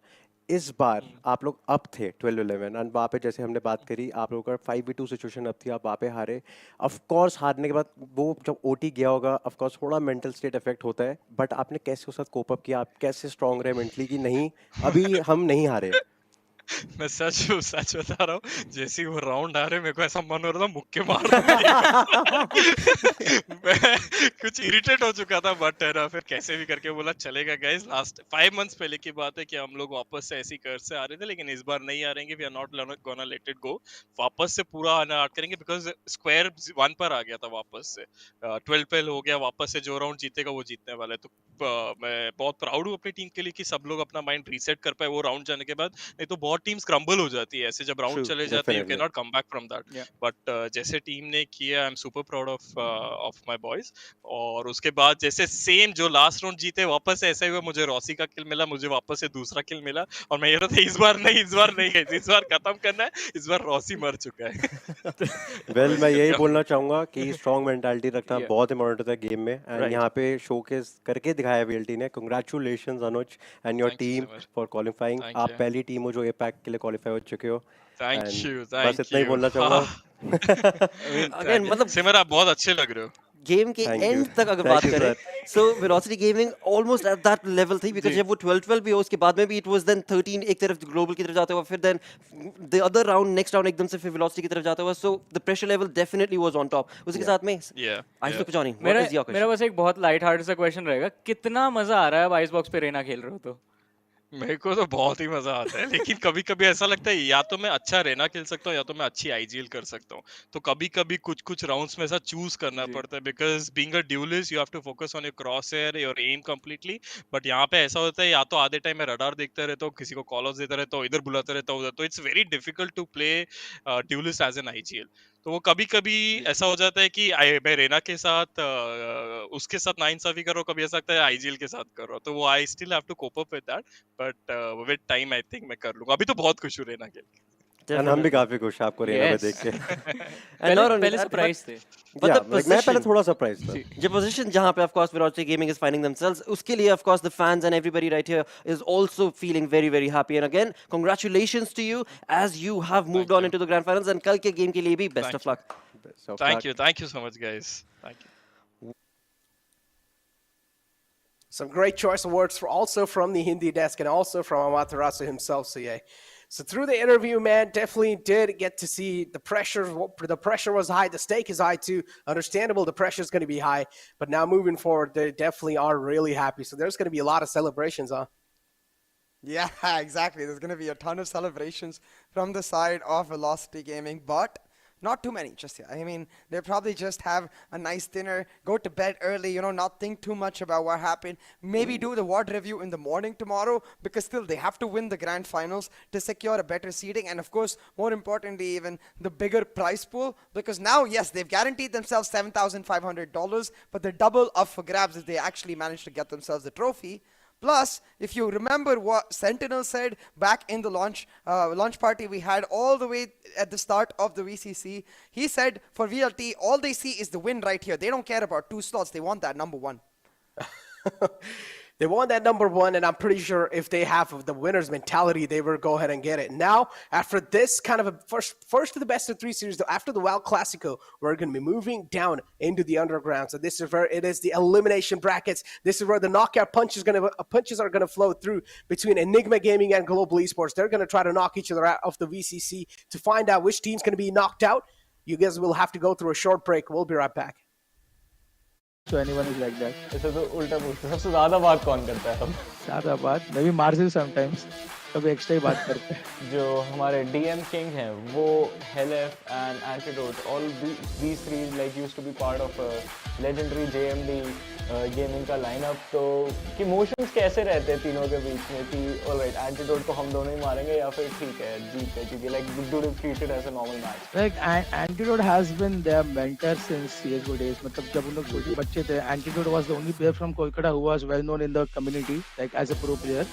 So वो लोग उसके you can say ऐसे 2 बच्चे जैसे ही है, like close friends and you know like उनके घर पे ही वो रहते थे, वहाँ पे बड़े हुए, वहाँ पे गेम सीखा है. So जब भी एनिग्मा के साथ मैच होता है like you know but the Bengali trios are कभी हम लोग की टीम में रहते थे like during CS:GO days I'm talking about mix होता था. So they're always excited to play anti. But apart from that, Ace recently एक VCC का anthem आया collaboration between Cez on the Beat and Seedhe Mod. Were you jealous that you did not get featured in it? I thought maybe कुछ सुवा का दिखा के मुझे डाल देंगे, but it wasn't my time. You can say maybe next time आएगा. But I was like, it was a good, you can say, a thing done by NODWIN and Riot to promote our South Asia region. Like they got everyone from India, they got from Pakistan, Sri Lanka, and Bangladesh, and it was quite amazing to watch. I mean, it was amazing और मैं भी hope कर रहा हूँ कि अगला जो anthem अगर हमारा आता है तो आप जैसा आपने मेंशन किया सोवा को कोई एरो चलाते हुए हमें नजर आए वहाँ पे. But is thank you so much for joining us for this interview. बहुत मजा आया आपसे बातें करके. Good luck for your matches for the finals. Thank you. Thanks for having me.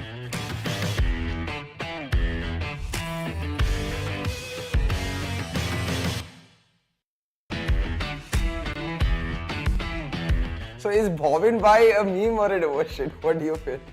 Well, I mean ये पता नहीं अचानक से चैट में चालू हो गया, लोग बोलना चालू हो गए. Then you know everyone just went along with it. We were like Bhavin Bhai and like okay चलो लोगों को मजा आ रहा है तो ठीक है कोई बात नहीं.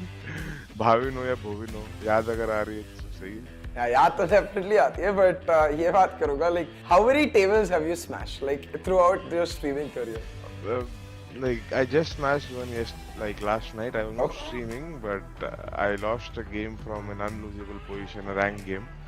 But I did not smash the table. I smashed my hand onto the table. Hopefully, did not get hurt. But yeah, ऐसे तो बहुत बार हुआ रहता है. और सिर्फ रैंक गेम्स में होता है, टूर्नामेंट में नहीं. रैंक गेम्स में इतना जो आते हैं स्ट्रीम पे उनको तो पता ही है, जो नहीं आते guys you can check out my YouTube channel. Yeah, I mean अभी Hellranger singing करना शुरू कर दिए तो then we are in trouble. But hey, music video की बात करी जाए, SK Rossi in the music video, ये और नहीं? Yeah, I think like I like the video overall. It was a really good video, and Rossi tha video mein obviously so I am a bit biased, but yeah, it's a yeah. But talking about seeing resemblances, वो आप लोग ने भी meme बनाया था around SK Rossi Forsaken resemblance. So what I want to know is, does Rossi use the Forsaken Vandal at all? He does sometimes. I don't think that is the one he has equipped. I'm not sure, but yeah, he does use it sometimes. Does G versus Enigma become the new Val Classico, or is there only one Val Classico? You can't change the Val Classico because like in a month, right? Uske pehle ka almost a year and a half, G versus VLT has been happening for so long. That is the Val Classico. Yeah, this can be called a new. This can be called something else maybe, but yeah, you can't change a matchup in like a month or two. शायद VCC 2023 में यही question आपको पूछना पड़ेगा वापस. But for now, thank you so much, Hell. It was an absolute pleasure having you on for the interview. Welcome back, ladies and gentlemen, to Meet the Conquerors. We've got Antidote coming in from Enigma Gaming, one of the newest IGLs in the country, yet clearly already proven as one of the best. So with no further ado, let's hear from Antidote and let's see what he's got to say.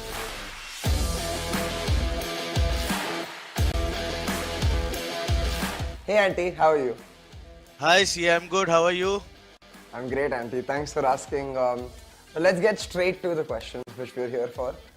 Enigma has really turned the tide from VCC 1 to VCC 2 now. So what was the reason behind this? How has Enigma done this?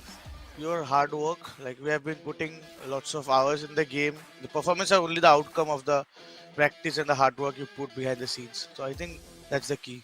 Talking about hard work, recently you're one of the first teams to get a coach into your lineup, YB's addition. How has that influenced your team? How has his leadership affected the results you've got going on?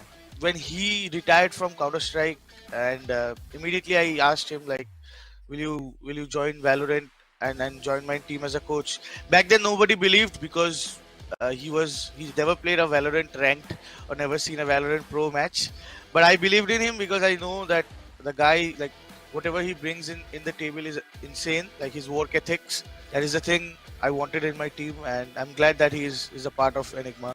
But talking about something new coming into the team, Excali has been a firepower addition, like instantly making his mark. So what was the thought process behind getting Excali on board? In my mind, I always wanted a sixth guy, a six-man roster squad. So you need those fresh legs sometimes because players are getting fatigued, players are getting tired. So you need those fresh legs, to join and play a couple of matches for you, and that's good. And also, if you have a sixth guy, or you have a six-man roster, all the 5 players are, they know that if I don't perform, somebody can switch me. Previously in India, people wish to play double initiator. So why not play double duelist and play on our strengths? So yeah, that's the thought process behind making Excali the double duelist thing, and making the composition like that. I think Rofu's impact, we saw it in VCC 1, we're seeing it again in Q1 and then Grand Finals playoffs. Do you think he's starting to get the attention he deserves, or do you think he's still underrated? I think whatever attention he's getting, he deserves it. He's a star player, plus he's playing for the team. So that is the very good thing about him. I believe it's very easy to work with, and he has done an amazing job till now, and I hope he'll keep doing it. And he's young, so yeah. Do you think Velocity is currently your biggest threat to the trophy overall? I think all the 3 teams are very buffed, and I think we need to look out for everyone, not only Team Velocity. But on papers, if you see, and on if you see the current performance, I think yes, Velocity is the biggest threat right now. A note from you to all of these other 3 teams you're going to be facing later this weekend. Either we will get surprised, or either you guys will get surprised. So yeah, something new will come. Definitely. Thank you, Auntie, for making the time and coming in here talking to us. It was a pleasure talking to you. Thank you so much for having me, CA, and looking forward to the grand finals now, and looking forward to hear your casting as well.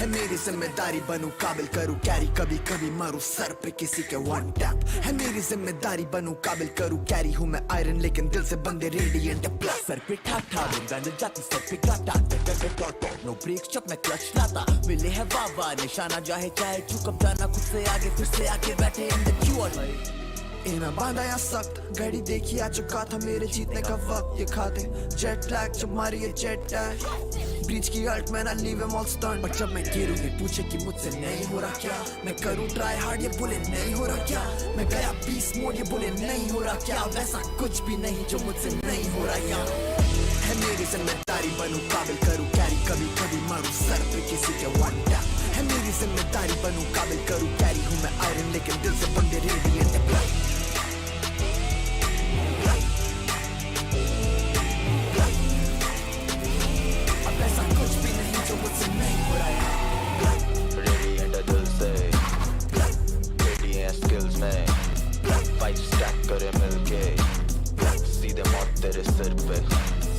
आने में लगा था वक्त पर आया मैं जब से बुरा नहीं नाम कोई आया मैं लेनी तक चुका रही है शक कभी देहदात वही हूँ तेज में पहले से बहुत मेरा एम बहुत सा है मेरा एम लॉक के डॉट्स है मेरा गेम मोड ऑन बहुत fire win top 5 and gods आई फिर वापस लौट आया कंसिस्टेंट और हौसला है टॉप फ्रैग पे टॉप फ्रैग मेरा क्रॉस से सर खोलता है फ्लैट प्लेयर्स में बोलता है मेरे सर पे घुमा रहा है जो मेरे सर चढ़ के बोलता है जब मैं गिरूं ये पूछे कि मुझसे नहीं हो रहा क्या मैं करूं ट्राई हार्ड ये बोले नहीं हो रहा क्या मैं गया पीस मोड ये बोले नहीं हो रहा क्या वैसा कुछ भी नहीं जो मुझसे नहीं हो रहा क्या है मेरी जिम्मेदारी बनूं काबिल करूं कैरी कभी कभी मारूं सर पे किसी के वन टैप है मेरी जिम्मेदारी बनूं काबिल करूं कैरी हूं मैं आयरन लेकिन दिल से बंदे radiant black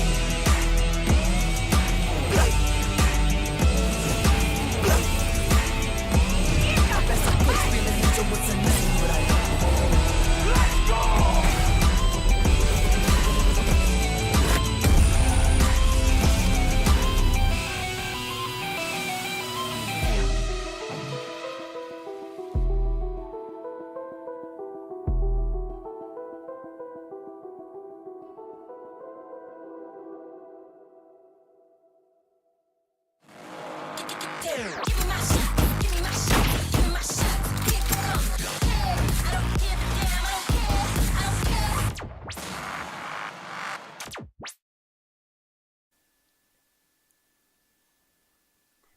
Oh man, after the first match, of course, we also need to take a little bit of chill pill. So I was also having a cup of coffee.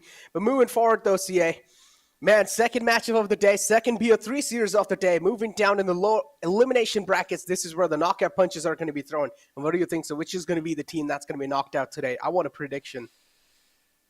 It's so hard to give one. I'll give you one right as soon as I see the veto. But I will say now itself what I'm expecting, because in my mind, if it is going to be the standard maps of Bind and Haven picked up once again, then I don't think it is going to be GE picking up the win, because Haven itself, if you look back, I think that was just Enigma trying out a new composition. As soon as they go back to their old style of Sova Sky, they'll be much, much better. And similarly for Bind, I feel like they were just surprised with the aggressive nature with which Global Esports played.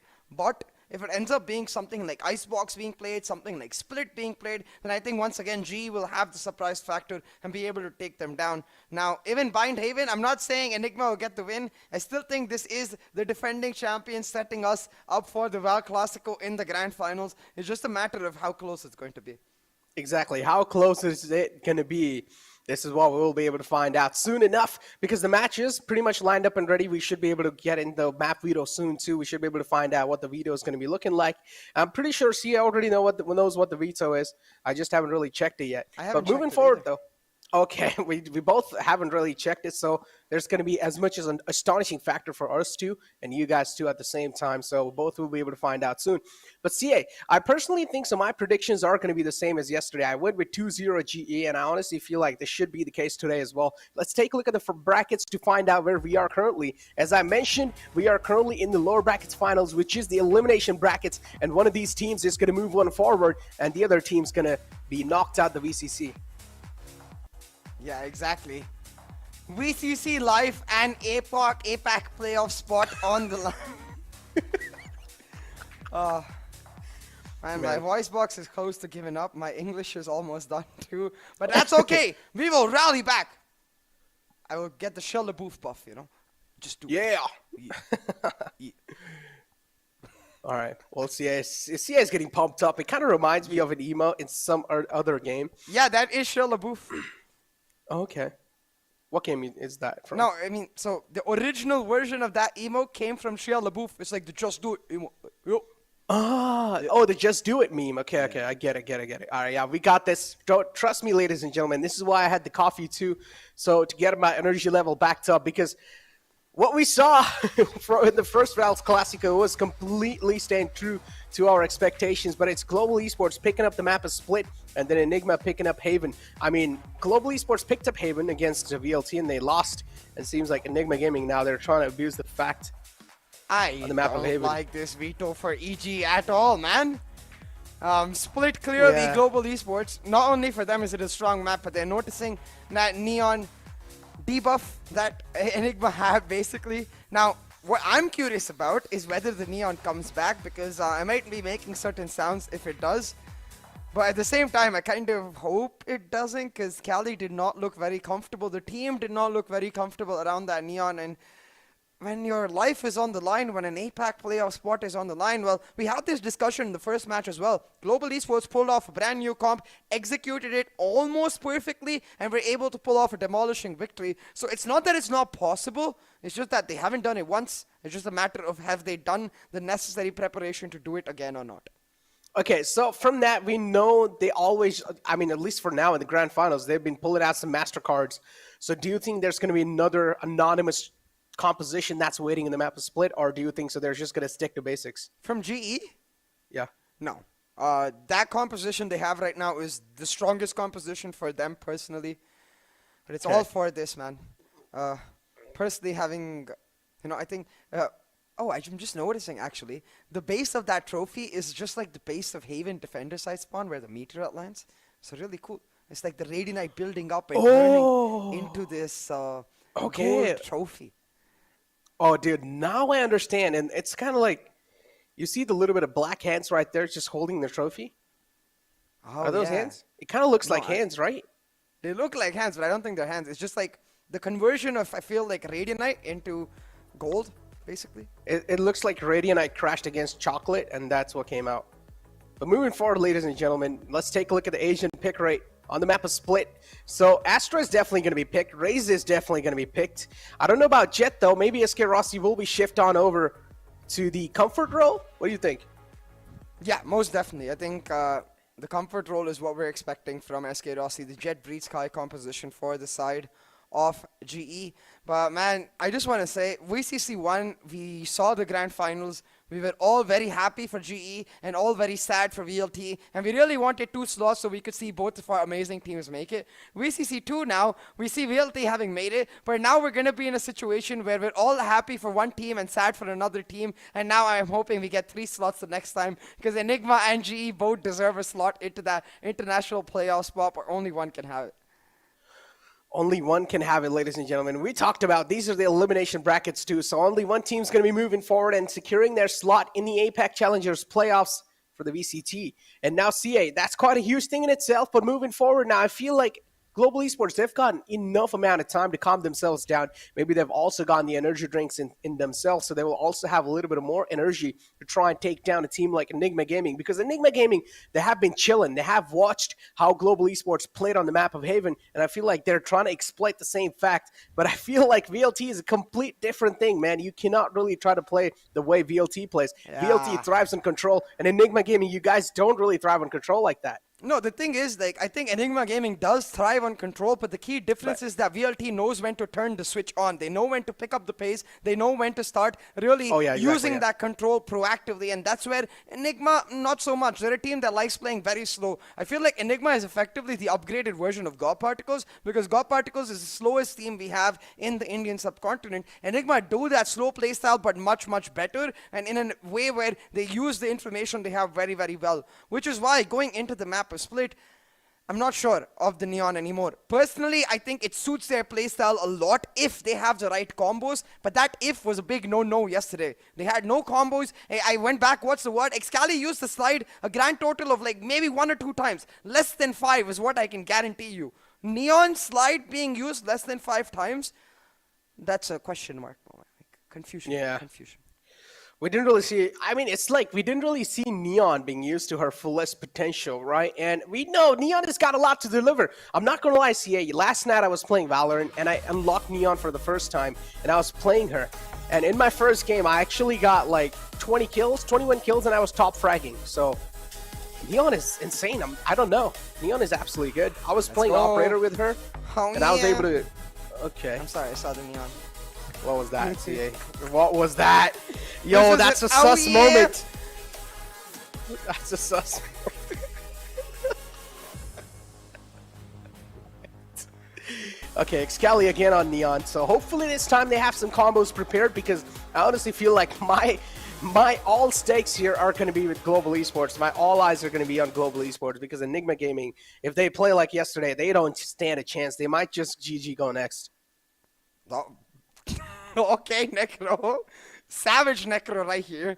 I mean, you know, I'm speaking the truth too, though. Yeah, that's what I was going to say, I think. But to be fair, you do have a point, at least mathematically, because at this point, boy, oh boy, for Enigma Gaming, Neon is going to be a big, big test. I feel like they need to prove that they've improved.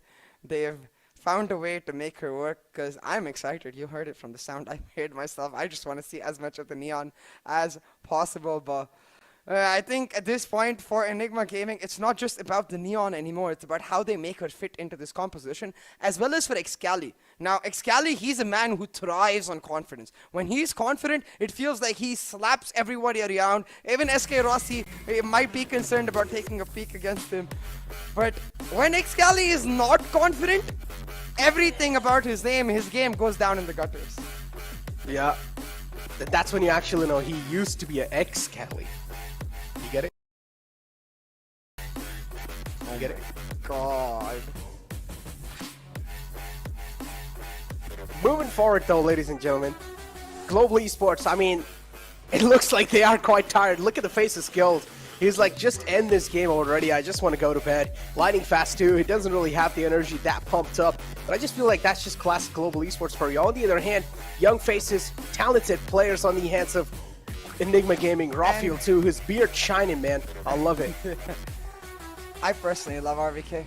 Just game face, the light shining. Man, bright. he's literally flashed, bro. That's how I used to be when I played League of Legends professionally. Like, I used to sit extremely close to the monitor. I loved a dark background, light to get the brightness up high, nice. And so I could see every single pixel. That hurt my eyes. Oh my god, no. Yeah, it did hurt my eyes too, which is why I stopped doing it. But that's how you still don't have glasses, and I'm jealous. It's a strong, healthy diet, Necro. That's what caused it. That's kind of cap. Not even kidding. At this point, I don't even believe in something like diet can help you with vision. I've tried, trust me, I've tried every single trick to try. No, I'm not saying you should go on a diet, but you should eat healthy food. Like, I eat a lot of greens, I eat a lot of vegetables, a lot of carrots, you know, so healthy fruits and vegetables. No, Scarguard, I did eat a parrot. I've talked about carrot. But right here, let's take a look at how effective this Neon is able to be. He's got the Ghost, the high gear, as well as the relay bolt in his hand. For everyone who has no idea what I'm talking about, that's a stun in the slide. Yeah, that's a pedal to the metal. Rossi able to drift back away to safety. Excali, though, is able to find the opening, so at least he's able to make the Neon place that worth it. Slide comes through. Easy entry on the elbow. There we go, CA. That's the first slide of the game. I'm going to try to count it as many as times as being caught by the observers. No, you can see it on the map as well. It's pretty obvious. I'll count pictures though. I'll give you the count when it happens. At least as long as I can, because I feel like this map will get too intense at a point and we'll forget that we were even counting in the first place. But right now, 3v3 on the retake. They cannot give these duels. Exactly. Isolated duels will be the downfall of Enigma Gaming. Hellbane just found one, but Rafiel with the trade makes it a 2v2 again. Oh no, that's it. With the 3K. He gives these solo peeks. Excali again was a little too over aggressive in that peek on the elbow side. He should have just hold his ground and try to play off it with Rafiel, but no, that was not the case. Instead, Rafiel was just playing really safe. Excali playing really aggressive. And that's going to cost him the first round. Enigma Gaming. This is where the demise is knocking their door.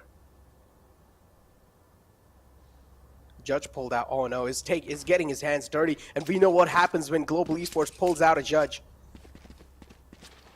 Oh, when lightning fast pulls out the judge, you mean? Yeah. Necro with the evil laughter. The judge coming through. And at this point, what is key is making sure this Neon is able to find some value offer utility. But no utility bot in this round. Of course, it is an equal for the side of Enigma Gaming, and the judge gets executed in the face by Rockyu. He's the jury of how that judge works. Indeed is the jury. That's the Hawks out too. Oh, 2 kick kills to follow it up. Skilled. Okay. I mean, as expected, they're supposed to win this round. Oh, a little bit of fall damage, but it's okay. That's not going to add on to his death points, trust me. Nice heals coming through too. That's going to be both those players healed up to max. Rexy posted up. It's a 3-on-4. The advantage is equally there. Excali with the judge. But in that range, you cannot really make a lot of things happen. Pulls out the Sheriff, or actually switches up to the Sheriff. But it's not going to matter. Yep, there we go. Final man alive. It's going to be 1-on-4. A huge difference to make. Rexy with all the emotions online in this round. Normally, Rexy's got the sexy aim, but against the Phantom, judge. Oh my god, he gets the judge. And an aftershock coming out. Yeah. They make sure to keep their distance, you know. Lightning Fast probably warning them. Exactly. But that judge is being safe though. It's carried over. So you know, CA in the B main, I honestly feel like if I have like a feeling, I take a judge and I sit behind that metal box. Right there. So what I do is I ask my Astro to smoke it, and then I instantly sit behind that metal box in the B main. Maybe we get to see that from Lightning Fast this time around because they've retrieved his judge. And now he's going to have the ability to move it and make it happen. For now, though. It's all about what review Enigma have done, what combos they prepared. So far, haven't seen much, but the fast lane, the wall now available. Excali just goes for a dry peek and shuts him down. Fair enough, Excali. He's got the confidence. But now setting up the stuns for his team as they look to execute onto site. Yeah, he's got the confidence indeed. The site control too. With the confidence to add it up. The wall's out to make sure RVK is going to be crossing over without any troubles. And now they're just going to try to play off a post plant. Look at the rest of the players from Enigma. They're taking their sweet little time to try and make the take happen on the site, but it's okay. It's just Excali lining up bodies with a nice 2K. Kappa trying his best to try and equalize the man numbers. 3-on-4. This is certainly doable. That's going to be skills fighting a man. Now in the close race, Spectre can be detrimental, but it's Kappa making the Papa moments on the site with 2 players that are trying to play it off to each other.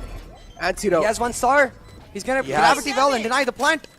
There we go. Oh, he didn't place it properly. Oh, he did not place it properly. He placed it on the diffuse, so small highlight to all the wannabe Astra mains out there.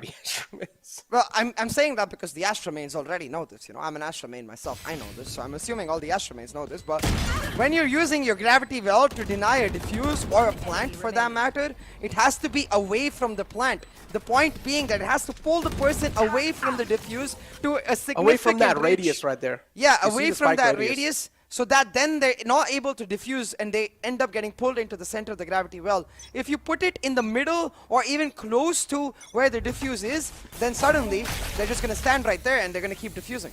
I mean, sit right there and keep diffusing, I guess. Yeah, but I mean, honestly, it's just Kappa going to Papa mode. No, but again, man, like Excali in that situation, he can use the fast lane, reposition himself, he can wall up and move into a different position, but he doesn't.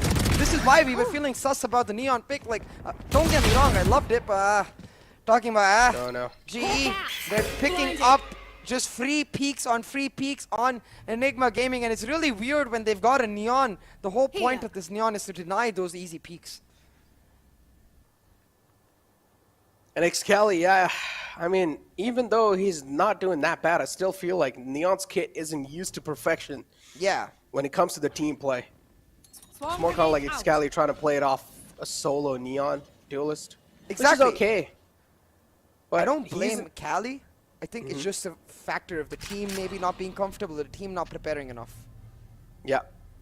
It's clearly being seen, right? And they're trying to rely off of Cali's solo fragging capabilities, which is nothing wrong. He is capable of doing so, but this is a team game. You can never try and rely off of that. Antidote, again, a dry peak flows through. Held Ranger punishes him, even though the man's low. Expected here. There we go. lining fast with a great read on to Cali. And it's also because of the simple fact that this is what we were talking about, even though Enigma love getting control of areas which Neon is really good at. What they're not necessarily good at, Enigma Gaming, is picking up the pace with that Neon and when they have that control. So you've got to get Neon into advanced positions. They've got to put themselves into an area where the Neon can then start looking, because go back to the double duelist meta, right? Remember when Phoenix used to be played on Haven? It was never the case that everyone just W's onto site with the double duelist. No. Usually on defaults, you help the Phoenix get into an advanced position and then you leave him there as a duelist to solo lurk around, be an active lurker, find duels and attract attention to himself. If he wins the duels, you can rotate onto him. If he doesn't, then you can just use that attention to fake and go to another site. But at this point, Cali is not able to do that because the team is not setting him up. And we're talking a lot about Neon, in my opinion, because this entire composition revolves around him. Similarly, if Cali was playing the race, I feel like he'd have a lot more impact for his team. 4-0 is the score line. And trying to find impact this late. I mean, Cali definitely wants to make some solo impact happen.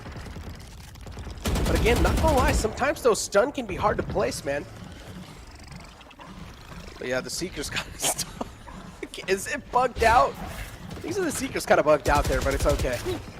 Rawfuel's trying to peek out. There we go. The first man's known. Rawfuel instantly cloud bursts onto there. Skills is going to peek out. Rawfuel, iffy aim, but it's okay. Wins that duel in the end of the day. 30 HP in the hand. Kappa here, making sure not another man is able to cross through. Rexy's holding an off angle. Is he going to be expected? Head Ranger somewhere down line. The timing might just not work in his favor. There we go. Expects the man in the close. Cuts his head off. Another man right there. Nice. A great fleet onto Antidote. Enigma Gaming, they're just losing these duels. And they're being cost death for that. Viper's pit out. Lightning Fast instantly spamming right next to the Iron Box. But still no connections found. 30 HP in the hands of Hell Ranger. And Hell Ranger life's going to be mattering a lot too. RBK holding off the off angle, waiting for them to just try and sneak through the edge of that Viper's pit. They do exactly that. He reads them like a book and shuts them down, lining them up, making sure that a round picked up for the side of Enigma Gaming. RVK almost single-handedly carried Enigma yesterday against Exploit Necro. Seems like he's on track to maybe do it again. Very hard against GE, I'll say. Maybe, just maybe. If I'm not wrong, even in GE and VLT match, it was 4 rounds back-to-back from VLT, and then Global Esports won a round, and now it seems like the history is repeating itself. Global Esports are getting a taste of their own medicine. There we go. Neon is pissed. Is she going to be able to deliver, though? That's what I want to know. Stun's out. The finger gun's out, too. Overdrive for all the nerds like me is what we call it, but it's running out of charge as the Neon not able to find any frags. Now instead, GE retake that area, trying to get back. When's the Rolling Thunder set up? But Rawfuel was not stunned, and neither was Anti. Shuts down one and is able to get a key space now. Exactly, look at Cali. He's just lurking on the edge of vents. Here's the rope being pulled up. So I think he's going to assume that the Vents player is gone. They're not going to expect Lightning Fast to come through on the lurk. That rope sound made by Hell Ranger is key. Lightning Fast should be able to pick up. There we go. SK Rossi just booms onto one. Excali, though, is trying to get their trade onto Kappa, and that's a big trade, too. He's got a weapon. They have the lockdown available. Lightning Fast now is just waiting for them to flood on the A side. There we go. Turret gets the contact. Lightning Fast playing to perfection on the contact play, but I just feel like that's a little bit of desperation lockdown right there. No value being done from that lockdown. Lightning Fast should have tried to play things a little bit more safer and a little bit more calculated. Was just trapped in that corner, trapped in the cell. It's gonna try to play at least, yeah. It's almost a lockdown where he's expecting them to leave him be and respect him, but they don't. Instead, Rossi slaps him in the face, and Hell Ranger with another breaking his mirror, leaving RVK in a 1v2. Now this man, he pulled out a 4K yesterday on just a pistol. This time with a Vandal reveals his position on the elbow, and Hell Ranger with that information, that gun barrel, as you said, being spotted out, shuts him down. He didn't take a single damage. He didn't take a single bit of damage. Hell Ranger. He has full armor, CA. That's going to be saving so much economy. Yeah. Again, that lockdown, I 100% agree with. A bit of a panic one. Like, imagine at least he'd come back into A main and tried to hold A main, then they could have used the lockdown for the retake instead. Or maybe just saved it for the next round. But if he really wanted to use it that round, I feel like he really should push back into A main, use the lockdown there, and then just hold the attacker side spawn entry into A main. But instead, he panics, he uses it right there, hopes to find a fight. He's almost like he's trying to bait them into a fight, right? Because as soon as they see the lockdown, they're gonna want to push him. But that's relying too much on individual duels, individual prowess for that big a utility. Because of that simple factor. And he almost lost that round, but they did end up pulling it back. And now EG on the eco, they're trying to push forward. Necro, they've got 2 key back weapons. They're trying to get a thrifty, but not like that, Rafio. You hit some cracked up shots and then you miss like that.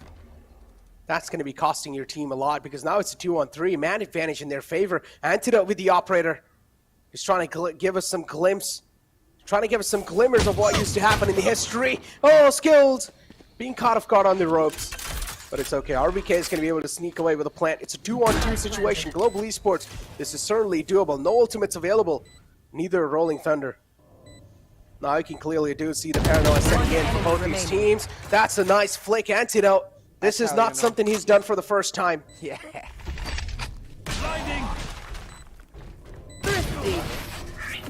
Oh my god, what a shot. How is he so cracked? He's the Sheriff King, baby. RVK. But talking about Antidote for a second though, clearly you could see, as you said, not a stranger to this operator. Flicks perfectly. And a fun fact, he's actually got a sniper on his right arm, tattooed, to signify his journey as the primary operator player across multiple FPS titles. Yeah, so I know. Unfortunately, now he's not an operator anymore. Pretty shifted down to a controller role. This. Maybe there'll be he'll play an op. Maybe there'll be a Astro. controller in the future who can also op. Poison orb emitting. That'll be cool, I guess. Poison's off. Yeah. Look at RBK. Ooh.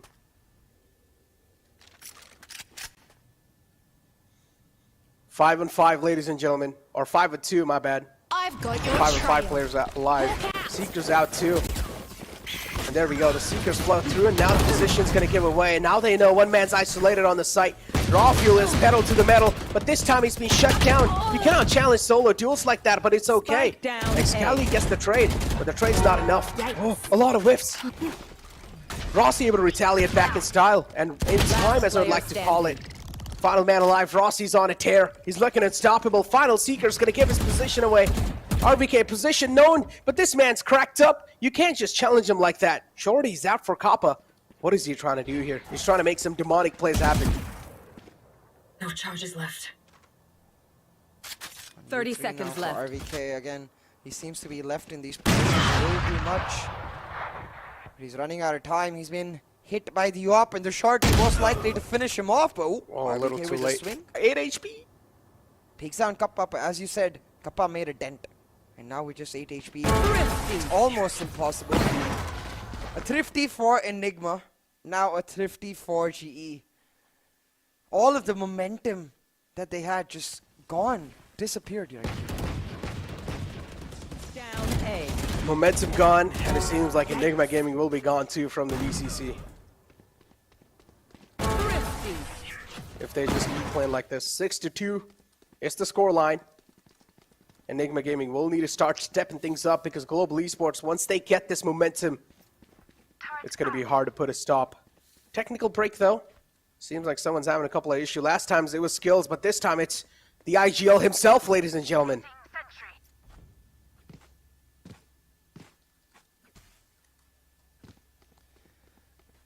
Maybe this is another bladder break.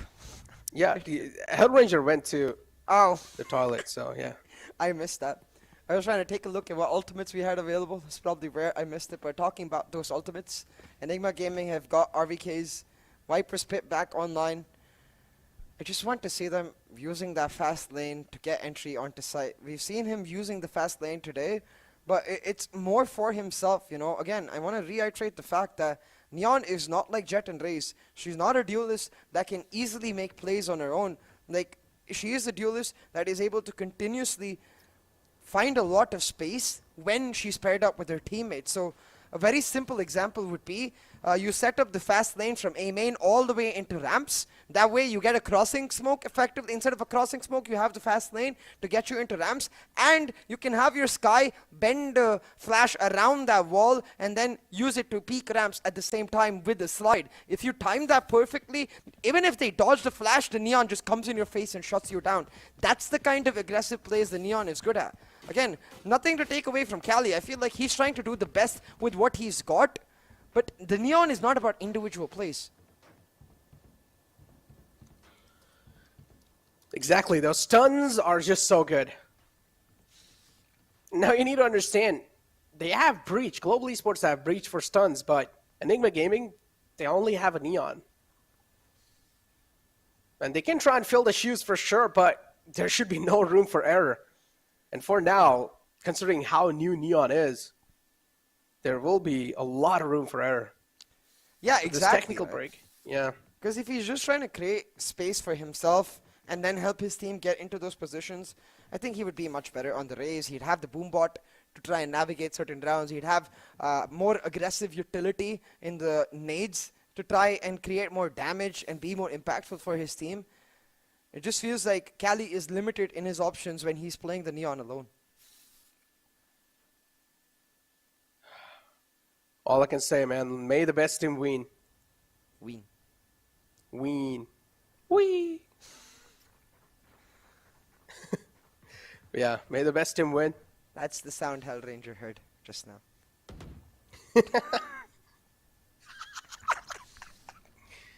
When he was emptying his bladder? I didn't say that. You did, Necro. Yeah. He's like, wee.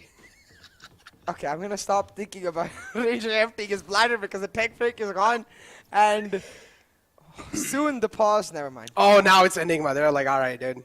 All right, we might. For so long we've been waiting. never Okay, mind. now it's gone. Okay, okay. All right. Let's get the The timer's unpaused.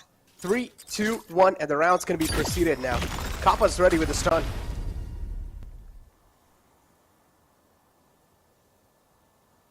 Now, again, a lot of criticism from my side on, not even criticism, I'd say a lot of plausible explanations for what the Neon could do, a lot of theory crafting, you know, but this Neon could easily get out of hand on the hands of Cali, even if he's just making individual plays. As long as he's able to make sure that he pushes on forward, but right now instead, George sliding on through, Kappa with the tracking shuts him down, executes that Neon, and Spike down unfortunately, A. that's all she wrote. Yeah, she slid into her own death. And now Rafuel and Antidote. These two star players left all by themselves. Turret gives his position away. Now Rafuel will need to try and navigate through. Antidote kind of separated out with the matte black Vandal. 3 stars available for him. 21 bullets in the magazine. Kappa just holding a close angle. Knows he has to spike control as well. If Rossi misses out on the shot, oh, 30 but that's seconds not left. going to happen. The chances of that are pretty low. So Kappa, his work's cut off now. It's all down to Rafuel. I'm pretty sure he's probably going to go for either some exit frags or just a proper save. And that's what he's going for. GE giving him the respect as well, not going on the 10 hunt just seconds yet. left. But I think they should because they have a blossoming economy. They can afford even 2-3 members lost in trade for this weapon. And in the hands of Rafuel, it can be quite devastating because even look at the shields, right? He's got 42, which means he's unlikely to upgrade into the full shield next round. He's probably just going to carry over with that 42 shield and give maybe his teammate a weapon or two. But they don't hunt him. She's just playing it slow. But again, imagine the same push that Cali did, but with the wall set up, the Neon wall set up. Exactly. 30 seconds left. Could have changed the entire outcome too. Yeah. And if he just dashes away, that was an easy scroll through on either half or on the other side. But it's just Global Esports realizing the fact that how OP the judge can be on the defending side. And they do realize these stuns are not being used to perfection again. But again, man, like, I think something that is underestimated on the Neon, because when she first came out, everyone was hyped about her stuns, which rightfully so, her stuns are amazing. But something that everyone underestimates on the Neon is the amount of damage that wall does. just setting up that wall, like no player is going to try to walk through it, and if they do, they take a ton of damage. You can easily just kill them with a couple of bullets, you know, a couple of body shots. How much damage does it do again? Let me check the exact numbers, but if someone stands in it for its entire duration, they almost die. So it does a ton of damage. But hold on, let me check its exact numbers. I mean, if they just cross through for a second, then it's not going to do that much amount of damage, right? Maybe like a Phoenix wall, I guess? Yeah. Hold on. Yes, Phoenix wall 30 damage per second. Oh, okay, so that's a lot of damage. Okay, It's so a when you lot of walk, you're damage. pretty much going to be taking, 30 damage. So if you walk through the wall. Like, if you walk through the wall, like, at max, at least you're going to walk through for half a second and then walk back, right? So at least 15 to 20 damage, which is a decent bit. Like, and if you walk for a full second, then 3 body shots, you die. Because 30 damage taken already, so... I feel like a lot of players end up underestimating the amount of damage it does, but what we're underestimating right now, and what G underestimated in the last round, was the impact of this Vandal save for Rafuel. The Hero Vandal coming online, he's found a huge 3K and a thrifty for Enigma. G, you should have gone hunting. You couldn't leave Rafuel without Vandal, man. Yeah. The saved Vandal pretty much being saved round for Enigma Gaming right there. Rafuel just saving their journey over here in the VCC in this round. Rafuel pretty much stepping up when his team needs him the most. RVK and Rafuel, these two players, even if the rest of the players aren't really able to wake up, these two players will always deliver on the mark. On the other hand, Global Esports, I feel like the kills are equally distributed. Turret out. Hawk out. So many thrifties already in one half, bodes very, very well for this elimination matchup, Necro. Global Esports versus Enigma Gaming for one last slot, but anti, you can't be entry fragging as the Astra gets shut down by Rossi, but right now, Cali, with a long, fast lane, is able to get himself into sight and creates a lot of space for his team. Hellranger with a little bit of whiff, Rafuel shuts him down, and despite Rossi's heroics, despite Anti's errors, it's actually Enigma Gaming in control. Oh, lockdown's invested. Excali would want to shut it down. Now this is what I'm talking about. These are the great stunts. And this is where you utilize the stun to perfection, but you still get shut down like that. But as long as they get rid of the lockdown, that's all it really does matter. Oh, lightning fast. You should not give this man a chance. And there we go. Rafuel's on fire. He's on some Rafuel. Give it up for this man. Sheesh. Rafuel is cracked, bro. But Cali, finally, I love this from Excali. Just presses the W key, sets up the fast lane. Look at how much value it creates throughout. It's almost like a Viper wall, effectively, and then uses the bounces on the stuns. In those small angles, with those bounces, there's literally nowhere Lightning Fast could sit. Now, it's a different story. The Lightning Fast is just cracked and still manages to kill Cali while he's stunned. But at least Cali tried. Yeah, it's just that Cali, honestly, the Neon and Cali combination gives a little bit of unluck to Cali at this point. No, but I really liked the way he played in that round. It reminded me of the OG Cali, extremely aggressive, you know. That's what I want to see from him once again in this round, because they've got 2 huge ultimates. All they really need to do is rely on Cali to get them into sight, and then RVK will clutch out the round with his Viper Spit. That's true. Oh, but no. Look at the setup from Global Esports. A 3-stack on the B side. Kappa holding down with the breach on Heaven, while Skills plays solo on 8 because they have the Rolling Thunder to retake. Oh, now also getting the vents control. Enigma Gaming trying to be really proactive in this round. Rafuel's presence known. Excali's presence known too from the wall now. Nothing much can be saying. Poison's off. I have the spike. Retrieving the spike 2 in the hands of RVK. 7-4 is the scoreline. Global Esports want to make it 8-2-4. And Enigma Gaming, the pressure is going to build up because Kappa with this judge right here, he has to be the playmaker. He has to be the difference maker. So Rafuel, if he takes down a man like Kappa, then there can be a difference maker without a doubt. But oh, he steps back at the right nick of time, or at least at the wrong nick of time. The right time for Enigma Gaming though. But still, they're not really able to make anything happen. Skills able to flow through with another kill. Rexy shut down. Now we're left on a 3-on-4. On the map, it's all about RVK. He's going to be the entry flagger, create the space. Despite the Rolling Thunder, he's going to be able to get the plant, and now Kappa with the judge trying to find an execution. But I feel like he just goes too early. That 1-for-1 trade, worth it for EG. But Skills With a huge shot, like you said, Necro makes it a 1v1 now. He can just set up the Cosmic Divide and go for the Ninja Diffuse. Be confident. Because look at RVK, he's backed up all the way. I think he's relying on his Snake Bites to pull off this round. But Skills has no idea. Set up the Cosmic that's Divide. great. Well divided. Just needs to go for the Ninja Diffuse. No, you just need to wait for the Cosmic Divide to go through. Especially, there was no one really available on the site, neither on the back site, so I think should have just waited. The read from Skills was that he wrapped around pillar was coming from the back of him, because you could see the way the Cosmic Divide was set up. If he'd gone for the Diffuse, I hope we get a replay of it, but oh, we don't. So the way it was set up was that if he'd gone for the Diffuse, there was no way for RVK to push through the Cosmic Divide, because when he tried to do so, he would end up in the box or walk into the body of Skills. So he would have to go all the way around and then try to go through. And that way, Skills could have gotten at least a half Diffuse and known that RVK was coming. But he wasn't expecting RVK to be in B main, B garage. He was expecting the wrap, and that's why the Cosmic Divide doesn't work out.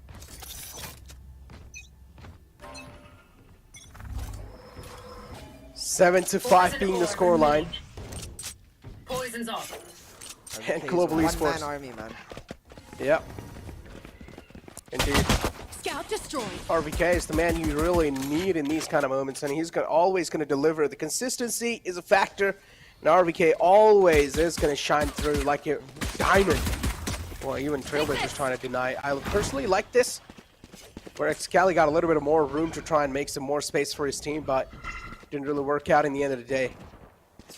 Rexy now trying to be aggressive. Has a lot of util. He has some flashes, but he should not be caught while he's trying to fade away. Rafael able to sneak away with 2 kills. Now it's a 3-on-4. Head Ranger on the B site has strolled in quite deep. Lightning Fast shut down Antidote. Now make it a 3-on-3. Man number equalized. Threat neutralized. Spike still in control of RVK. Oh, they're not expecting Andy. But look at this duel right here. It's really going to be mattering. A lot of damage dealt, even though he goes down. Look at the amount of HP they have. 11 HP in his hands. 3-on-2. The heal, Necro. One overgrowth from the side of Rexy gets both Excali and RVK to tip-top shape. They have full HP bars now, and that's the power of the sky in these pistols. Cali will find another, and this pistol surely in the hands of Enigma Gaming. Rafael stepping up, dropping that spike carrier, and his team reacting perfectly to control that B heaven, make sure they end up winning the round. With that pistol win, Necro, Enigma, they get to go on to the next round with the Spectres in their hand, the anti-eco for their side. An opportunity, a clear-cut opportunity to equalize the scoreline. They needed this desperately. Oh yeah. This pistol round was their lifeline in this game, or in this map, and Enigma Gaming deliver when it was needed the most. YB is definitely going to be a happy man after that win. Now moving forward, SK Rossi's Sheriff. It's going to be the hero Sheriff play. Looking for some skulls. He's looking for the victims. But is he going to be the one to be the victim? That's what we're going to find out soon. Rexy peeks out. Oh, that's a great pull. Nothing really to be taken out, but Lightning Fast is able to deliver. That's a great flash. Pushes the man out of his comfort spot. Rafael's still alive. Not even a single bit of damage taken through the smoke. He's got some X-ray vision. Antidote to follow it up with 2. They're just lighting him up on fire. I'm just very confused as to why they all stacked up out there instead of going and taking Vents control, retrieve that Spectre, and then let that person, they give Rossi the Spectre and then let him lead the charge. Because they got a 1-for-1 trade over here. Rexy, he gets one, but he gets traded out by Lightning Fast immediately. Then you have to go pick up the Spectre. You know that Rexy had the Spectre since he got the one in the first place. So very weird in that particular moment in terms of decision making. And because of that, I feel like they could have done a lot more damage if they picked up the weapon up, but instead they all just fall prey to the spray. And an easy equalization for the side of Enigma Gaming. And talking about easy, this round coming through, a bonus round for Enigma Gaming. They're just going to try to hold down close cut angles and make sure that GE don't get free entry. Not gonna lie, today is the day of great matchups. Because in some other FPS games, there's another matchup going on between Navi and G2 Esports. Another intense game. Just a golden day, not gonna lie. I know, what just happened? Did this game just turn off? No. Because Lightning Fast looked kind of panicked. He kind of panicked right there. But it's okay, 7-7. Rage quit. We've seen those moments. 7-7 is the scoreline. 14 rounds in total. Quick maths. Necro with the quick mass, and now hopefully Kali with the quick plays, because the team's going to rely on him to create the space. They come down from having the guiding light, though, delaying him. The vulnerable is there, but he's created the space. He's become the distraction while his team pushes in from multiple angles and finds Global Esports on this retake, on this bonus. Enigma reigning strong. Now, the defuse was denied by the gravity well in the first place, but Rexy's guarding RBK while he holds it down, and Rexy plays it to perfection.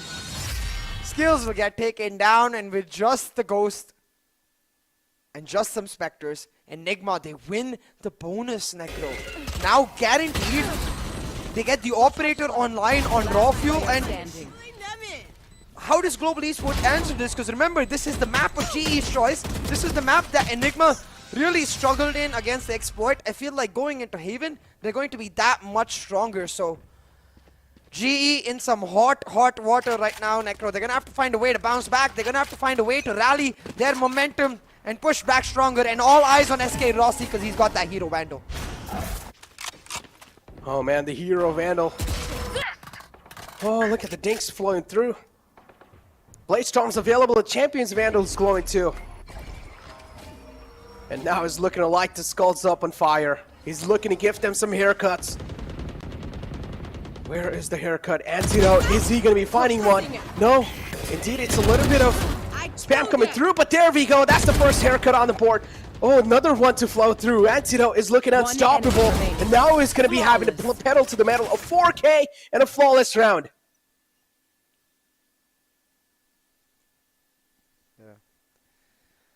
A flawless round indeed.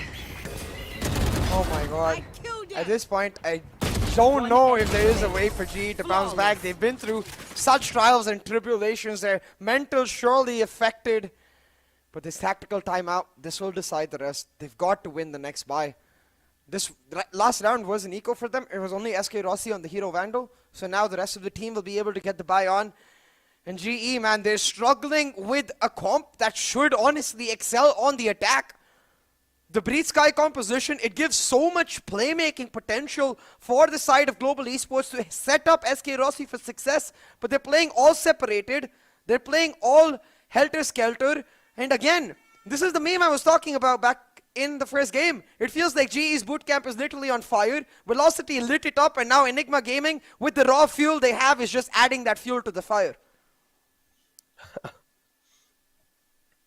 Talk about fuel to the fire. Raw fuel is the man who's going to bring in the fuel. But yeah. 7-9. Blink of an eye. The entire lead now shifted over to Enigma Gaming, also with a fair bit amount of cushion. 2 rounds cushion in their hands. Global Esports, indeed a sign of worries on their faces. How can they counter this? How can they counter this? Now they're going to give all the strats in their book. They're going to whip every single trick out, because this map pick is the map pick of Global Esports. And if they don't perform here, and maybe moving in on Haven, Enigma Gaming are going to look even stronger. That's the question though, because Enigma Gaming picked Haven themselves, so you've got to assume they've got a plan available for them, because if VLT versus GE was a tale to tell, we saw the teams exchanging the maps of their choices, so it could just as easily be GE bouncing back. They're talking about bouncing back. Let's not count them out on split just yet, Necro. This is the map where they pulled it back from 12-4. I'm sure they can try and do it again from 9-7. Scout destroyed. Oh, that's going to be a little tough. There we go. One player's detained. And that's a big detain too, because now they get the site control. The plant's a little late, but it's okay. 45 seconds in the clock. Vandal's glowing. Somewhere down line, is it going to be expected? No, the man's still taking his sweet little time, and there we go. Now it's going to flow through at the last second. Controller, it's going to move it in. Well, that's a great wall right there. The Cosmic Divide's going to be dividing the site into 2 halves. And now the B main is pretty much going to be cut off. They have no sights. Kappa is the only man left in B main. No line of sights on the actual spike. How is Kappa supposed to play this? Not a lot of time left. Excali finds that crucial frag too. All down to the clutch pad himself. There we go. Waits for the wall to fade away. But he actually shuts down the diffuser. It doesn't matter, yeah. They had a lot of time. Yeah, and half was done. I think that's why it did not matter, because if the half wasn't done, then there was not enough time. But with the half defuse done, Kappa not able to pull it through. And unnecessary peaks, Necro. Unnecessary peaks in these post plans. Rossi, you don't need to be so aggressive, man. You need to buy time. You need to play for the delay, because at the end of the day, the round, it comes down to Kappa having enough time to pull it out. Huge plays from Enigma Gaming. Despite the early losses in the first half, they adapted, they bounced back, and right now they're looking too damn strong. There is no way to stop them. And Rafuel is on an absolute tear, Necro. Enigma Gaming and Rafuel, they want to light it up. They want to get themselves to the final, represent their team right there. But SK Rossi, with his final dagger, he'll find one and shut down Rafuel. Is the anime battle truly come online? Don't know about the anime battles before now. It's the battle of the Valorant characters. There we go. 3-on-2 now, CA. Excali trying to be the difference maker. There we go. Slide straight in, right next to Kappa. Lightning Fast should be able to retrieve a Vandal. There we go. He does now. Lightning Fast is going to be a man who's going to be a big threat. And a thrifty round pulled out from Global Esports. Dark message. A message indeed. This is why you don't count out GE. The fighting nature of Global Esports clearly showing in this round. Look at the nature with which they execute that play, right? Get into the face of the first player, have the stun already set up for Rafters, expecting Rafuel to try and give him backup, forcing Rafuel into a position where he can't really give backup and move away and shut down, try to get away from SK Rossi, who shuts him down. Just like that, 8-10 now, and ooh, Rossi's got himself an operator. It's a little weird, Necro, because with the Breed Scar, you assume they want to keep playing aggressive, but Rossi going back to his comfort and slowing things down. We'll have to see if comfort is good enough. There we go. Stuns out. A little bit of stunned concussion effects there. Head Ranger's able to sneak away with a frag and also fades back to safety. So now the man advantage in their hands. They have Cosmic Divide available to make this beat take happen. Rolling Thunder also used on the site. Excali is stunned with that. And Rossi with the operator making the entry happen. How is that possible? Excali, so much damage taken. A lot of things to deal with. Oh, I'm getting lost of words because this take is so quick. Blink of an eye, they get the site control. And now we're down to the only man left alive. It's Antidote. SK Rossi with the operator just dashes in the site like that. How is that possible? Yeah, like SK Rossi is the only player in the world, I'm gonna say, that I can think of who flashes and dashes on an operator. Hamu? I don't know. That's what happens when you actually gain a lot of confidence, even in pro matches. Let me just revise that statement a little bit. SK Rossi is the only player in the world who can flash and dash with an operator and pull it off. Everyone can flash and dash with an operator. Rossi pulls it off. Like, sheesh, man. There we go. Flawless is exactly the word we need to describe Rossi's performance in that round. A 3K for the man. And honestly, a legend at this point. What is this? I get it that Lexi is flashed off, but the confidence to be able to flash and dash on an operator? Oh. Him and maybe Cena. That's pretty much it. I could imagine Cena doing it, but to be honest, Ascent don't play Breach as much. But that's pretty much it. Either ways though. Turret. The scoreline almost equalized, Necro. I think the eco is not in a great position for the side of Enigma Gaming. Yeah, they have the buys. I can see the Vandal in Excali's hand. So this is going to be the final buy. They lose this round, they give up the lead. They do. Give up the lead and potentially also give up the match point. But yeah, Enigma Gaming, a final chance to try and stop the momentum that Global Esports has built up. The momentum just shifting back and forth. Oh, and finally it seems like Enigma Gaming, they're giving a fight to Global Esports, because yesterday it was just a complete one-sided affair. And this is what happens when every single player from all these teams, they start activating themselves. Things get way too close for comfort. Raw fuel. They've given up mid-control willingly, Necro. They're just trying to hold on onto site. Rexy trying to set himself up for the contact pop flash, but he doesn't peek soon enough. Instead, it's Rafuel trying to make it happen. Now he finds one, and you can see Excali on the other side with an operator. 30 Just seconds ends left. up getting isolated. And this is very, very. Oh no.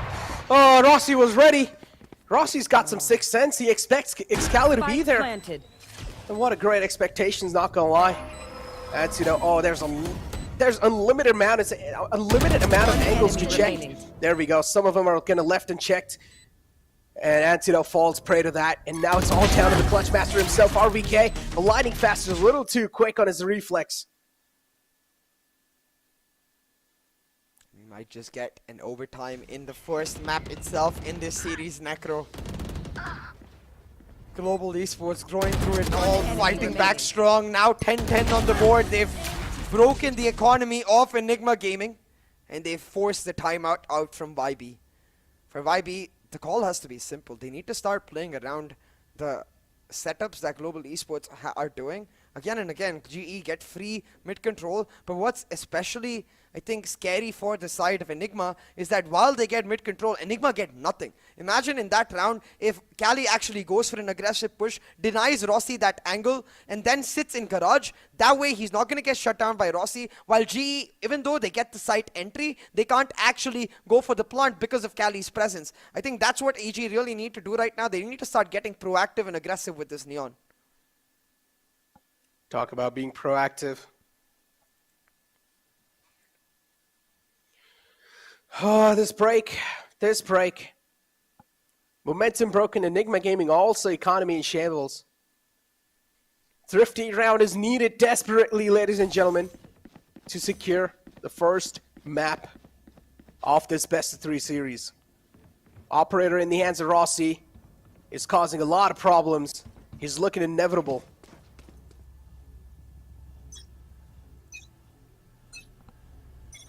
Inevitable is SK Rossi. Blinded. He's like that player who occupies an entry space in your head, and currently he's occupying it in Enigma's head. They were in cruise control, Necro. They were in the driver's seat. Ball in their coat to try and pull it off, but it just will not happen. No. Instead, GE, they're fighting back, and SK Rossi's operator, it's unstoppable. Yeah, we talked about this man. Is just feeling it right now. When he starts connecting some inhuman shots, it's going to be next to impossible to stop this man. Still a 2-on-3. Sheriffs can wring their heads. But again, this looks really impossible. If SK Rossi keeps on connecting shots like that, he's going to peek out. There we go. Head Ranger is going to seal the deal.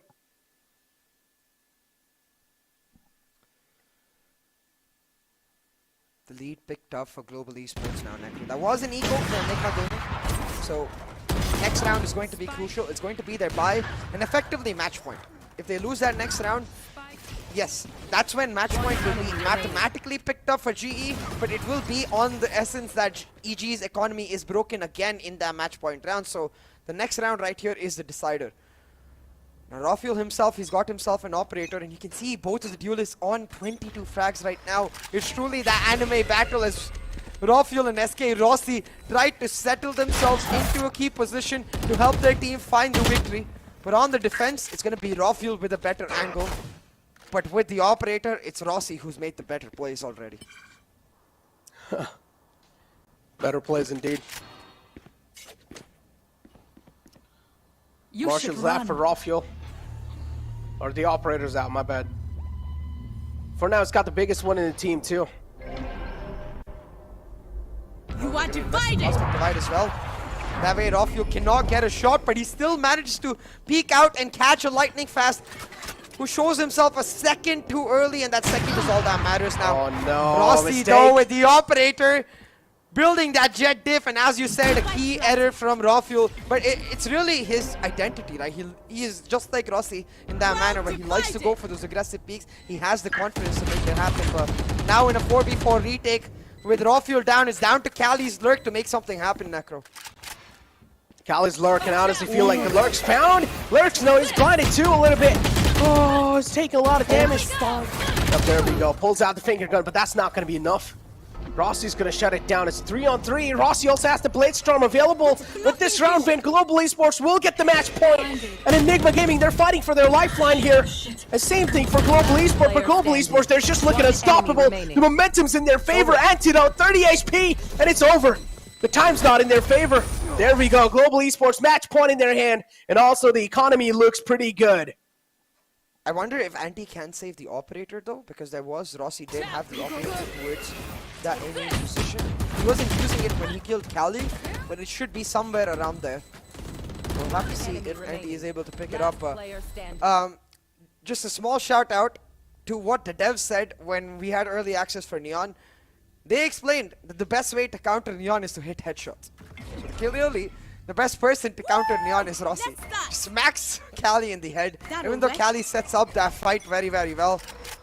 The overdrive normally would win against any other player, but against SK Rossi, he's able to instantly find the headshot, and that's crucial, man, because if Rossi goes down, Cali comes through with the overdrive, he's going to be the one creating the space, and maybe Enigma end up winning the round. Right now, instead, Enigma with the broken buys. They're going for some aggressive pushes. They've got mid-control, and Rafuel has the operator that I assume Anti did save, so yeah, he's got to make it count. Indeed's got to make it count. Yeah, that was the operator that was being saved, so yeah, you're right. Because, oh no, with that turret chip damage, the armor's gone too. No, he messes up the dash, but it's okay. He's got the cloud burst to burst in the sight. So many utilities to dodge. Also, the Seeker's out too. The Global Esports, oh, they're making it count. They're making it hurt. And Enigma Gaming, GG go next. It's a 5-on-3. Excali trapped in hell. And indeed, now he's trying to pull his team back from hell. And that's a fine. That should be 1 in a million. And Global Esports, as I said, GG go next. It's going to be Global Esports who pulled through the victory on the first map of Split. It did get really close, but as long as you get the win, that's all that matters. And you can see the team just making sure they calm down. Hellranger and Rossi especially telling their players just hold on, don't celebrate just yet. We need one more map victory to secure our spot in the APAC Challengers playoffs, and that's important, Necro, because this map was GE's. Amazingly done, and honestly, SK Rossi diff right there, man. The minute he pulled out the operator in the attack, it was either win or lose immediately on the basis of that, because it slowed down their gameplay to a large extent, but we know how comfortable Rossi is on the operator. We know the kind of plays he's able to create on the operator, and he just does it again and again and again. There is no stopping this man. Yeah. SK Rossi is just looking really unstoppable, and the operator itself is something that gives him like a breeze. That is kind of like gives him a lot of hope. And he's like, all right, once I do get the hope, once I do smell the victory, that's where I'm going to start to thrive, and that's where I'm going to start to rip you guys apart. And we saw this a lot of times in the past, too, in the entire VCC 2022 journey. Global Esports thrives under a lot of pressure, and this is what it is. Again, Global Esports fighting for their life. They have never felt pressure like this, and they're able to deliver on all marks. Momentum was going back and forth for both these teams, but in the end, it was the breeze caught by SK Rossi and Global Esports. Yeah, exactly, and that's where I think at the end of the day, it's the win that matters, irrespective of what happened throughout the map. I do believe we're going to have a couple of clips to talk about what happened throughout the map, so it's really down again. Cali's Neon, I'd say way better than it was yesterday. It definitely did look like it had some combos, but unfortunately for me, still not satisfied. Not as impactful, yeah. Exactly. I think there's a lot more the team could do with the Neon. I don't think Cali is to blame whatsoever. Yesterday, he didn't look confident. Today, he most certainly did. He tried his hardest, but you can see he was inhibited. He was limited and therefore not able to contribute as much as we expect that aggressive player to. I honestly feel like you should just stick to the basics and try and play the comfort role instead of actually trying to pull something out the box, because if Enigma Gaming did here, the outcome would have been way different. Imagine if Excali wasn't raised. Things could have been way different. He could have been able to use the Razor's kit perfectly. Could have been so much more useful. The paint shells, too, to clear out some angles. That could have been just such a great part overall. But in general, the Neon just not really working out that well for us, for Excali. But now moving forward, though, you said there's going to be a couple of clips. And I would say there were a couple of rounds where, you know how I just felt like in the attacking side, Global Esports, right? They always had the pedal to the metal. And somewhere down the line, Enigma Gaming should have started to expect that maybe, okay, they're just putting the pedal to the metal. They should have started to be a little proactive. But you mentioned this. Enigma Gaming is one of those teams that they don't really like to be aggressive. But when you realize your passive nature, your complacency is being abused by the enemy team, that's when you start to step out the box, though. And I said this around the timeout too. Like, given the nature of Rossi's operator and the fact that Global Esports keep taking mid control with their double initiator composition, you've got to take one extreme control or just contest that mid control right there. Knowing that Rossi is going to be on an operator, you can force a multi-trade fight. That's the weakness of an operator. It wins 1v1s a lot, but it rarely ever wins 2v2s or 3v3s. And that's where you've got to punish GE for relying on that operator. But at no point did EG try to do that. No, they believed they could hold on to site, contest Rossi's operator, and well, GE, for that belief, I'm going to send you back to VCC 1 and remind you of what VLT know now today, what Amit Rasu said today. When Rossi's got an op, when Rossi's got them knives, no. Yeah. You gotta be scared, boys. You definitely got to be scared, man. The operator and the blade storm combination is something that gives you a lot of movement at the same time. The one-shot kill and the blade storm, of course, you're going to be also getting the moving accuracy with that. So in general, it's just a tough thing to try and counter. And Rossi, a player like himself who's mechanically skilled, it's going to be looking next to impossible to stop him. Moving forward, though, next map of Haven CA. Of course, the big map, and it seems like it was the pick of Enigma. They have been looking pretty decent in the map of Haven too, but we talked about how good they are in the map of Bind, but this time they did not pick Bind. Yeah, exactly. This time, Enigma having not picked up Bind, it actually hurt them later into the veto because G immediately banned out Bind. But enough of that, let's head on over to the clips we have for this map of Split and talk about what went wrong for EG. Now 7-3 on the board. This was GE controlling the map entirely, but EG, they bounce back strong. I believe this is the round where actually Cali is going to set up the fast lane despite Anti getting caught out, which he shouldn't. This is where I really want to make clear that Cali was way better on this Neon pick, was able to create a lot of space for his team every single time. Spike planted. Still wasn't as much as he would do on the Raze, is what our point is. Exactly, that is true. Raze is more kind of like a comfortable role for him. And the way he plays Raze, it just looks like he's a little bit more confident. Stuns are really great, don't get me wrong. He's 2 stuns right here, but still, imagine to flush out 1 man, you're going to be using 2 stuns. Is that really worth it? Swarm grenade out. And these kind of utilities we're talking about, right? Imagine if he had pain shells. He throws the pain shells, gets rid of the lockdown, and he can instantly just back out. Or he throws the boom bot, can get rid of the man. He's going to flow and flush him out the spot, get rid of the lockdown, easy clap. Easy clap was what Enigma was able to achieve though in so many rounds, but not able to actually find the win. GE fighting indeed. Even this round, I believe Enigma was the one who ended up with the victory. Now see, this is where on the attack, their slow playstyle does help them out. They know they've contested B main, they've burnt the utility from that Sky. They're able to get info on A main with their Trailblazer, while Anti sets up the look, taking control of Vents. Because they have so much info throughout the map, then Cali sets up the fast lane, and he's able to set up the conditioning that now GE have no idea. Is Cali on ramps? Is Cali still on A main? They have no information.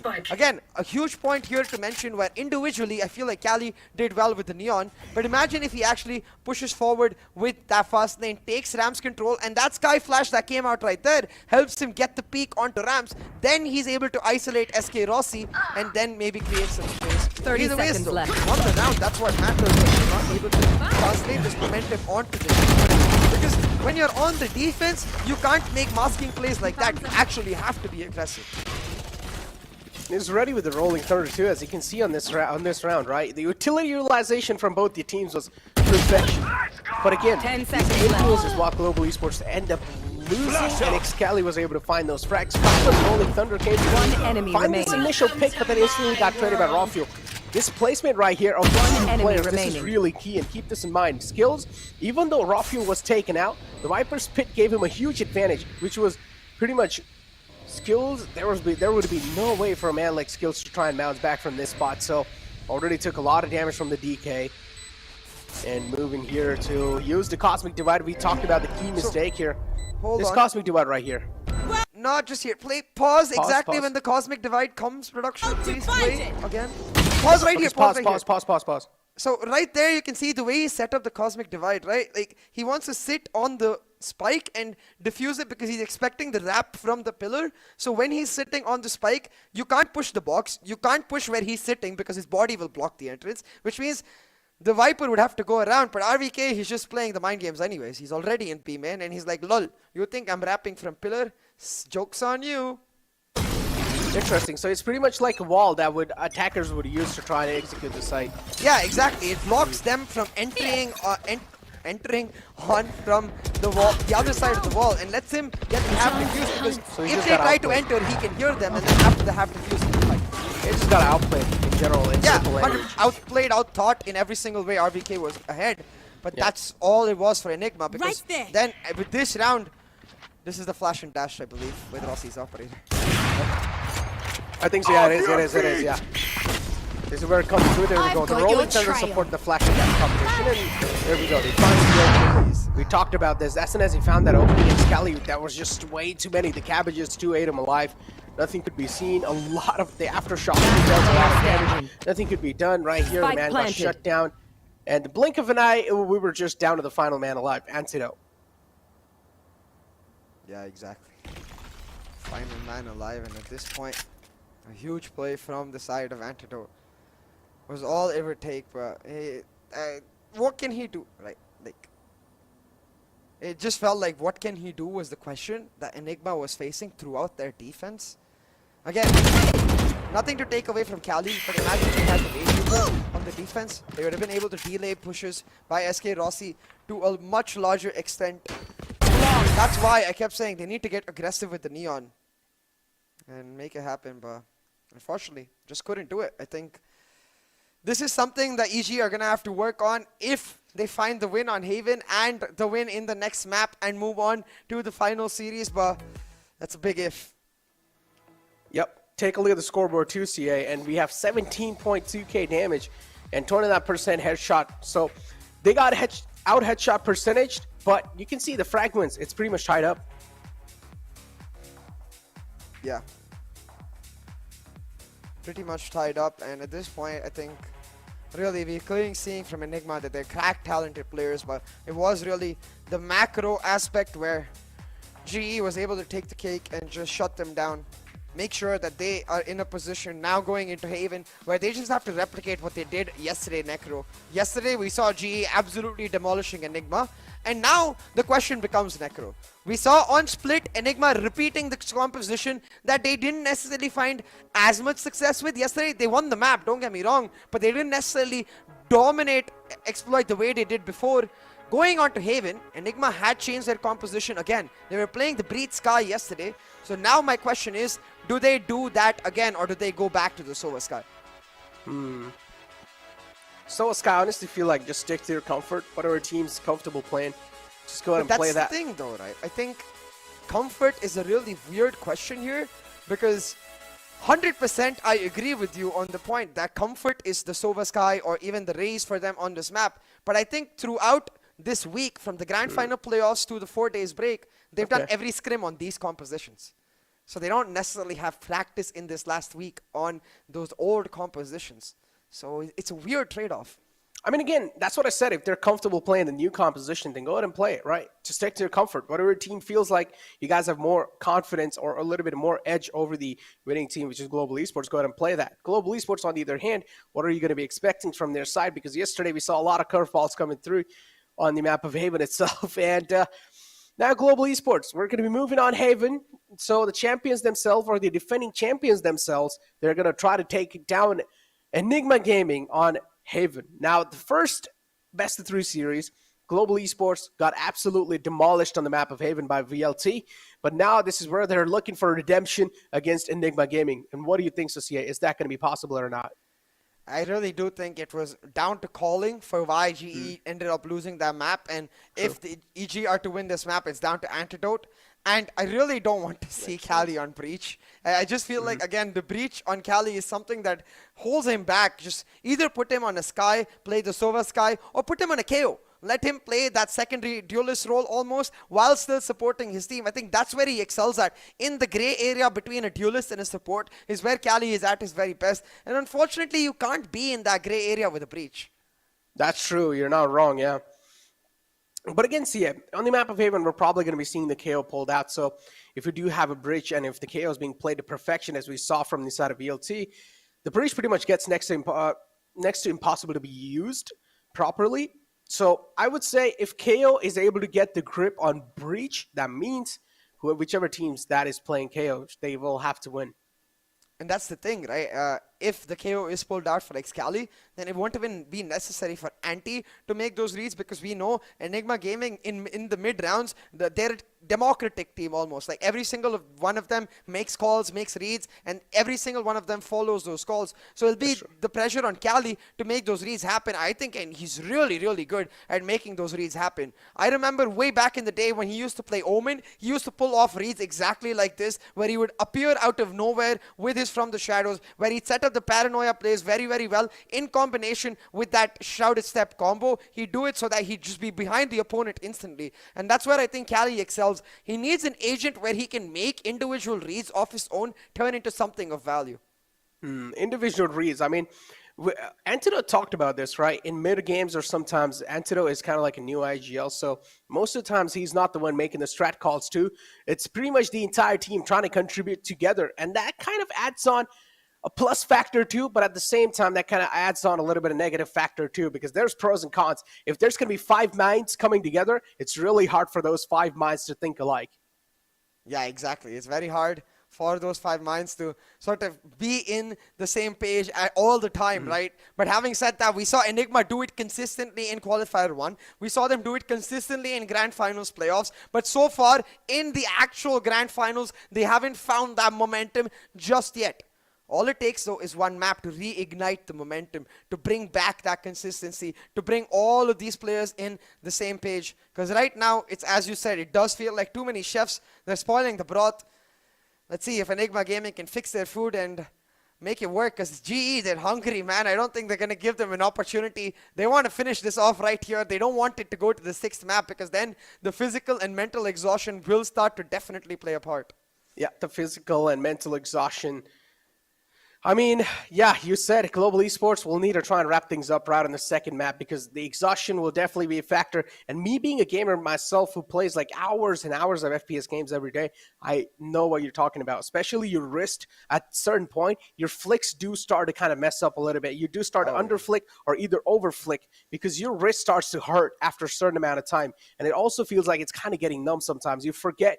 You don't really get as much as grip, as much as control when you get as soon as you start playing freshly or you get warmed up after a couple of hours. But moving forward, without wasting any more time, let's just find out what the agent composition is looking like on the map of Haven, and it's going to be the Breach pulled out from Hellranger.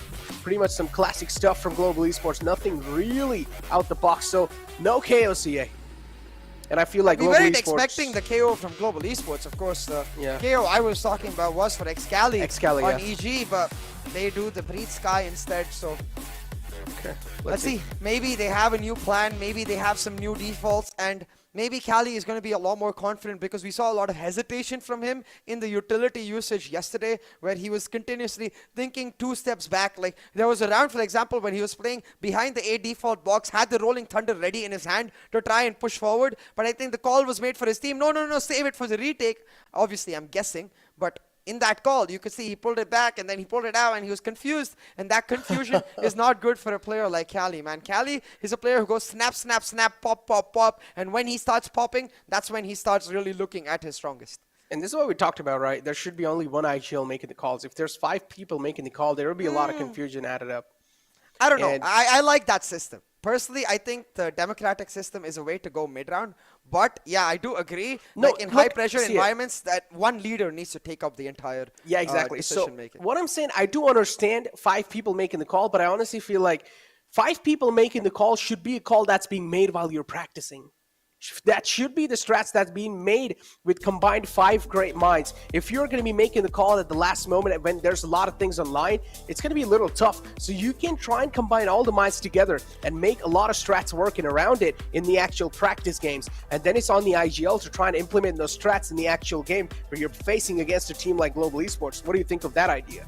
Because that's how my I get what you mean. Again, I'm talking about in the match itself, Necro. Like top tier teams in Korea, in EMEA, even some teams in NA, like for example, version 1, they get themselves into a position where mid-round there is no like particular IGL. The IGL only comes into play when there are contrasting opinions and there are situations where two people are making absolutely different calls, and then the IGL has to make a decision. Wait, which teams did you talk about? For example, I believe Newton used to do it. They didn't really have a dedicated mid-round caller. It was up to 3 people. I know for a fact that Ascend did it in VCT Champions because I was watching a stream of CNED and he was explaining that sometimes he makes the calls, sometimes it's down to Justarik. So and it really comes down to like those particular moments. Similarly, for Gambit as well, Nats a lot of times picks up the calling instead of his regular IGL. So there is the trust between these players that they can rely on each other, but that trust was what was lacking for EG with this composition. In general, it was usually working for them. There we go, the stun's out. And Enigma Gaming, they're being caught off guard already with the aggression that Global Esports bringing to the table. It's the heat amped up. And there we go, the man gets tagged up all the way in the spawn. Rossi looks unstoppable. He's connecting the skulls and he's looking for every single victim. He's just going to start chasing them down. Excali's running away. There's a lot of threat on the back. Lightning Fast gets 2 dinks and there we go. Too quick. Last player standing. Bullets connected and within a blink of an eye, it's just done. Global Esports, what is this? Stop it. You guys are just humiliating Enigma at this point. 1-0 on board for GE, and they're not going to stop it. That's a dominating 1-0, CA. You got to say dominating. Dominating. The way they were hunting them down. Yeah, dominating and traumatic, because this is exactly what Global Esports did in the map yesterday. They pressed W Gaming all throughout. They just shut them down, and at that point, Enigma Gaming, it felt like they just turned off. I'm just scared that will happen again. Oh, man. Up I go. Here we go, Rossi and the Marshall. This time, Global Esports are going to amp things down a little bit. Understandable, but they're still going to go for the risky peaks. Because they, of course, have the gun advantage. Lightning Fast finds the second, lines him up. Third one found too. Nothing to worry about. Excali is still on the passive note. RVK quite close to B. There we go. This should be Excali's death, and there we go. That it is. Excali taking out the game, and now it's all down to RVK with the kill jar and the Sheriff in the hand. His crosshair's so small, it's actually really hard to see. Well, makes it easy for him to see them heads that he cracks. But again, RVK left on his lonesome to try and find some value. It's really unfortunate for the team right now because the funny fact is GE is on the defense, man. You see the way they're aggressing. Imagine when they get onto the attack. Enigma Gaming, especially considering the fact that they're playing the Breed Sky, they need to make their attack count. The defense is not where this composition excels in. The Breed Sky, its strength lies in its ability. Why is he running around like that? I think he's just trying to bait a peak. He's just like create a lot of noise, bait a peak, you know. But GE just like, nah. We respect one player on Enigma, and that's RVK. 20 seconds. 20 seconds. Being stunned, being alarm botted, being vulnerable for a lot of damage. 15 seconds in the hand. RVK, don't know what the game plan is for this man. He can't really go for the safe. 10 seconds on the clock. He's looking for the plant, but Kappa's going to deny it no matter what. He's taking some damage from the turret. Dana swarms out. There we go. Flawless round from Global Esports. And it's the domino effect, CA. One man falls down from Enigma, and the rest just follow it up.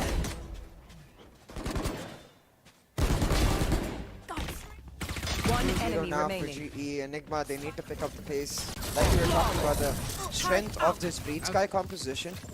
It can't get you as much info as when you have a Sova, yes, but it has a lot more playmaking potential. So you get to set up raw fuel a lot more, take areas of control, get raw fuel into, for example, set up a stun at A-Long, get raw fuel A-Long control, leave him there, then go on to the other side of the map, let Rexy get into an advanced control area. You have A-Long, C-Long, then you can take mid control with that breach.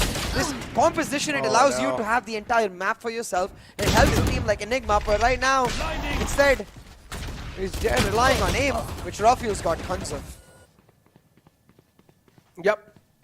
This is a bonus round for Global Esports. They took their shot to try and win this round.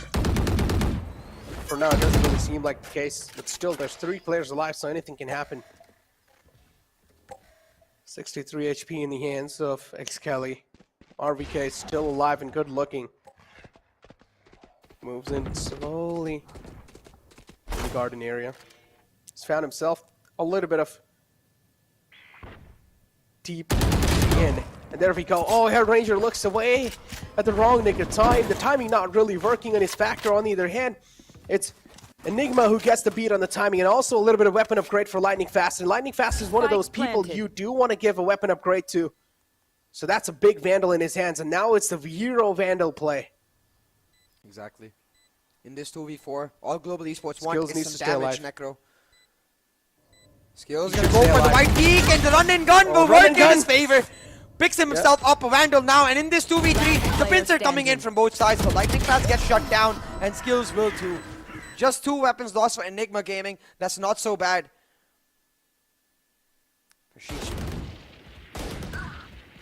Again, think about this round. They take mid control, they take C-long control, then they go for the execute. This is the kind of play Enigma really will excel at with this composition. If they're able to maintain this again and again, then it's going to come down to SK Rossi to shut down that early control that Enigma is able to get. Operators, yeah. Exactly. SK Rossi nightmare. with that operator. Nightmare for Enigma Gaming. Rexy, you better train your bird to be for perfection. Blinded. Gains a little info. Someone is watching the pick. This operator right here. Yeah, as long as SK Rossi keeps his anonymous factor going. Oh! That could have been a pick right there, but SK Rossi didn't really peek out at the right time, so Rexy now knows there's an operator available on the C-long. SK Rossi should try and reposition. If he does, that would be a great factor for Global Esports. Repositioning is going to... But Rossi and GE, they're holding their ground, they're holding their strength, and they're standing like a pillar. With Rossi's backup, Hellranger able to get himself into an advanced position down C-long and timing, Necro, like you said. Rexy turns away at possibly the worst time for him, and Hellranger gives the info to Rossi. Get the heck out of here. They're not coming to C. Yeah. They're going to come on to A or B, and Rossi makes the read. He's going on over to this A side. He's going to back it up with a 3-stack for GE. This is looking like disaster for Enigma. Oh, indeed, it's a 3-stack. Rossi still a little bit of misread coming through. Maybe he thought it was a B take, but no, that's not the case. Oh, the blind's out, but it's okay. Skills is holding the crossfire. Antidote peeks out too. Trades are happening back and forth. We talked about the domino effect. And Enigma Gaming, they're falling down. It's a 3-on-2 now. Man advantage in the favor of Global Esports. The operator's going to be trained. Heaven, area controlled. And Antidote holding quite an off angle, but this time he gets caught. Not going to be able to sneak away. And what a bold peek. Bold peek is the... how do I say this best? Bold peek is the innate nature of SK Rossi. It is what he was bred on, it was what he was built on, and it was what he made his name on. 30 seconds left. But again, man, these rounds are going down to the wire. Every single time each team looked like they could take it away, but GE just one step ahead. This is why the KO was so important for Amaterasu, because in these moments he was able to shut down the utility, deny those flashes, and with VLT pressing that W button, able to continuously overwhelm Global Esports and make them think. Don't let them be confident is what VLT's motto was, and unfortunately Enigma are not able to replicate the same, because we talked about this in the pre-show. Enigma, they're a slow, methodical, composed team. That is their biggest strength and their weakness. Methodical, slow. Every single factor in the game of Valorant has this all pros and cons. Or every single thing right here. It's okay. Fair trade. The operator's out the gate. And Enigma Gaming, they're looking to make this thrifty round come through. Oh, look at the push. Found got a lot of heavy presence. The alarm bot's shut down because it's RVK taken care of. Rexy. Skills has got a lot of control. He even spotted out the spike, but he's going to back up now. Rexy. Oh, no, never mind. Timing again. Yeah, timing is just like SK Rossi right now. A pain in the ass for Enigma Gaming. Not able to actually help them. And at this point, Necro, you have to start wondering, with this Breed Sky, defense is going to be extremely hard, because we know Enigma Gaming is not a team that wants to get aggressive, does not want to get proactive. But hey, they're able to get the plant. They have the Rolling Thunder for the post plant. So we'll see if Cali is able to make some nutty plays happen. Definitely has the capability. He doesn't. Player Cabbage is standing. out too. But This hold time on. Rexy's not gonna miss out. Final man alive, CA. Oh lol. X-Kelly. Kali Did he just thought shoot that his was own not his teammates' Seekers. Seekers? What?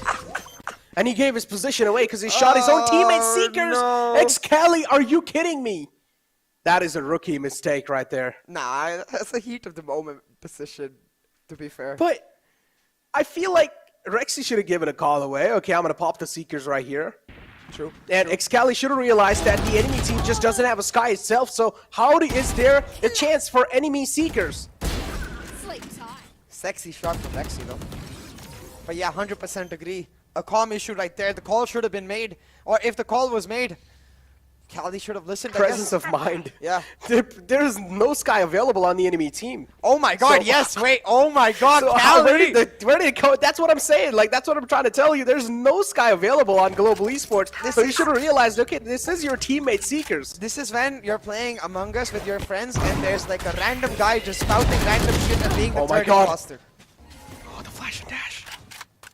Okay, but look at the amount of damage that's being dealt. That's the Breach taken out, CA. A big factor in trying to make these executions. Breach is out. Now they will have to heavily rely on Rexy. And Rawfield's down low too. But it's okay. Should be Rexy who's going to be able to get Rawfield back up to full HP. 4-on-4 lockdowns available for both these sides. Rolling Thunder on the hand of Global Esports. Again, they're relying heavily on RVK's lurks. In that eco round, it was him who started off by shutting off SK Rossi, giving them an opportunity to go plant while the attention was on him. And now again, he's taken down the utility of Lightning Fast in that garage area. But this time, Rexy is getting hella aggressive. Hellranger spots him out, I think, and right there, he's gonna get shut down by Lightning Fast. Rexy, what is that play? Not so sexy. It did not so. 45 HP. Did Rexy just forget to heal Rawfield? 30 seconds left. 45 HP though still. Rawfield will make the entry happen, so that's the presence being found. There we go. Skills is going to flow through with some skills. Try and stop the entire push here. Another one found. He's being the headhunter. Third one found too. Skills is outskilling these players. Bro, that third shot was sauce. I want to see that third shot. But again, slash and dash with is more than enough value. I wonder though, when you're going for the slash and dash, Rossi, maybe you pick up a Phantom. You know, I feel like a Phantom might have got 2 kills right there. The spray control would have been slightly easier. No, but he actually got the one tap on the first man too, so if it was a Phantom, he wouldn't have got the one tap. True, true. But I still feel like a slightly better chance at least at finding 2 kills, because you can just get a 2-tap and then spray control, but I do agree. Maybe he wouldn't have got the 1-tap itself and instead just been like, bro, 140 HP. Nah, we've all been through that trauma, you know, when you hit the headshot. Yeah, we don't want that. Yeah. That's why I always usually try to play Vandal. But I don't know, it's like I have my on and off days with both these guns, right? Yeah, same. Sometimes I feel like I'm just not able to hit shots with the Vandal, so I whip out the Phantom. When I feel like Phantom's not working out, that's when I whip out the Vandal. My system is very simple. If I'm killing the enemy and they have good Vandal skins, then I pick it up. Otherwise, I usually, because I have bare bones guns, I think the Phantom bare bone is better than the Vandal bare bone. If I'm not able to work anything, then I just start using my hands. Slap them. I don't know. I'm not sure the viewers want to hear about the things you do with your hands. Never mind, guys. Back to the map itself, because Enigma Gaming's economy is broken.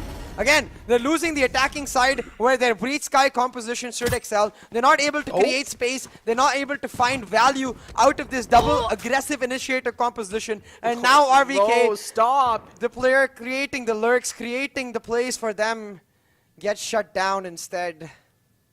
I think GE are running away with this map and series. They're ready for revenge against VLT in the best of 5 tomorrow, Necro. They're just not able to win these one-on-one duels. It's like the aim factor from Enigma Gaming, it's just gone. It's gone. What happened? India Q1, Enigma Gaming looks completely different, just like God Particles. And then later on, it's like they just get washed up. Washed up? Yeah, there we go. Or out of gas, I don't know, because they've got raw fuel in their team. You think they never run out of gas, but clearly in this moment, they don't have enough now. Trailblazer from Rexy spots out the alarm bot Nano Swamp set up, and they take it down for Rexy with his back turned around, gets shut down. And now with the 5v3 retake, G has everything in the bag to make this happen. The flash and aftershock to flush out Rafuel. Rossi finds one, and Enigma Gaming, they're fumbling, stumbling, and they're crumbling. There ain't no way around it. Ain't no way around it. Yeah, it's a one-sided map, C8.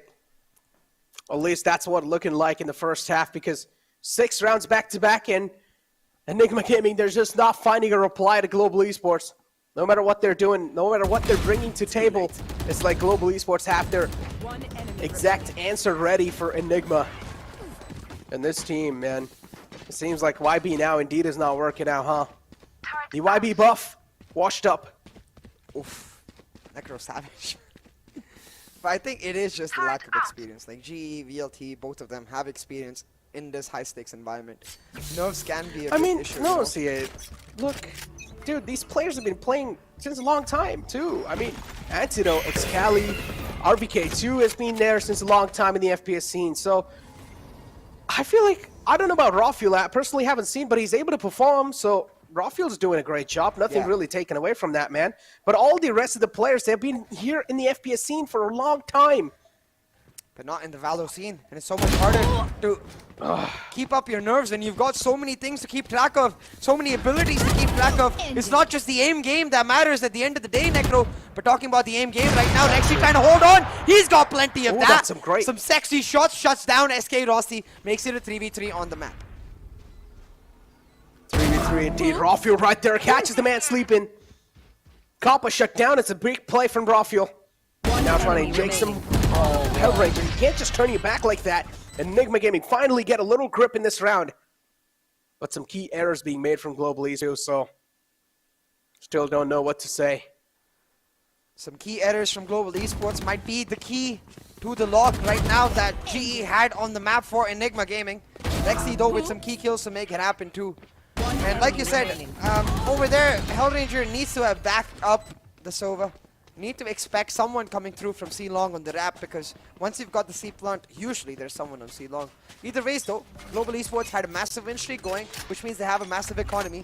And Rossi able to get himself the operator once again, but Rossi with a dry peak finally gets punished in this series. Rafuel shuts him down, and Enigma Gaming, they're rallying back. They filled up their gas tank, and now pedal on the metal. Oh, this play always catches them off guard. This play always. We've seen this similar kind of play in the past too, and it always catches the enemies off guard. Your trail.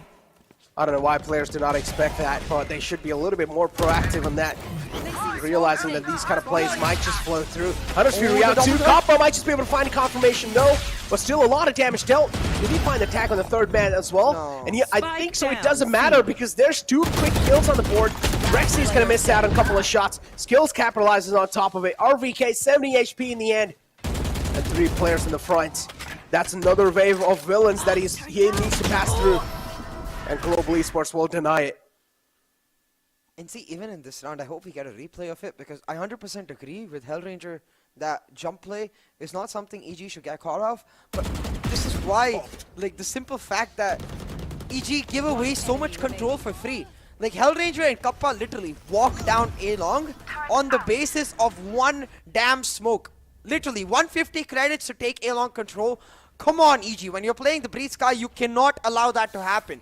You need to deny in every single way that much control towards in every single map. And that's why I'm saying nerves, right? Because for EG, this is not something they normally do. They're usually a team that loves taking proactive control. They're usually a team that plays mind games with their opponents. And they've taken down GE in a best of 5 even in the past.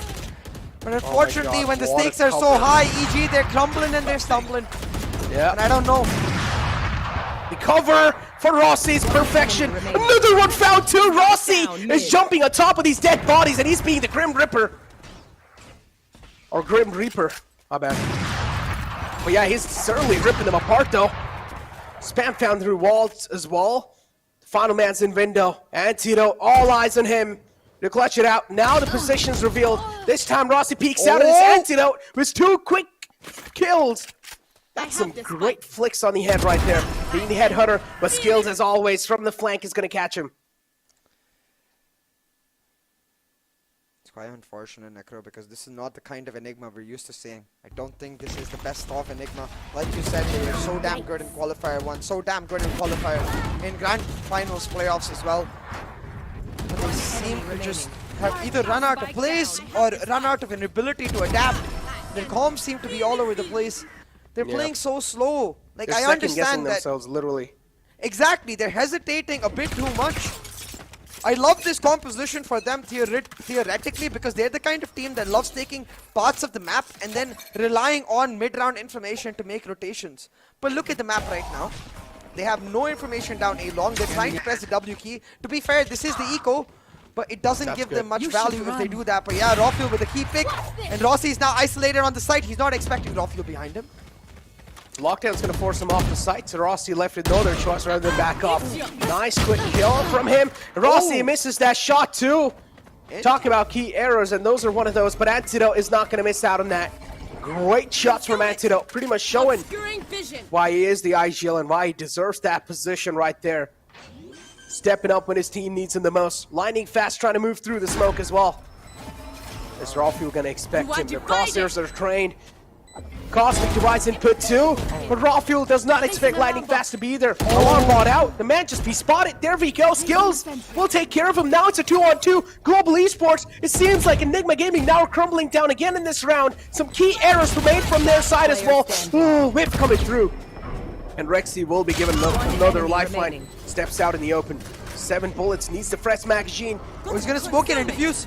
Yeah, there we go. Goes for the smoke, goes for the defuse. That's a fake tap.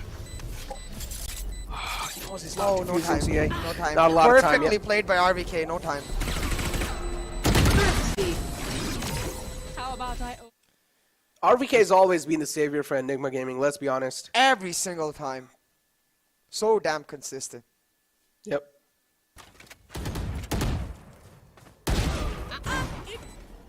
Anti though. Those 2 kills were key. Imagine if he, even if he gets traded out 1 for 1, SK Rossi actually gets the C-long hold with the operator. He'd be able to deny the plant and help on the retake. But this Thrifty is huge, Necro.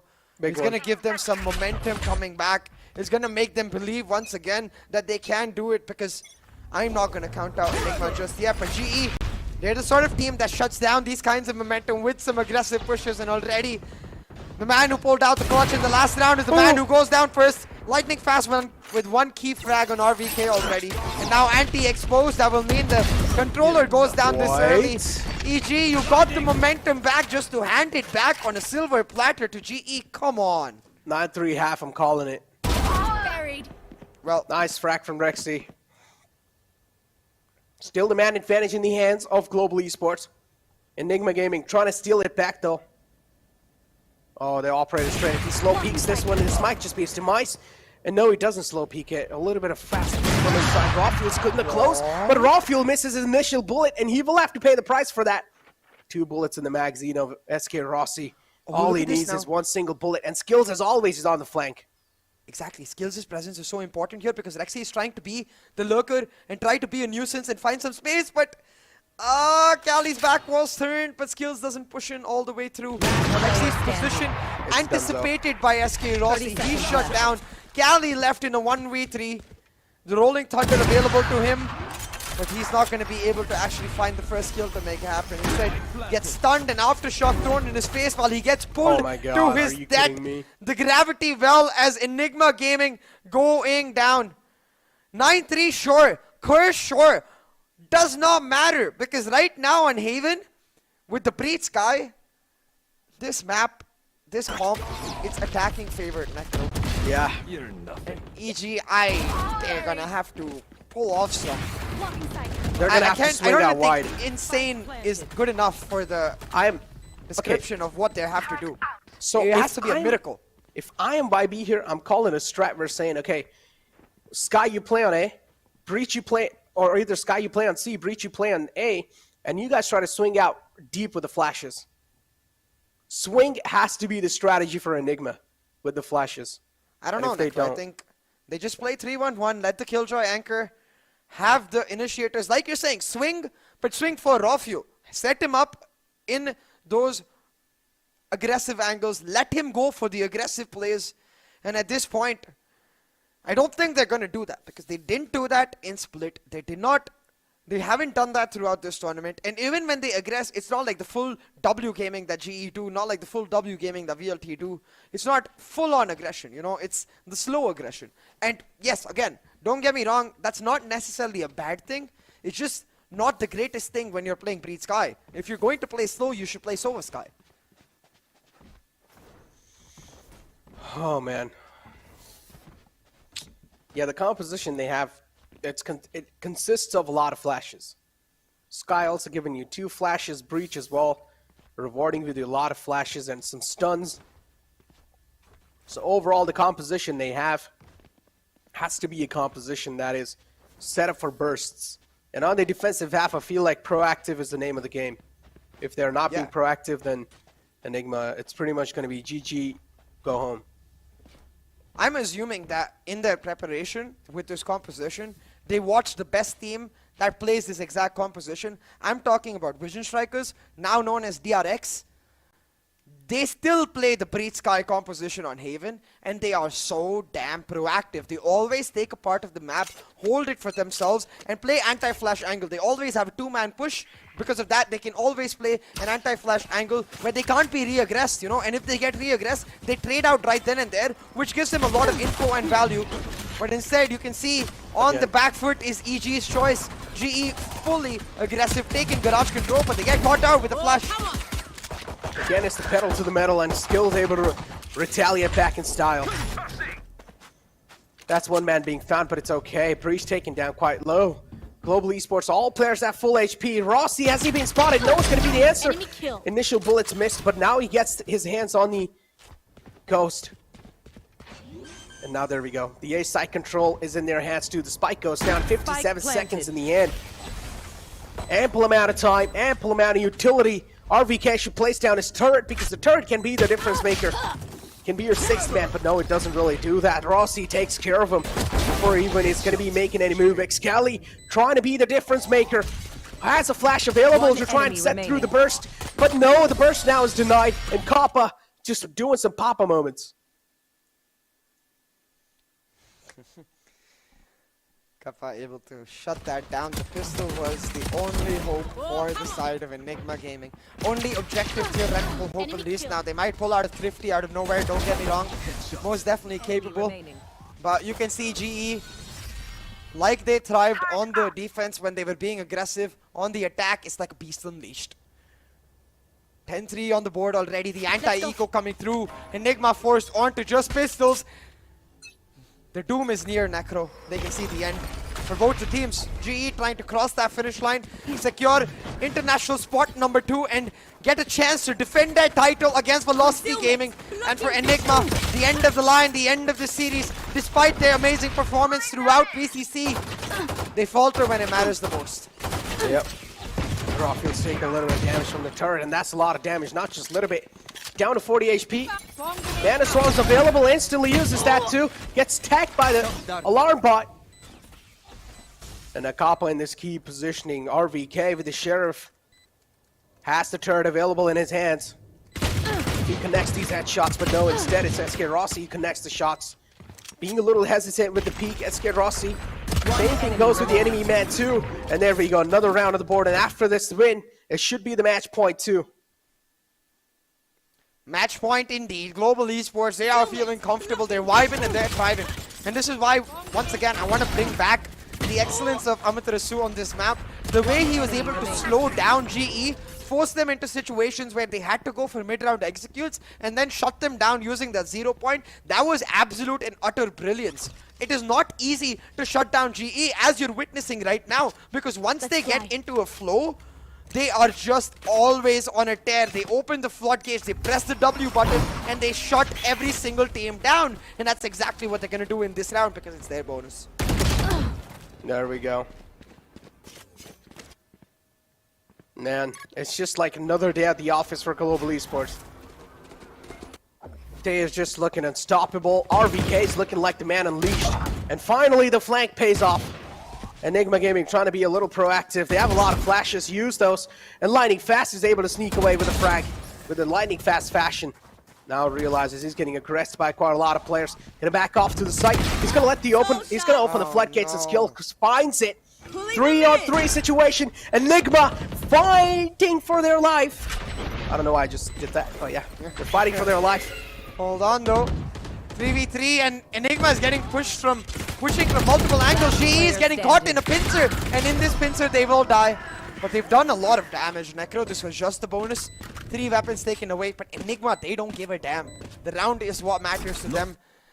The belief, the hopium is what matters to them, and they're able to get some of it back. But at this point, it's really hard for even a coach to keep the team's mentality that positive.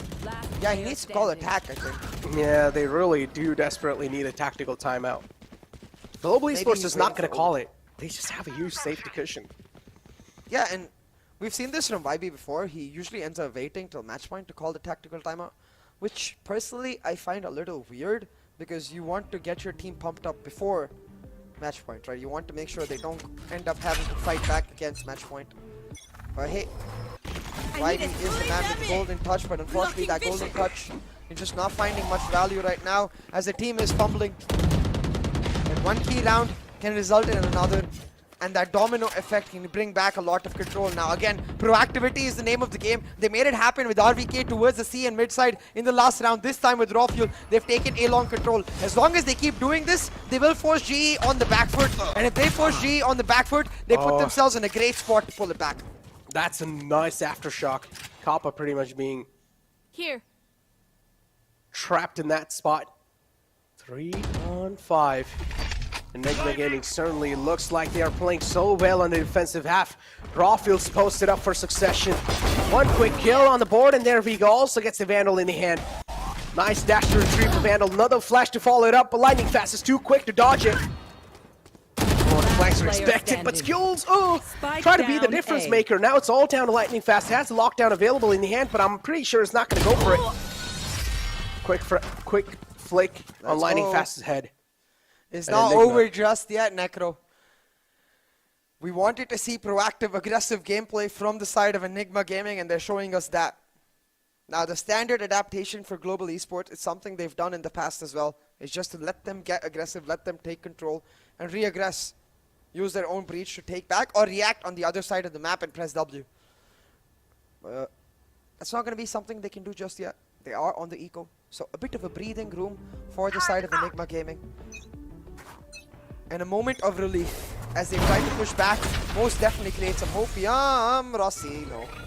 You just see Kelly's hands are actually sweating, and he's just like wiping it off over and over again. And I honestly feel that just shows the amount of pressure these players have, and I'm pretty sure his hands are going to be shaking too. Rexy, if I'm not wrong, he did spot out the man in the close.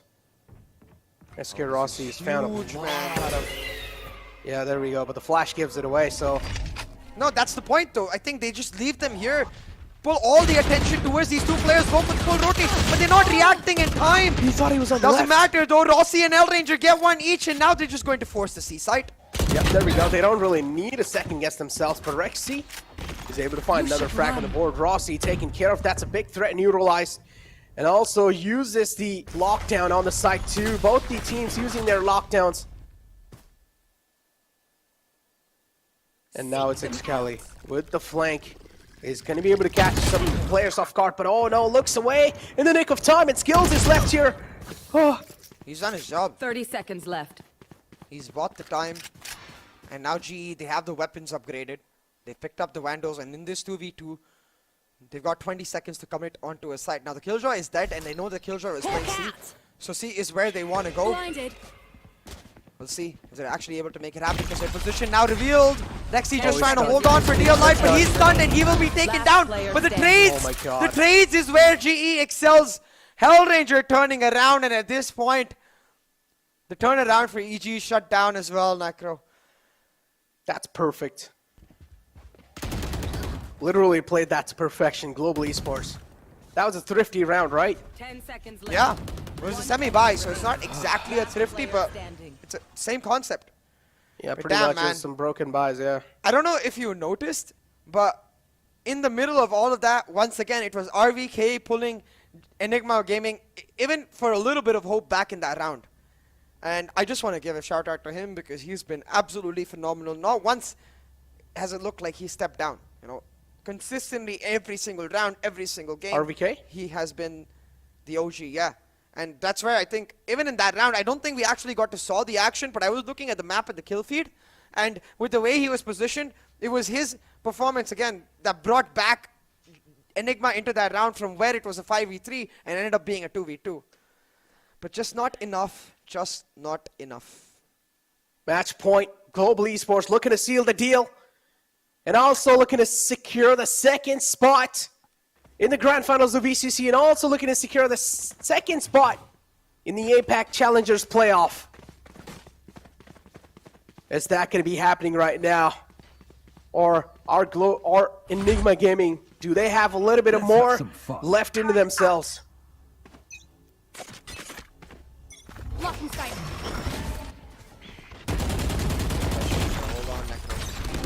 12-5 on the board, 7 back-to-back rounds is what Enigma Gaming needs, and they're going to go on the front foot. RVK leading the charge. He's got himself under window for the push, but this is what I was talking about. The adaptation for GE has to be take a step back, let Enigma be the aggressor, find out where they're using the utility, and react on the other side of the map. Rexy, as you said, second guesses himself. He's taken down, and just like that, GE, they have full control. Sure, Enigma will try to retake with the rolling thunder, but GE have one of their own to answer. But it's all down to RVK. Look at his position. This lurk can define Enigma Gaming's round. Rawfield's actually got it down to the 50% too. Both these teams giving it everything they have. All the ultimates used, every single piece of utility used to try and save the lifeline for Enigma Gaming. Ladies and gentlemen, they're fighting here for their lifeline. Every single team's fighting here for their tooth and nail. The plan's being done for, the defense being done for 50%, but Hellranger again saves the day as an IGL, and it's going to be Global Esports who get the second slot in the APAC Challengers playoff. Congratulations to defending champions. They proved that they are the champions indeed. Global Esports, they're defending champions who will get one more shot to hold it on. But at this point, what is really important is, once again, they are going to be representing India in an international event. Moving on to the APAC Challengers playoffs, we've got both of our teams in the bag. And in this VCC2, it went up and down. We had many a new team come about. Enigma won Qualifier 1. GE got beaten by God Particles, and in every single way, it felt like these teams might take the cake, but no, it's your Alpha Titans, it is your familiar names, it's Velocity Gaming and Global Esports who once again get to that finals. Enigma Gaming, man. Look at my voice at this point. Did you hear it? Enigma Gaming. I don't know what to say, man. You guys cannot choke like this at the final moment, and this is not something that can be let away. Slip off the radar too. That's a huge difference on your own map pick. Oh, this is okay. Look, I don't want to take anything away. All these players are phenomenal. They're skilled equally. They have mechanical skills. I love each and every single player, but honestly, it just felt like sometimes it was just, most of the times it was just RVK stepping up to the mark. The rest of the team just seemed absent. In the previous map, though, the map is split. It did seem like there was a little bit of more. Playthrough coming in from every single player. Excali 2 did try to shine through, but I don't know, man. It seems like I don't know. My chair is also done with me. It literally almost just tried to kick me out of the chair. Like, no, see, go away. It's like it's done. Yeah, it's like, I'm done. No, on a serious note, I do 100% agree. I'm personally going to slide into RVK's DMs after this and just give him a positive note, because I'll say, as a neutral observer, when we ended VCC 1, I was feeling very, very bad for the VLT players because I felt like they deserved an international spot. That's why I think we ended up getting 2 slots over now in VCC 2. And now, coming into the finals of VCC 2, I genuinely feel, despite Enigma Gaming not looking as strong as they did throughout the starting of VCC, I genuinely feel like they deserve another international spot. So maybe we've proven once again that India and South Asia together, they deserve more. We have these teams that are capable of such amazing plays. We have these players who have such innate talent within them. Just need the exposure to help them grow. Exposure, man. This is what we really need. This is what the India region in general needs. This is what SA in general need. Give us a lot of exposure to esports and we'll deliver you guys the talent because we have a lot of talent, trust me. And we did see a little bit of glimpse of that every single region, even from Nepal region, Kumbu Esports themselves. But moving forward though, CA, the action hasn't ended yet, ladies and gentlemen. Tomorrow we're going to be seeing the Val Classico again. The Val Classico is going to happen again tomorrow. The best of 5 series for the grand finals of the VCC to find out who's going to be taking the maximum amount of stake in their hand. Boy, oh boy, what a thriller of a weekend so far. But as you said, we've got one more day left, my man. We've got one more best of 5 series, and that best of 5, you might think that these teams, they made it to the grand finals and it doesn't matter for them. I'll give you 3 reasons why. Number 1, nobody wants to lose to each other, especially when you're G and VLT and you've been playing for millennia, when you've been beating each other for millennia, even if the prize pool was the same, which it is not, and is my point. Number 2, the prize pool is double for the winner. Literally, $7,500 for second place, $15,000 for first place. So another key motivation. But number 3, and personally for me, the most important of them all, tomorrow, you're going to get to know the exact system with which the APAC Challengers playoffs might come about. Maybe tomorrow, day after, soon, you're going to get to know. And that's where you're going to realize how much seeding is going to matter. And both of these teams, they're going to battle for that seeding. Exactly. Tomorrow is going to be the battle for the seeding, for the prize pool, and for the pride. So, ladies and gentlemen, you guys do not want to miss out on the final day of the VCC. Has been a long journey with me and CA here.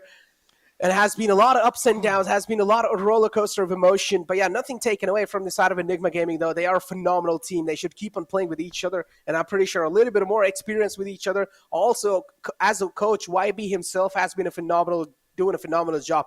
We did see a lot of glimpses of that in the Q1. But then later on, Enigma Gaming, somewhere down the line, they just started to fall down a little bit. But without wasting any more time, let's just take a look at a couple of clips. And let's find out how Enigma Gaming did screw up. Again, you see, right now, GE, look at how aggressive they're getting. Pause right here. Look at the amount of map control GE have now. They know that this jet is lurking, maybe not the jet, they know someone is lurking around mid. Because of that, they can say that since only one person is lurking around mid, and they hear the slow presence that Enigma is taking down A long and A short, they can easily understand that it is going to be an A hit. Now play this exact clip. This is, remember, 5 rounds to the side of both the teams. The bonus just got over, and Enigma were able to 30 seconds left. And because of that setup, all Lightning Fast really needs to do is hold on to short since he has the backup coming in. He does exactly that, and it's a free round picked up. Simple map control from Global Esports. They understand the power points, they play along the power points, and they're just like, okay, cool. You want to take this, you take this, but we will deny you here, and we will commit to our playstyle. And that latter part of the phase is what was really lacking from Enigma. There were glimpses of aggression, there were glimpses of proactivity, but it didn't ever feel like they committed to their killer. Yep. But again, ladies and gentlemen, just to remind you guys, both the teams have confirmed their slot in the APAC Challengers playoff. So both the teams' fan base, you guys will have a lot of smiles on your faces. But in the end of the day, this is a fight for the seeding. And you guys need to understand, seedings are one of the most important things when it comes to a tournament. If you're not going to be getting yourself a good seeding, or if you're not going to be able to get yourself at least situated with a great group of teams, then a lot of things can screw up. And also the prize pool itself. So tomorrow's matchups are definitely going to be intense. Maybe not as intense, maybe not as overall, maybe not as kind of intense, I would say, but still, it is going to be for a lot of things. So you guys need to understand there's going to be a lot of things to mind. And this Seeker player right here, Excali, just shoots his own teammate. Pause right there. Now, imagine if Excali actually doesn't shoot their Seekers, he's able to hold on to his position. Kappa will have to jump or Hellranger will have to peek. Look at the amount of utility that Cali has for himself. He has the Aftershock, has the Rolling Thunder, even the fault line. He could easily force them into isolated duels and try to pull it back. But small errors, small lapses in concentration can mean so much. Small error right there. And we mentioned it too during the cast. Now they exactly know Excali's riding under heaven. And there we go. Perfect flash to close it out. With the flash, Kappa jumps down. And that's how they get the round in their hands too, CA. And to Enigma Gaming, a lot of key errors being made and a huge difference in the scoreline too. But overall, a fantastic team in general. Their journey has been a memorable one without a doubt. They surprised us all in the Q1. But look at the headshot percentage from the side of Enigma Gaming. That's 40.46. I told you, the mechanical skill is there. Let me pick up the phone real quick and call Riot because we deserve 3 slots. We deserve 3 slots! 3 Give slots it to us, indeed. Riot.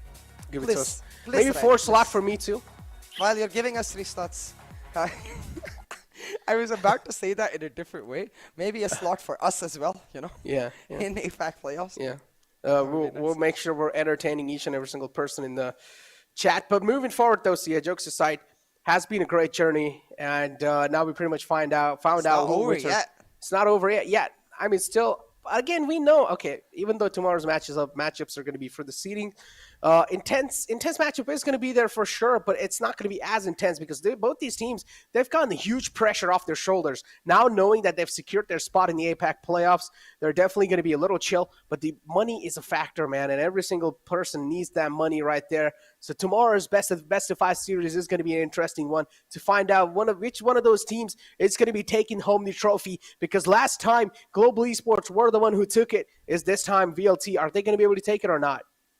Yeah, and I've had a look at the trophy already. I mean, we can see it on the virtual set, but the real trophy available as well. Last year's trophy is sitting nice and nifty in the GE bootcamp. Now tomorrow, Velocity Gaming will try to pull off the heist of the year and take it away. There we go, the MVP of the best of 3 series right here. It's going to be SK Rossi with 40 kills, 26 deaths, and 3 assists with econ rating of 69 and the ACS of 268. This is looking absolutely phenomenal, man. This SK Rossi, this man right here, he's an unstoppable. He's a beast unleashed. And if you let him off the leash, he's probably just going to catch every single man and try to rip him apart, because he's, as you said, he's the man who rushes in with an operator, who dashes in the site with an operator and finds the pick. And it's like, how are you able to do so? I feel like I'm not even watching Valorant at that point. I'm watching a game called COD. I definitely get what you mean, man, but let's just give, for a moment, a shout out to all 4 teams who made it to the grand finals, and unfortunately were not able to qualify. Enigma and Team Exploit, they gave it their all, but it wasn't enough, and shout out to them for giving it their all. They put their best foot forward, and they were able to make sure that at the end of the day, we will remember their name, and come next season of this VCC, we will expect them to fight back stronger. Exactly.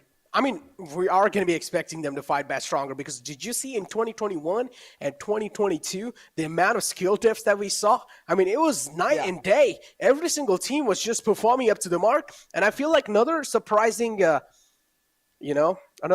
factor that really got into my head has to be Kumbu Esports from Nepal region. Now, that's one of those regions I feel like has the esports kind of like community to the lowest. Let's be honest. And if still they're able to come out with such great performance right there, Kumbu Esports were able to give a tough fight to some of the best teams in India.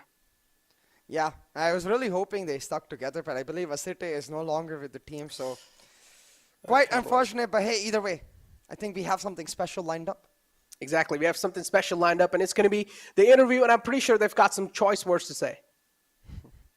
From that overextended game जो आपका रहा Velocity का, उसके बाद में जब आप इस गेम के अंदर आए, तो mindset क्या था टीम का and players का? देखो, एक सिंपल बात थी कि जो लास्ट गेम था VLT के सामने, वो जो भी था, it could have gone anyway. True. And I was actually really disappointed with myself, because जैसे मैंने पहले बोला है कि I like to play the big games, and I did not step up in the VLT game. तो मैं अपना मतलब obviously the boys as well, but मैंने अपना दिमाग बना लिया था कि इनको तो मैं नहीं जाने देने वाला हूँ, and I am going to, अगर अकेले करना पड़ा तो अकेले करूँगा, but I am going to take us as I can, as much as I can. Well, so like for that, and everyone in the team, they were so positive mentally, because even though we played a long as BO3, we just shrugged it off. We are like, okay, abhi ek aur game hai, and that is something we need to play. And we were just prepared, like we were mentally already prepared to play another BO3, because we knew a loss could happen, and it happened, so it's okay. Definitely. Now, this is something that has been spoken out beautifully Hell Ranger की तरफ से, because वो वाला जो loss था उनको उसको उन्होंने और पूरी टीम ने use किया to bring up more determination कि ये next game तो हम जीत के ही दिखाएंगे, and that is the way an esports mentality is going to work. मैंने इसलिए उस दिन भी बोला था कि ये विनर्स मेंटालिटी होती है, बिल्कुल विनर्स मेंटालिटी बोलते हैं, क्योंकि मैं सबसे पहले भावन आपकी दाद देना चाहता हूं जो आपने क्लच निकाला, वो क्लच बहुत अमेजिंग था। एंड मैं एक और चीज बोलना चाहूंगा कि आप लोगों का कॉन्फिडेंस देख के मेरे को गूज़बम्स आ रहे हैं यहाँ पे, क्योंकि मैं समझ सकता हूँ, मैं खुद खेलता हूँ, 3 मैप आप खेले हो, ओटी में खेले हो, इतना इंपॉर्टेंट मैच वीएलटी के सामने, ऑफ कोर्स थकान होती है, मेंटल स्टेट थोड़ा स्क्रू अप हो जाता है। उसके बाद आपको एक और बेस्ट ऑफ 3 खेलना है जहाँ पे कमबैक वर्सेस कमबैक किया आपने, वापस कमबैक करके आपने स्प्लिट क्लोज आउट किया है। सेकंड मैप तो मतलब मैं बोलूँगा आप लोगों के जो बैकस्टैप्स थे, everything was going in your favour and it was perfect. आपने ये कैसे कंट्रोल करके रखा अपनी टीम को भी, क्योंकि मेरे को पता है एक आईजीएल का काम सबसे ज़्यादा इंपॉर्टेंट रहता है, एंड आईजीएल को ज़्यादा थकान होती है क्योंकि उसको सिर्फ अपनी टीम को कॉल नहीं देनी, उसको सामने लोगों को भी रीड करना है। जैसे मैंने कहा कि I just told the boys कि भरोसा रखो, क्योंकि माई ब्रेन वाज वर्किंग कि मुझे सब समझ आ रहा था गेम के अंदर उन लोग क्या कर रहे, क्या फेक कर रहे, कहाँ प्रेजेंस दिखा रहे, क्या। मैंने सिर्फ बोला गाइस भरोसा रखो, जो बोल रहा उतना करो। मतलब ऐसा दिन होता है as an IGL when you are feeling everything and आप ओपोनेंट्स को थोड़ा घुमा सकते हो। तो लाइक ये गेम वैसा था कि you know I was understanding the game really well. I have had bad days as well where I could not understand the game. तो लकीली लाइक सबने आंख बंद करके भरोसा किया and you know they just followed whatever I said to the T, and obviously individual skills सबके जो है वो उनके like they used it to get us the rounds and get us the victory. So I am proud of the boys, but yeah like I don't know, I was just fully focused and into the game कि नहीं जाना तो है ही। It was a lot had been said and done before this. लोगों को बातें करना तो बहुत पसंद ही है, तो I didn't care about them, but I just wanted to prove our point and show that where we stand. Leadership on point. Yeah, absolutely. Varun, what's your question? Definitely. I don't have any questions, Bhavin, आपके लिए. I just want to say like congratulations इस जीत के लिए. I know आज का दिन काफी मुश्किल रहा. You guys went through a lot पहले, जैसे साई ने भी mention किया, extended series and coming into this one. So congratulations on the win, और congratulations आपको और आपकी पूरी टीम को APAC के लिए qualify करने के लिए, because that also happened. हमारी तरफ से एक बार तालियां तो बनती है वो क्लच के लिए फिर से. Yes, definitely. Clutch and the lurks. Congratulations. And not only that, the Hell Ranger, you yourself spoke about it कि मैं अपने आप करके दिखाऊंगा, and of course ये final game के अंदर you had those moments, you got those clutches for your team, and of course you've proven it. Now you get the opportunity कि कल देखेंगे alongside velocity क्या रहेगा, of course the result. Best of luck for that. Just so that I don't get quoted wrong, it was the team which did majority of the work and it was the team's win. मतलब ऐसा नहीं कि मैंने बोला मैं करके दिखाऊंगा तो मैंने कर दिया। अभी humble होने की जरूरत नहीं है बात। नहीं, जो सच्चाई है वो है, पर जो ट्रस्ट था टीम का एक दूसरे के ऊपर, that was really commendable. So that's why we won the game. Congratulations. Definitely, and once best again. of luck for tomorrow. Thank you so much for joining us, you, and yes, Thank you best of luck for tomorrow. Well, what a journey. Indeed, best of luck for tomorrow. Some choice words, as I said, and Hell Ranger pretty much showing that winner's mentality and proven exactly right. Did lose against VLT in the first B3 in the upper brackets, but it's okay. As long as you're able to bounce back even from lower brackets, that's all that matters, man. Win is all that matters. The slot is all that matters. I'm really glad he also mentioned that he was not happy with his personal performance, because that's what I was trying to say towards the end of the series. It's not like he played bad. It's just from Hell Ranger, we expect so much inherently. More, yeah. And that's where I think we didn't get to see peak Hell Ranger yet. And that's why I think tomorrow is going to be hella intense, man. I think we're going to see the peak of global esports versus the peak of Velocity Gaming. And that's the best Val Classico that you can ask for. But as you can see, it's been a long day and my brain is starting to shut down. So yeah, exactly. With that, we're going to say, most likely going to say goodbye soon. Exactly. It's been a long day of Valorant action and there we go. Even same thing with me. I feel you, Necro. It's okay. High octane Valorant day, man. It has been a long day of that, and I'm pretty sure I'm really happy to have you guys here. Every single person in the chat too. I hope you guys get a huge chance for yourself to try and win the giveaway, because I myself have got the merchandise and it's absolutely sick. So I want every single person in the chat too to have a chance to win that. Moving forward, it's time for us to end the day over here. The second day of the grand finals of the VCC. It's time for us to conclude it. Has been a long day. Some great matches for sure. But now it's time to end the journey right here. Not the journey, but journey for today. It's time to end the day. With that being said, it's time for us to end. It's going to be me, Necro, and CA taking leave. Sayonara.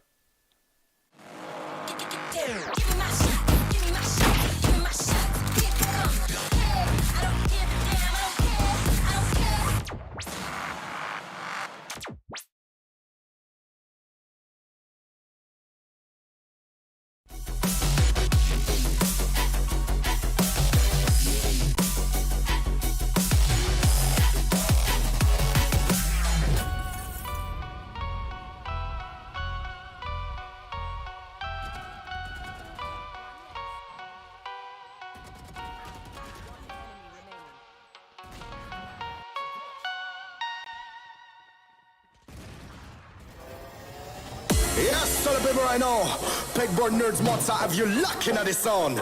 All of the gal go passing when me boy I go drop them a coming. Murderers. Me are the burning fire and natural born killer. When me bust into flame, watch out some mics sting ya better turn it. I am make the bad boy bigger. When they come around, we all go on them. Listen to the word and the wire your cuts in the middle. When the flames get higher, put up your gun fingers. Return all of the fire, it's a bad man single, give a sign. Put your gun finger trigger. Gun finger trigger.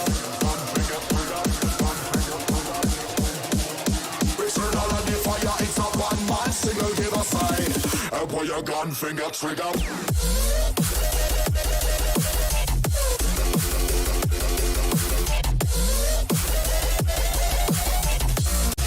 Put your gun finger trigger.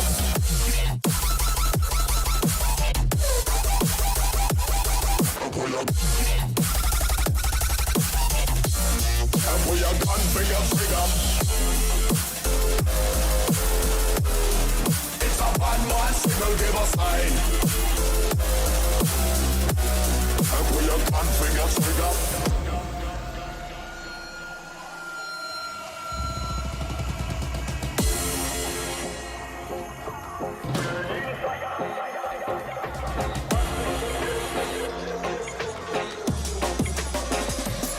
Me are the burning fire and natural born killer. When me bust into flame, watch out some mics sting ya better turn it. I am make the bad boy bigger.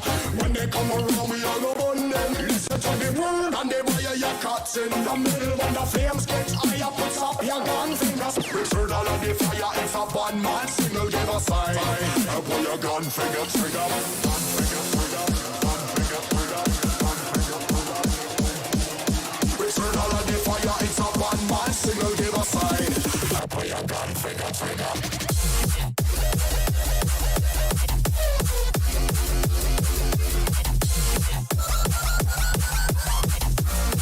Put your gun finger trigger.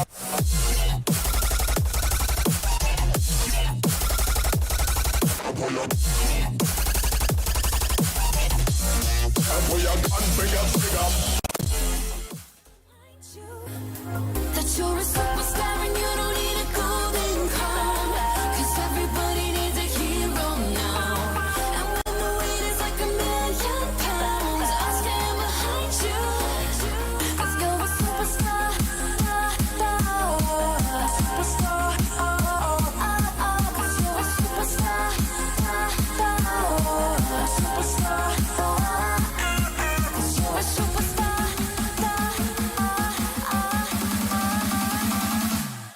'Cause you're a superstar.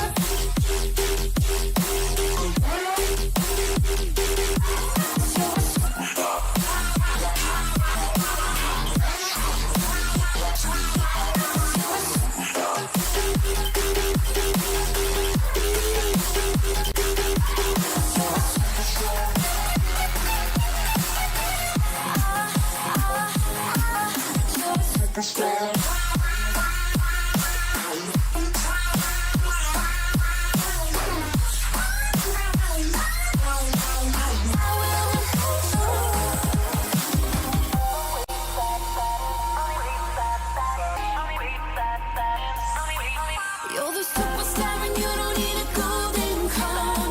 'Cause everybody needs a hero now. And when the weight is like £1,000,000, I'll stand behind you.